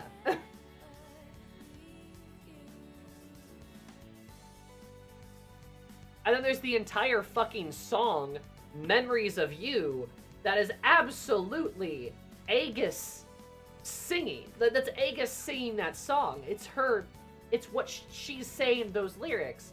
And then there's the fucking ending scene where you're on her lap and there's this beautiful, big, fancy cutscene. And then she gives this giant monologue, this giant speech, this huge sweeping speech about everything in the game. It's amazing. In the movie, he literally goes to visit her in the lab while she's inactive in December. Canon. Who's number 2 after Aegis for your fave characters in the game? Ah, don't make me choose. Number 2 is probably either Yukari or Mitsuru. Probably one of them.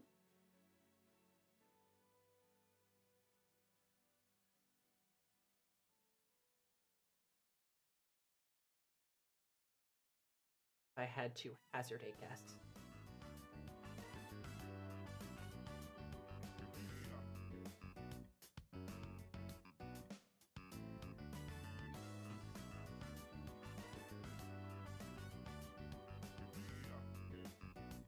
S tiers are loaded. Mm-hmm. You bet your bum it is.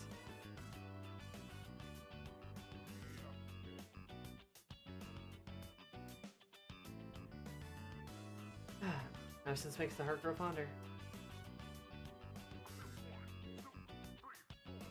Yeah.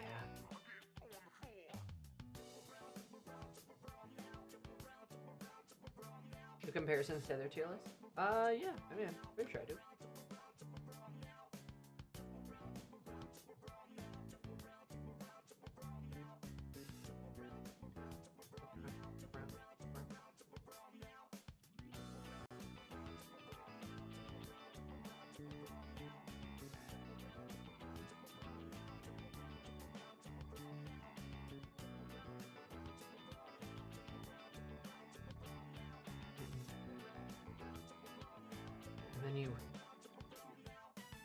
And then you wipe her tears as you're fading away. It's so fucking canon. Absolutely.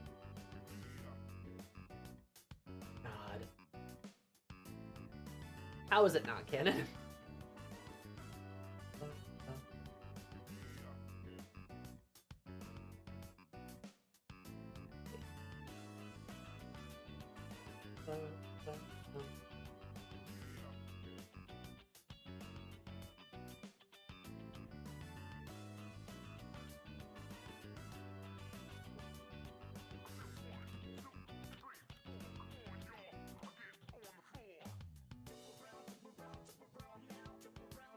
Okay. Try to bring these all up side by side.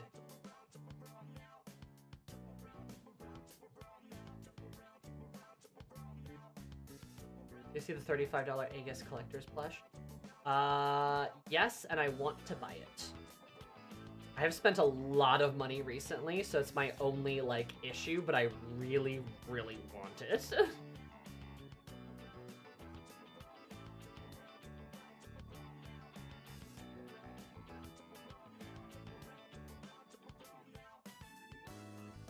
I badly want it. Okay, so this is going to be a little hard to do. Especially considering how many links I have to go through here.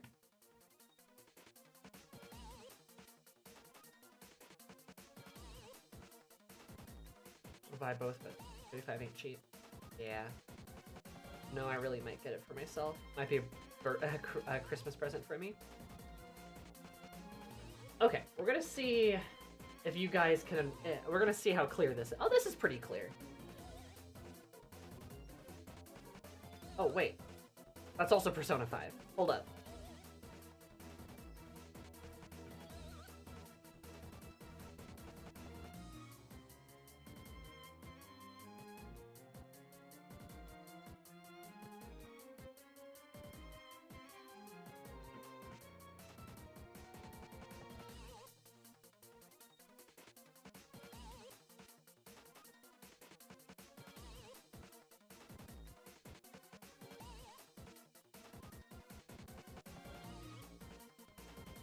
think... would be...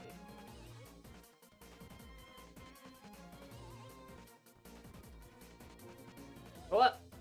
Not what I wanted to do.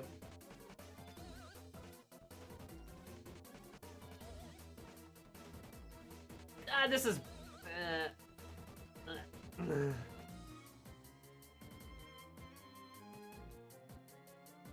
There we go. That's good enough, right?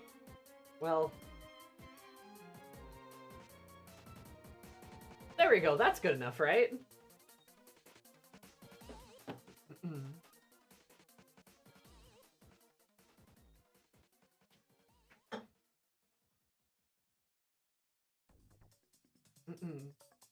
We're an upside down triangle tower, then half of the upside down triangle.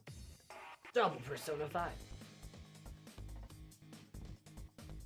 But Sammy, if you buy the Aegis plush, you are required to buy the Makoto one too. Oh. You're right.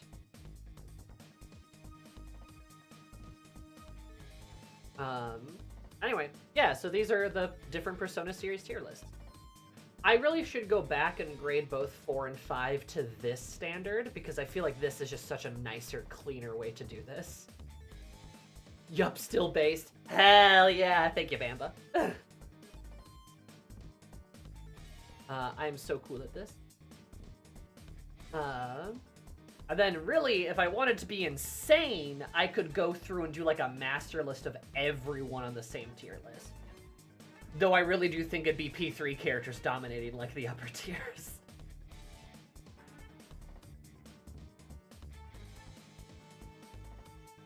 So, you know. You should do that. I definitely might.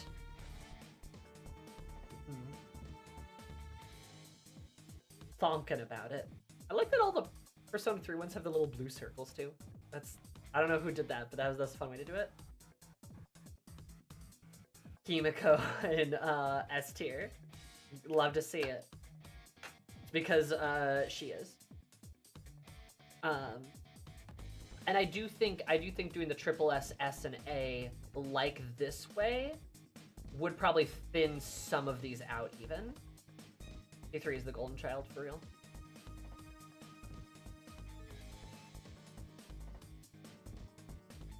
So poor Sumi. But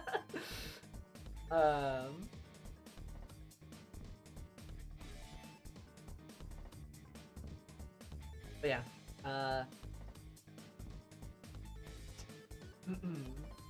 So this is what they look like. I'm so based. I'm so cool. Look at me go.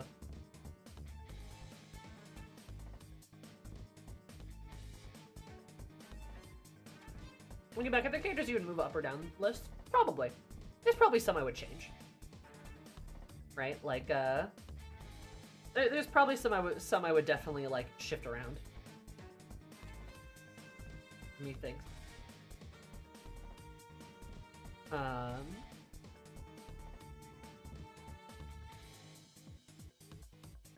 surprised Marie ranks that highly. I didn't hate Marie at all. Like, I didn't hate Marie at all. I thought she was fine. You know? Like, I thought she was pretty alright. I think Sumi deserves C. She might get D.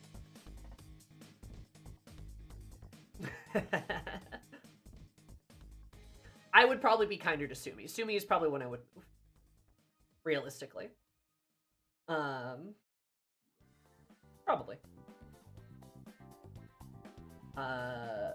You will never get me to like her, though. Nah, I mean, I like Sumi. I just... God, I think they just fucked... I just think they fucked up. I just think they fucked up with her big time in the story. I think they really just did not do a good job with her story. But her as a character is fine. A little weird, but fine. There's just a lot of weird writing around here.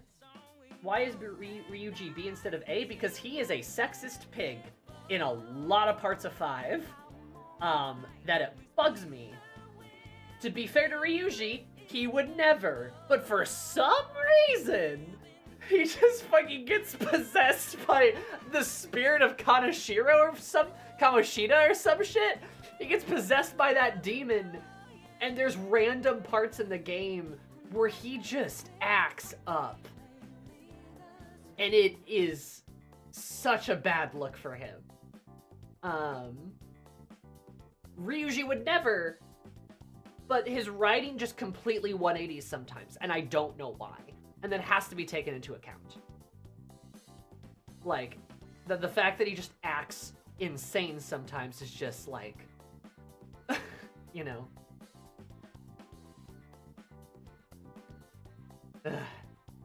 Ah. You feel me? So, like, I like Ryuji, I do, when he's not acting awful. Because the writers were just like, oh man, we need somebody to be terrible here.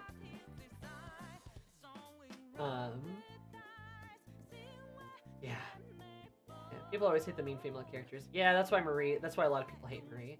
And then Sumi's sort of a direct response to Marie, but in doing so, I think they fucked her story up.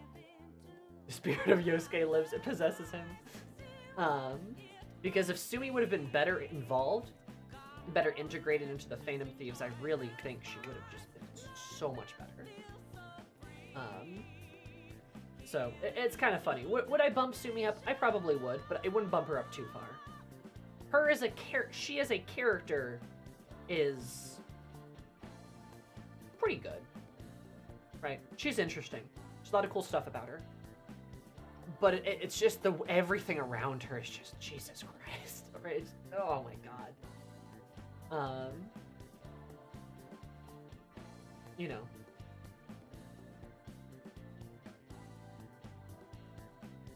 The problem is her twist. They can't let anyone who knows her name interact with her until the reveal. Yeah, they hamstringed themselves, right? They really did, and it sucked as a result. P3 is the only modern stone where they don't add a character to re-releases. That's a good thing. I agree. I don't think you need to. Or just, I don't know, just do a different way of doing it. Anyway, it's a whole thing. So, those are the tier lists.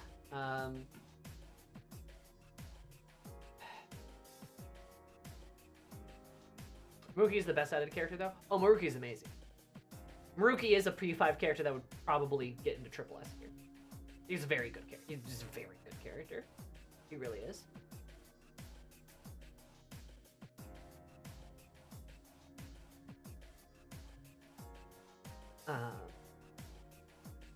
Yeah.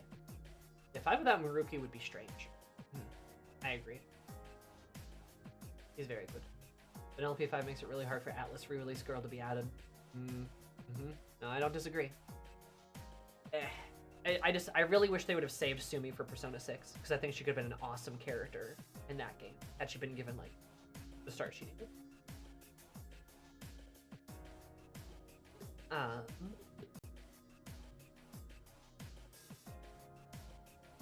I guess, I think my shark's dying.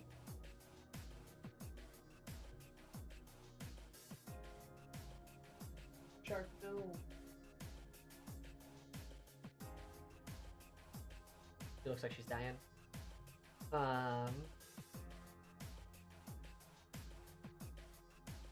Is distinctly separate from the main game. I gotcha. But,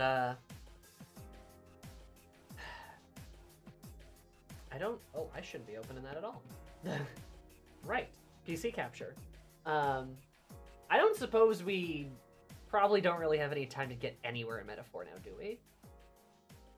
Which is a shame. I really wanted to play Metaphor this week.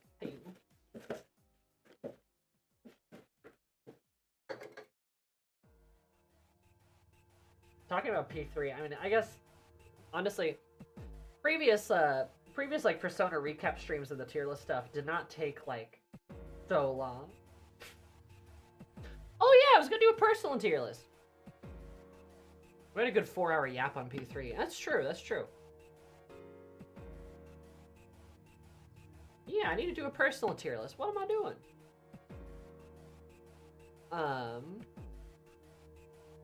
But God, this is just proof that I can yap about Persona 3 forever.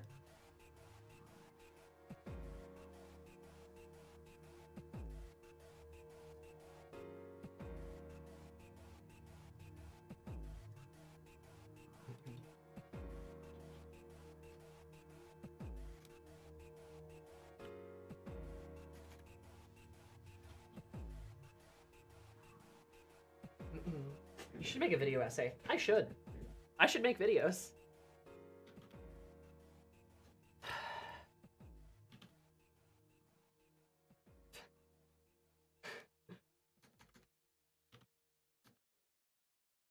I am probably gonna have to damn near be medicated for that, though. I don't know.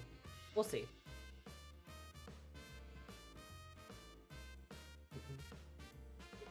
Can't wait to see your playthrough on YouTube. Should be fun. Yeah, it's all there. Actually, okay. You know what? No, actually, it'll probably be more fun if you guys watch me do this. Except, wait. Back here. Cool. This will be funny. P3 is a masterpiece, but something more niche. Yeah. No, I honestly, I want to make like smaller videos that are about like the characters, about like why I like this character, why I like this character, etc., etc. All right, so now we're gonna make the tier list of people that I like, how much I like characters, right?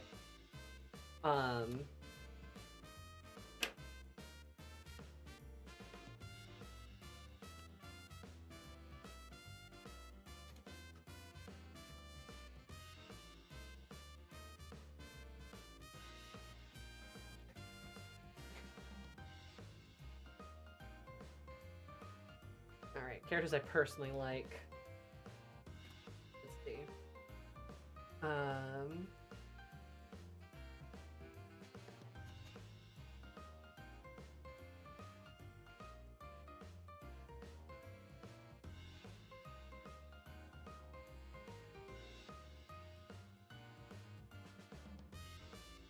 Wait.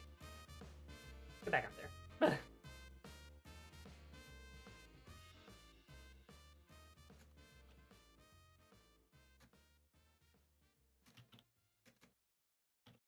So, meh.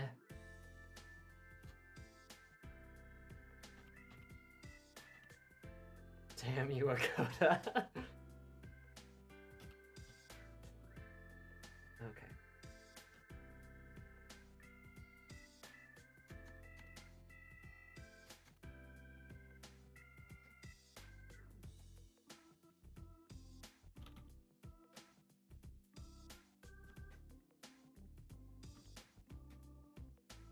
All right, so let's start rearranging some things here. Let's do some very important things.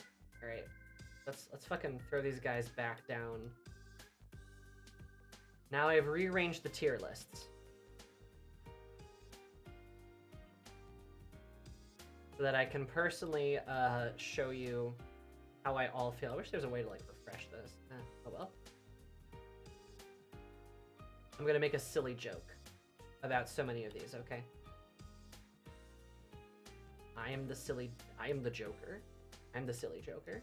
I am the one who joked.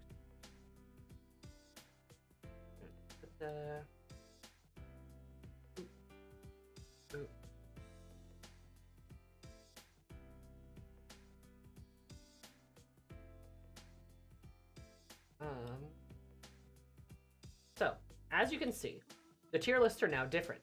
NA, Sorgi. F, my beloved. D, damn you, Akota. C, meh. B, fun folks. A, buddies. S, besties. Triple S, my beloved. So, first of all, I fucking love Toriumi. She's great. I love a fucking disaster woman. I would love to kiss her, too, because women are pretty and disaster women are pretty, and she's also older than me, so that's pretty cool. For the same reason,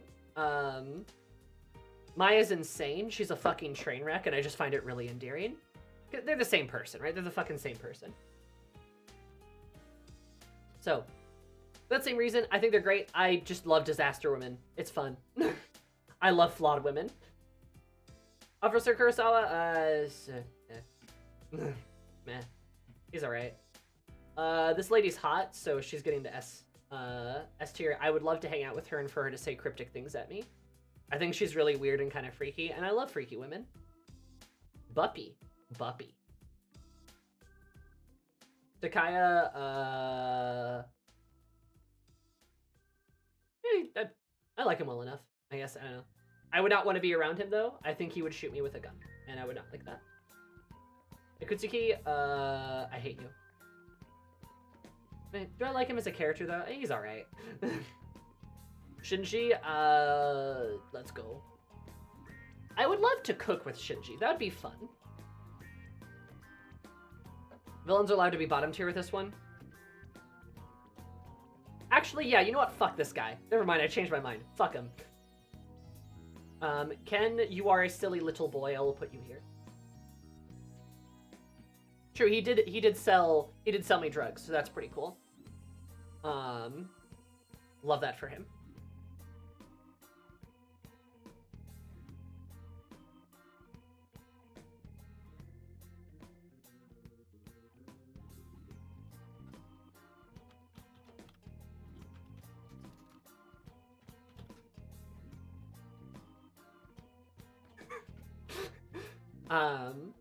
Yeah, you're right. Fuck that guy.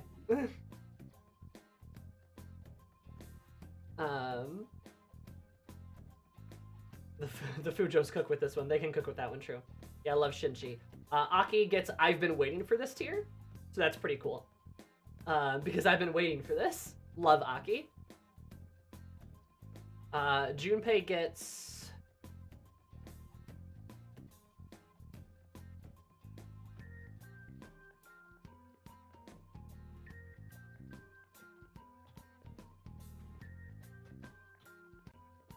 which is conveniently the same tier as Chidori, that they get the Jundori Forever tier list. That's a pretty fun tier that they get there. Love that for them. Actually, you know what? I need to do another one. Hold up. Oh. No. Fuck. Get down there.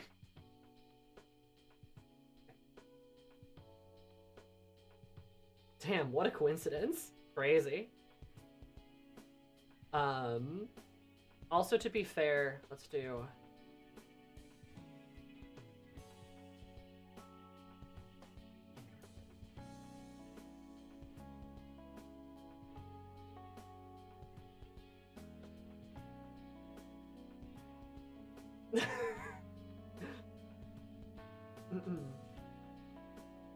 And then for Makoto, we're gonna get a...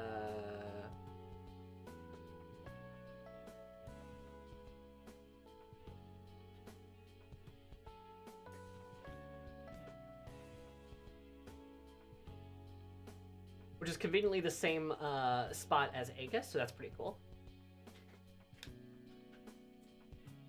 Yes, Chidori did live in my playthrough. You damn right. And conveniently, it's kind of crazy how this just keeps happening.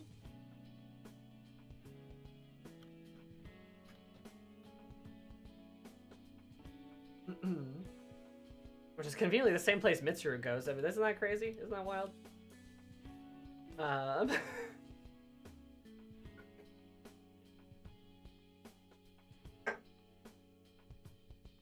Yukamitsu forever, Aikoto forever, Jundori forever. I've been waiting for this! Puppy. Or Ken. Grandma, I love you. Grandpa, I also love you.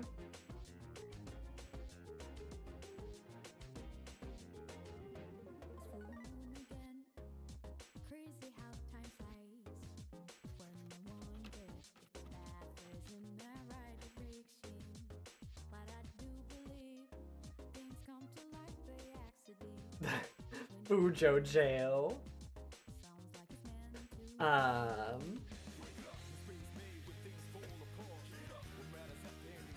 Maiko, you're wonderful. Fuka, you're great too. Is Fuka Buppy? Interrupting Yuri is worse than murder. True.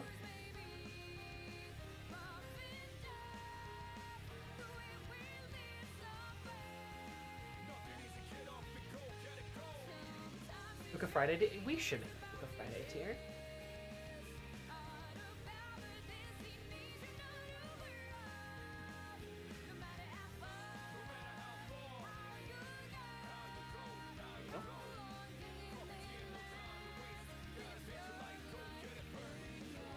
Natsuki also belongs in Fuka Friday tier.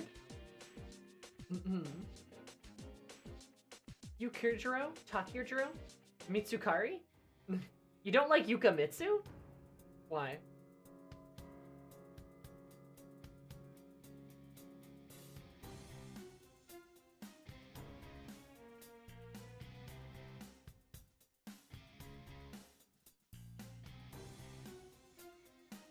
This guy's ridiculous, so he can go there. Meh. He's okay. Meh. Meh. Meh. But she's hot. He has a nice haircut. But she's hot. Damn you, Akoda. NA. Alright. This is my bias tier list. What do you guys think? Actually, you know what? Ken, get up there.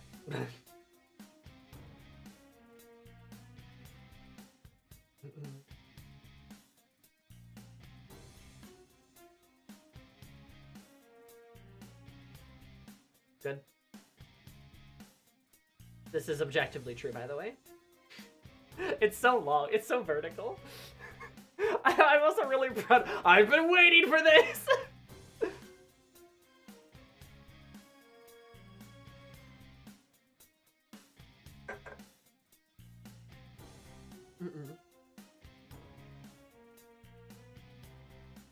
Surprisingly basic. A lot of people get turned off by Maya's rank 8. I'm gonna be honest. Maya, like I said, is a train wreck of a woman. I think that's fun. I think it's cool that she's a train wreck. Also, the very next social link, she goes, haha, that was bad. I'm sorry. I think I need to stop playing this game. Hi, Christy. How are you? So it's like, yeah, she does something kind of bad, but then she, like, immediately corrects it and goes, I need to stop, right? Which is like, yeah, you know, like, good. Well, Ryuji should have thought about not getting in the way of Yuri before he got in the way of Yuri. I know it was like one scene, but I don't care. Aki seen Mitsuru Yukari scene finally. I've been waiting for this! I get it, still love him. That's fair, that's fair. You are certainly allowed to. God. I'm just so proud of this one. You forgot the math teacher, did I? Oh, I did! You're right! They're kind of freaky, so I'll put them in A.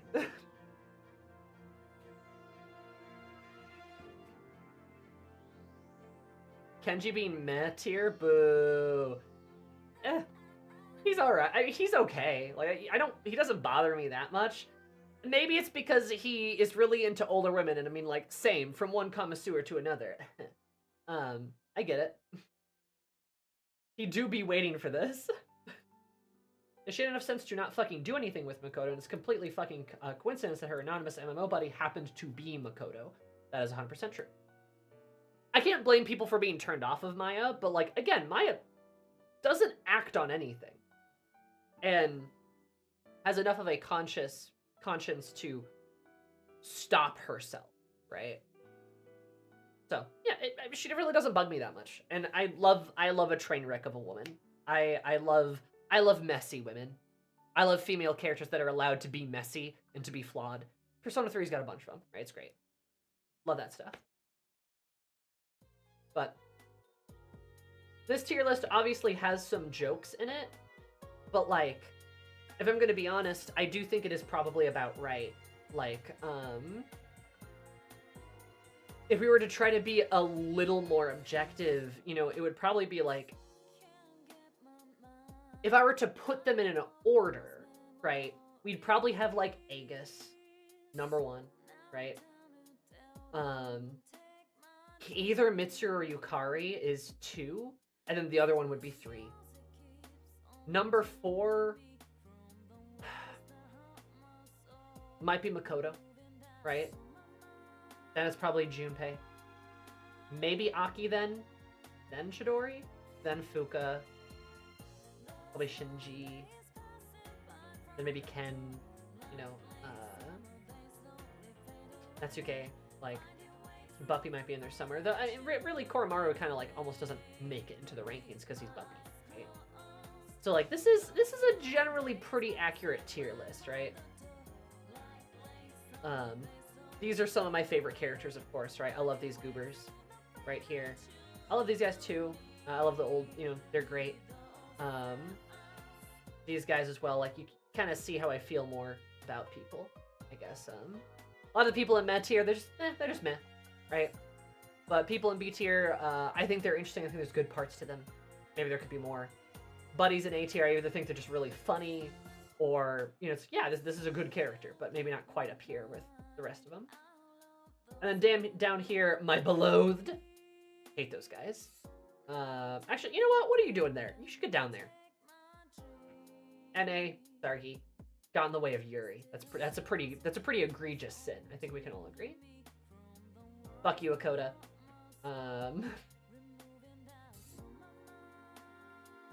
Damn him. Actually, you know what? I changed my mind. I changed my mind.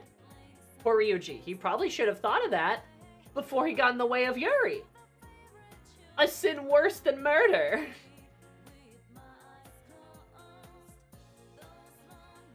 Fuck that guy. I'll talk to him about it. Okay. Understandable.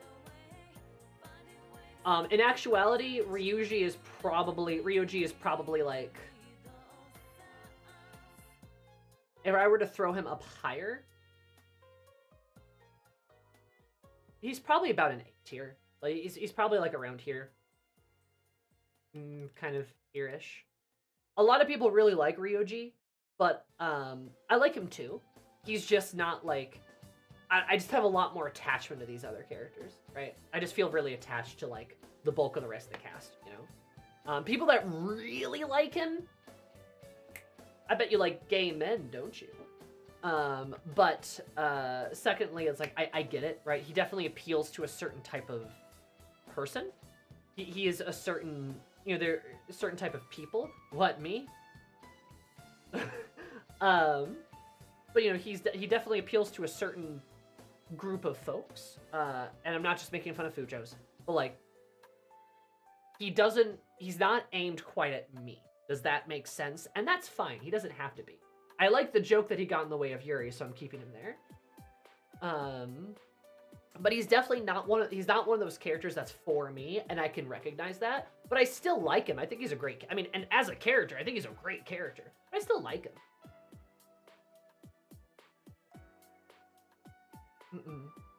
He's the most openly flirty guy towards the same gender. Yeah, sure. You know, clearly I have different tastes. Clearly. And even if I were to pick a guy that's like my favorite or like heartthrob, it would be Aki, right? Like this is who I would pick right here. I've been waiting for this. He's been waiting for this. It wouldn't be Ryuji. Ryuji's vibe isn't the vibe I'm attracted to, per se. So, it's fine. To be fair, I suspect he would flirt with a stump if that would give him attention. Yeah.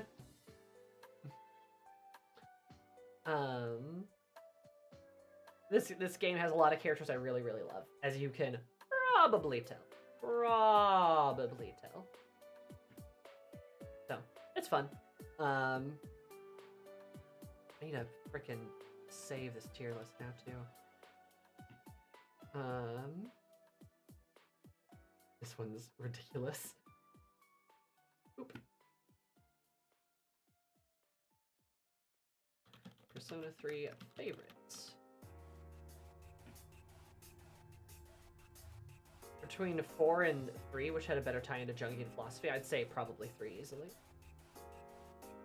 I'm gonna be honest, like, I just don't think 4 executed well on any of its themes. And 3 obviously killed it, right? So in terms of, like, Jungian philosophy, from what I know, I'm no expert on Jungian philosophy or psychology or whatever. I feel like Persona 3 probably hit it the best.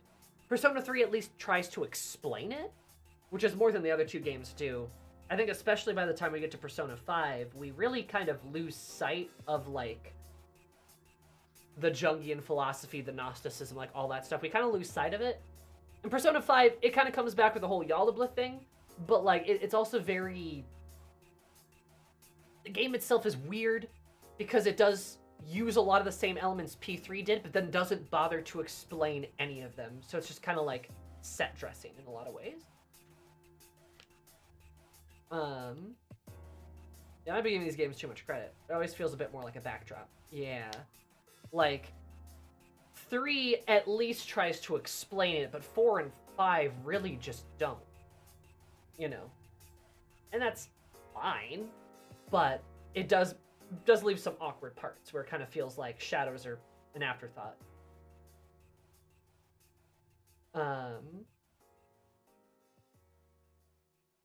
Does this game beat Nier?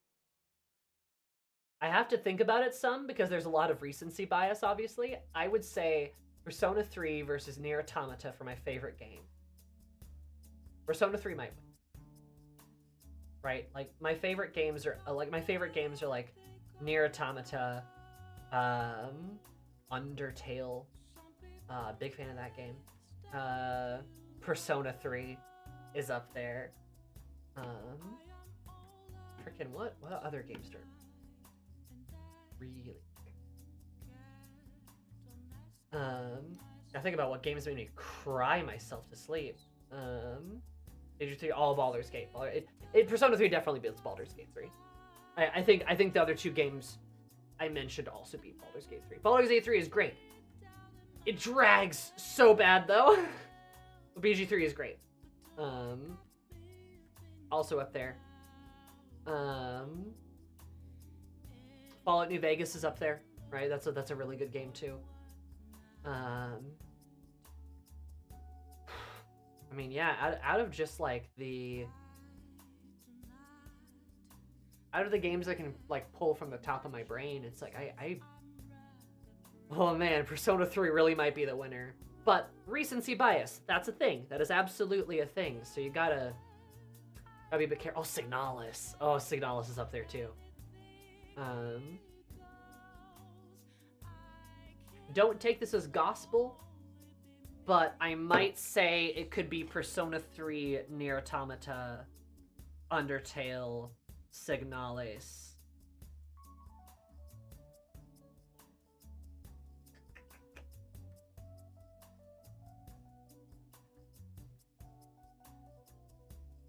Signalis? I put a lot of emphasis on the last part. And then probably like... Then maybe BG3. Stardew Valley would actually be up there too. I just fucking love Stardew. It's such a fun game. Oh, FF10! How could I forget about FF10? Okay. I am a fool. It's probably more like... Potentially, again, don't take this as gospel, but off the dome, maybe Persona 3, Nier Automata, Final Fantasy X, Undertale, Signalis.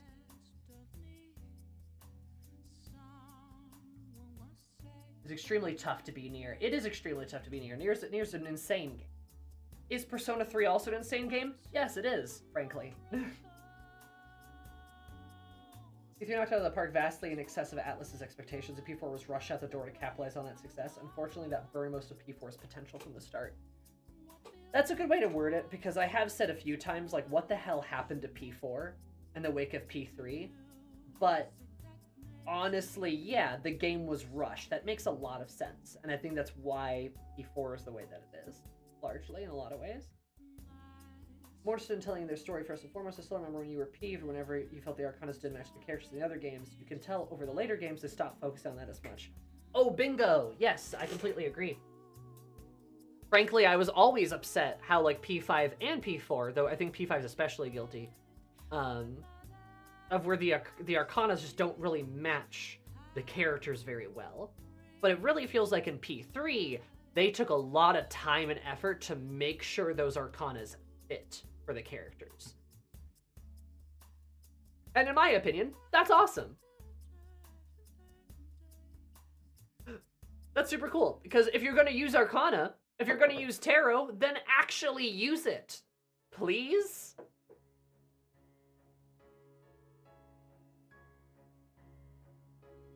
You know what I mean?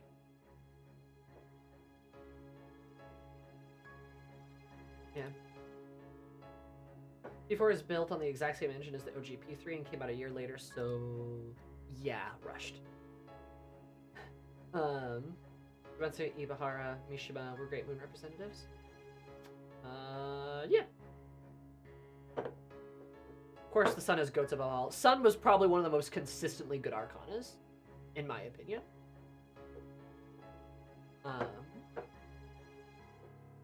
Yeah, I'd say it's like one of the best ones.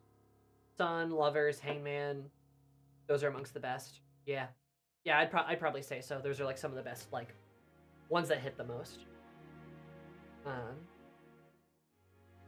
Though in terms of Lovers, yeah, I mean it's On and Reese do a pretty good job. I think On does fumble a little bit, but that's just because her story just stops.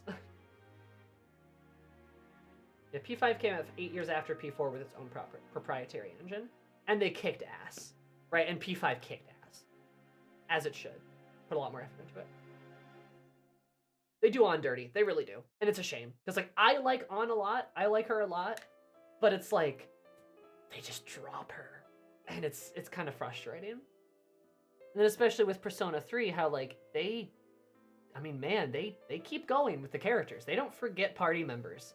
They stay relevant because it feels like this is really interesting because I've kept this in mind for D&D. This is a writing trick for D&D, and this is a big thing. Keep this in your head.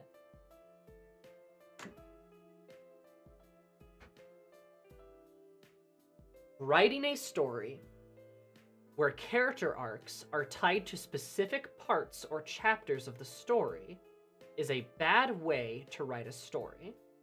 Let me explain. The palaces in Persona 4 and 5 kind of set the characters up to fail.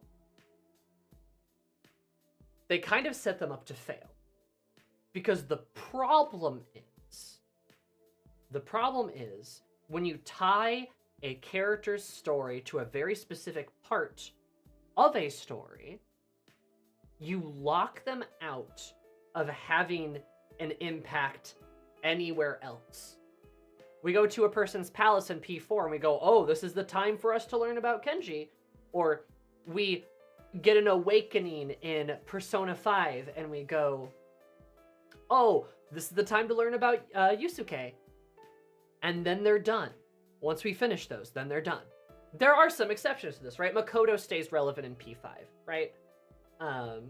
That's a good example. She stays relevant. So does Futaba. But a lot of the other characters don't, not really. And the reason why P3 doesn't fall into that trap is because it never does it. Because P3's story, it's all Tartarus, baby. It's the same fucking thing every time. But the characters' stories are allowed to happen over the course of the entire story. There are certainly climaxes, there are certainly pivotal points, like, you know, Fuka unlocking her persona to save Natsuki. That's a pivotal point. That is not the end of her story, though. Oh my god, that is not the end of her story. Even her second awakening, that is not the end of her story. Absolutely not. It continues. Metaphor improves on this too, I feel. I feel like you're right. I feel like Metaphor already moves in that right direction, where the characters, the party in Metaphor, are evolving and changing in their own stories with the main story. That's why you want character stories to be, especially your main characters, to be tied to the plot. And you can have moments where we focus on a character. We can have highlights, we can have climaxes, right? We can have moments where it's like, oh, look, Akihiko's having a big moment right now, or oh, look, Hulkenberg's having a big moment right now. But it's never their only moment, because the story continues. The story continues, and these characters continue with the story. P4 and 5 both fall into the trap of going, okay, this is the Yukiko story. This is the Haru story. That's it.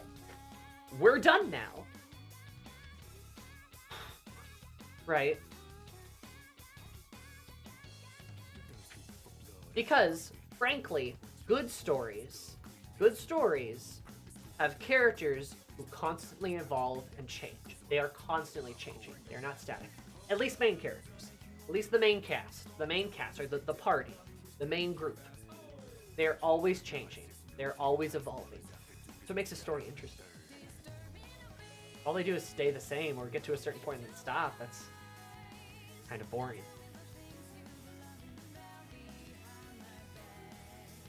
Finding party persona upgrades the social elements rather than the plot needs to be corrected. I agree, Yuji showing intelligence and maturity in the climax of the story, his confident storylines, and devolving into zero brain cells again to progress the plot is the biggest example. Absolutely. And it's a shame because Ryuji had so much potential.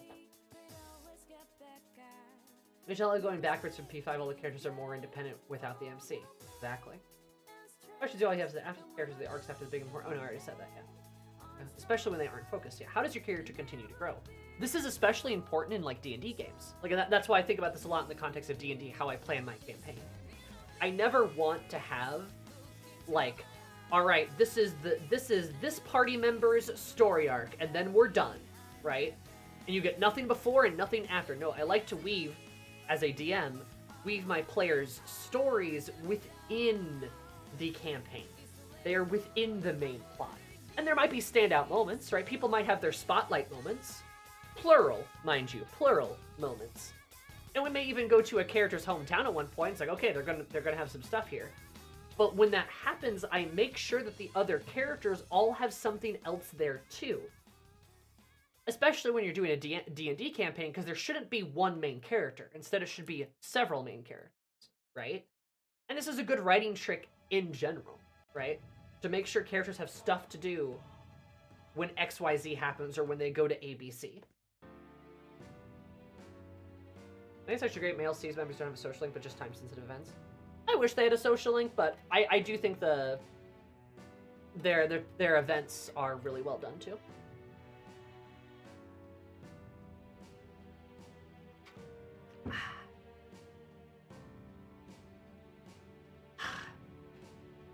I came in late. It's all good.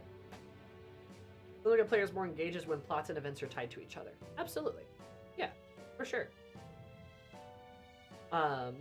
When characters' stories are tied to each other's, that gets people engaged, that gets them playing the game, that gets them excited. And then when we go to a character's hometown, it's not like, all right, it's going to be the so-and-so show, and I'm just going to sit here and do nothing. It's like, no, there's stuff going on. You get stuff here, too. Also, just keeps people happy. It's fun. It's fun to do.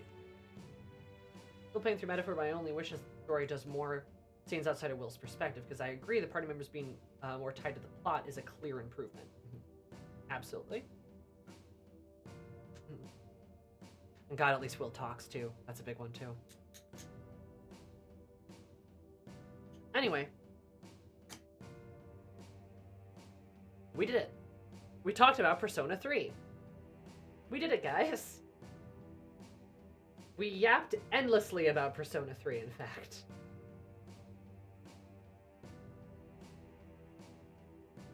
Man. I feel like I can feel my voice a little bit. I've been talking for like nearly 5 hours.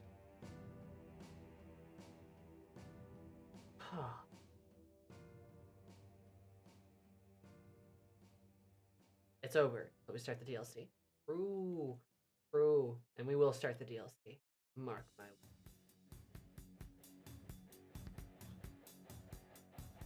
word. Alright. Persona 3 is very good. Hell yeah. I'll post my tier list later, too.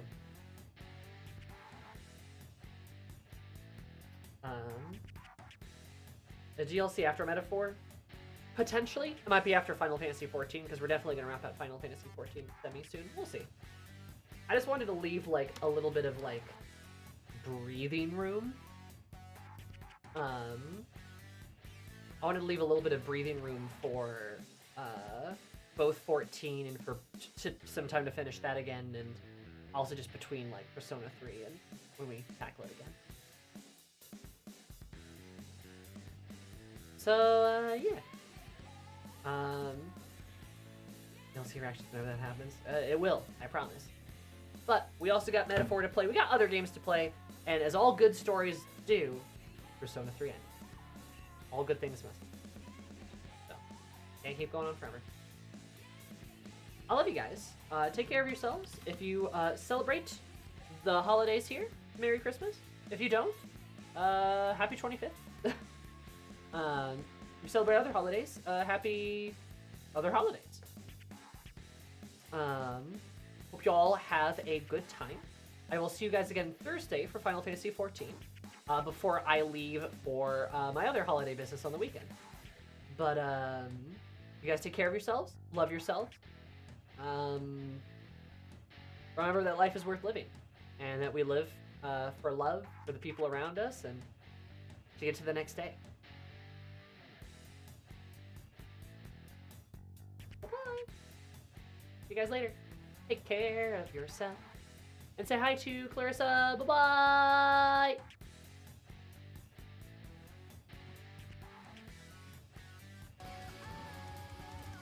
So yeah.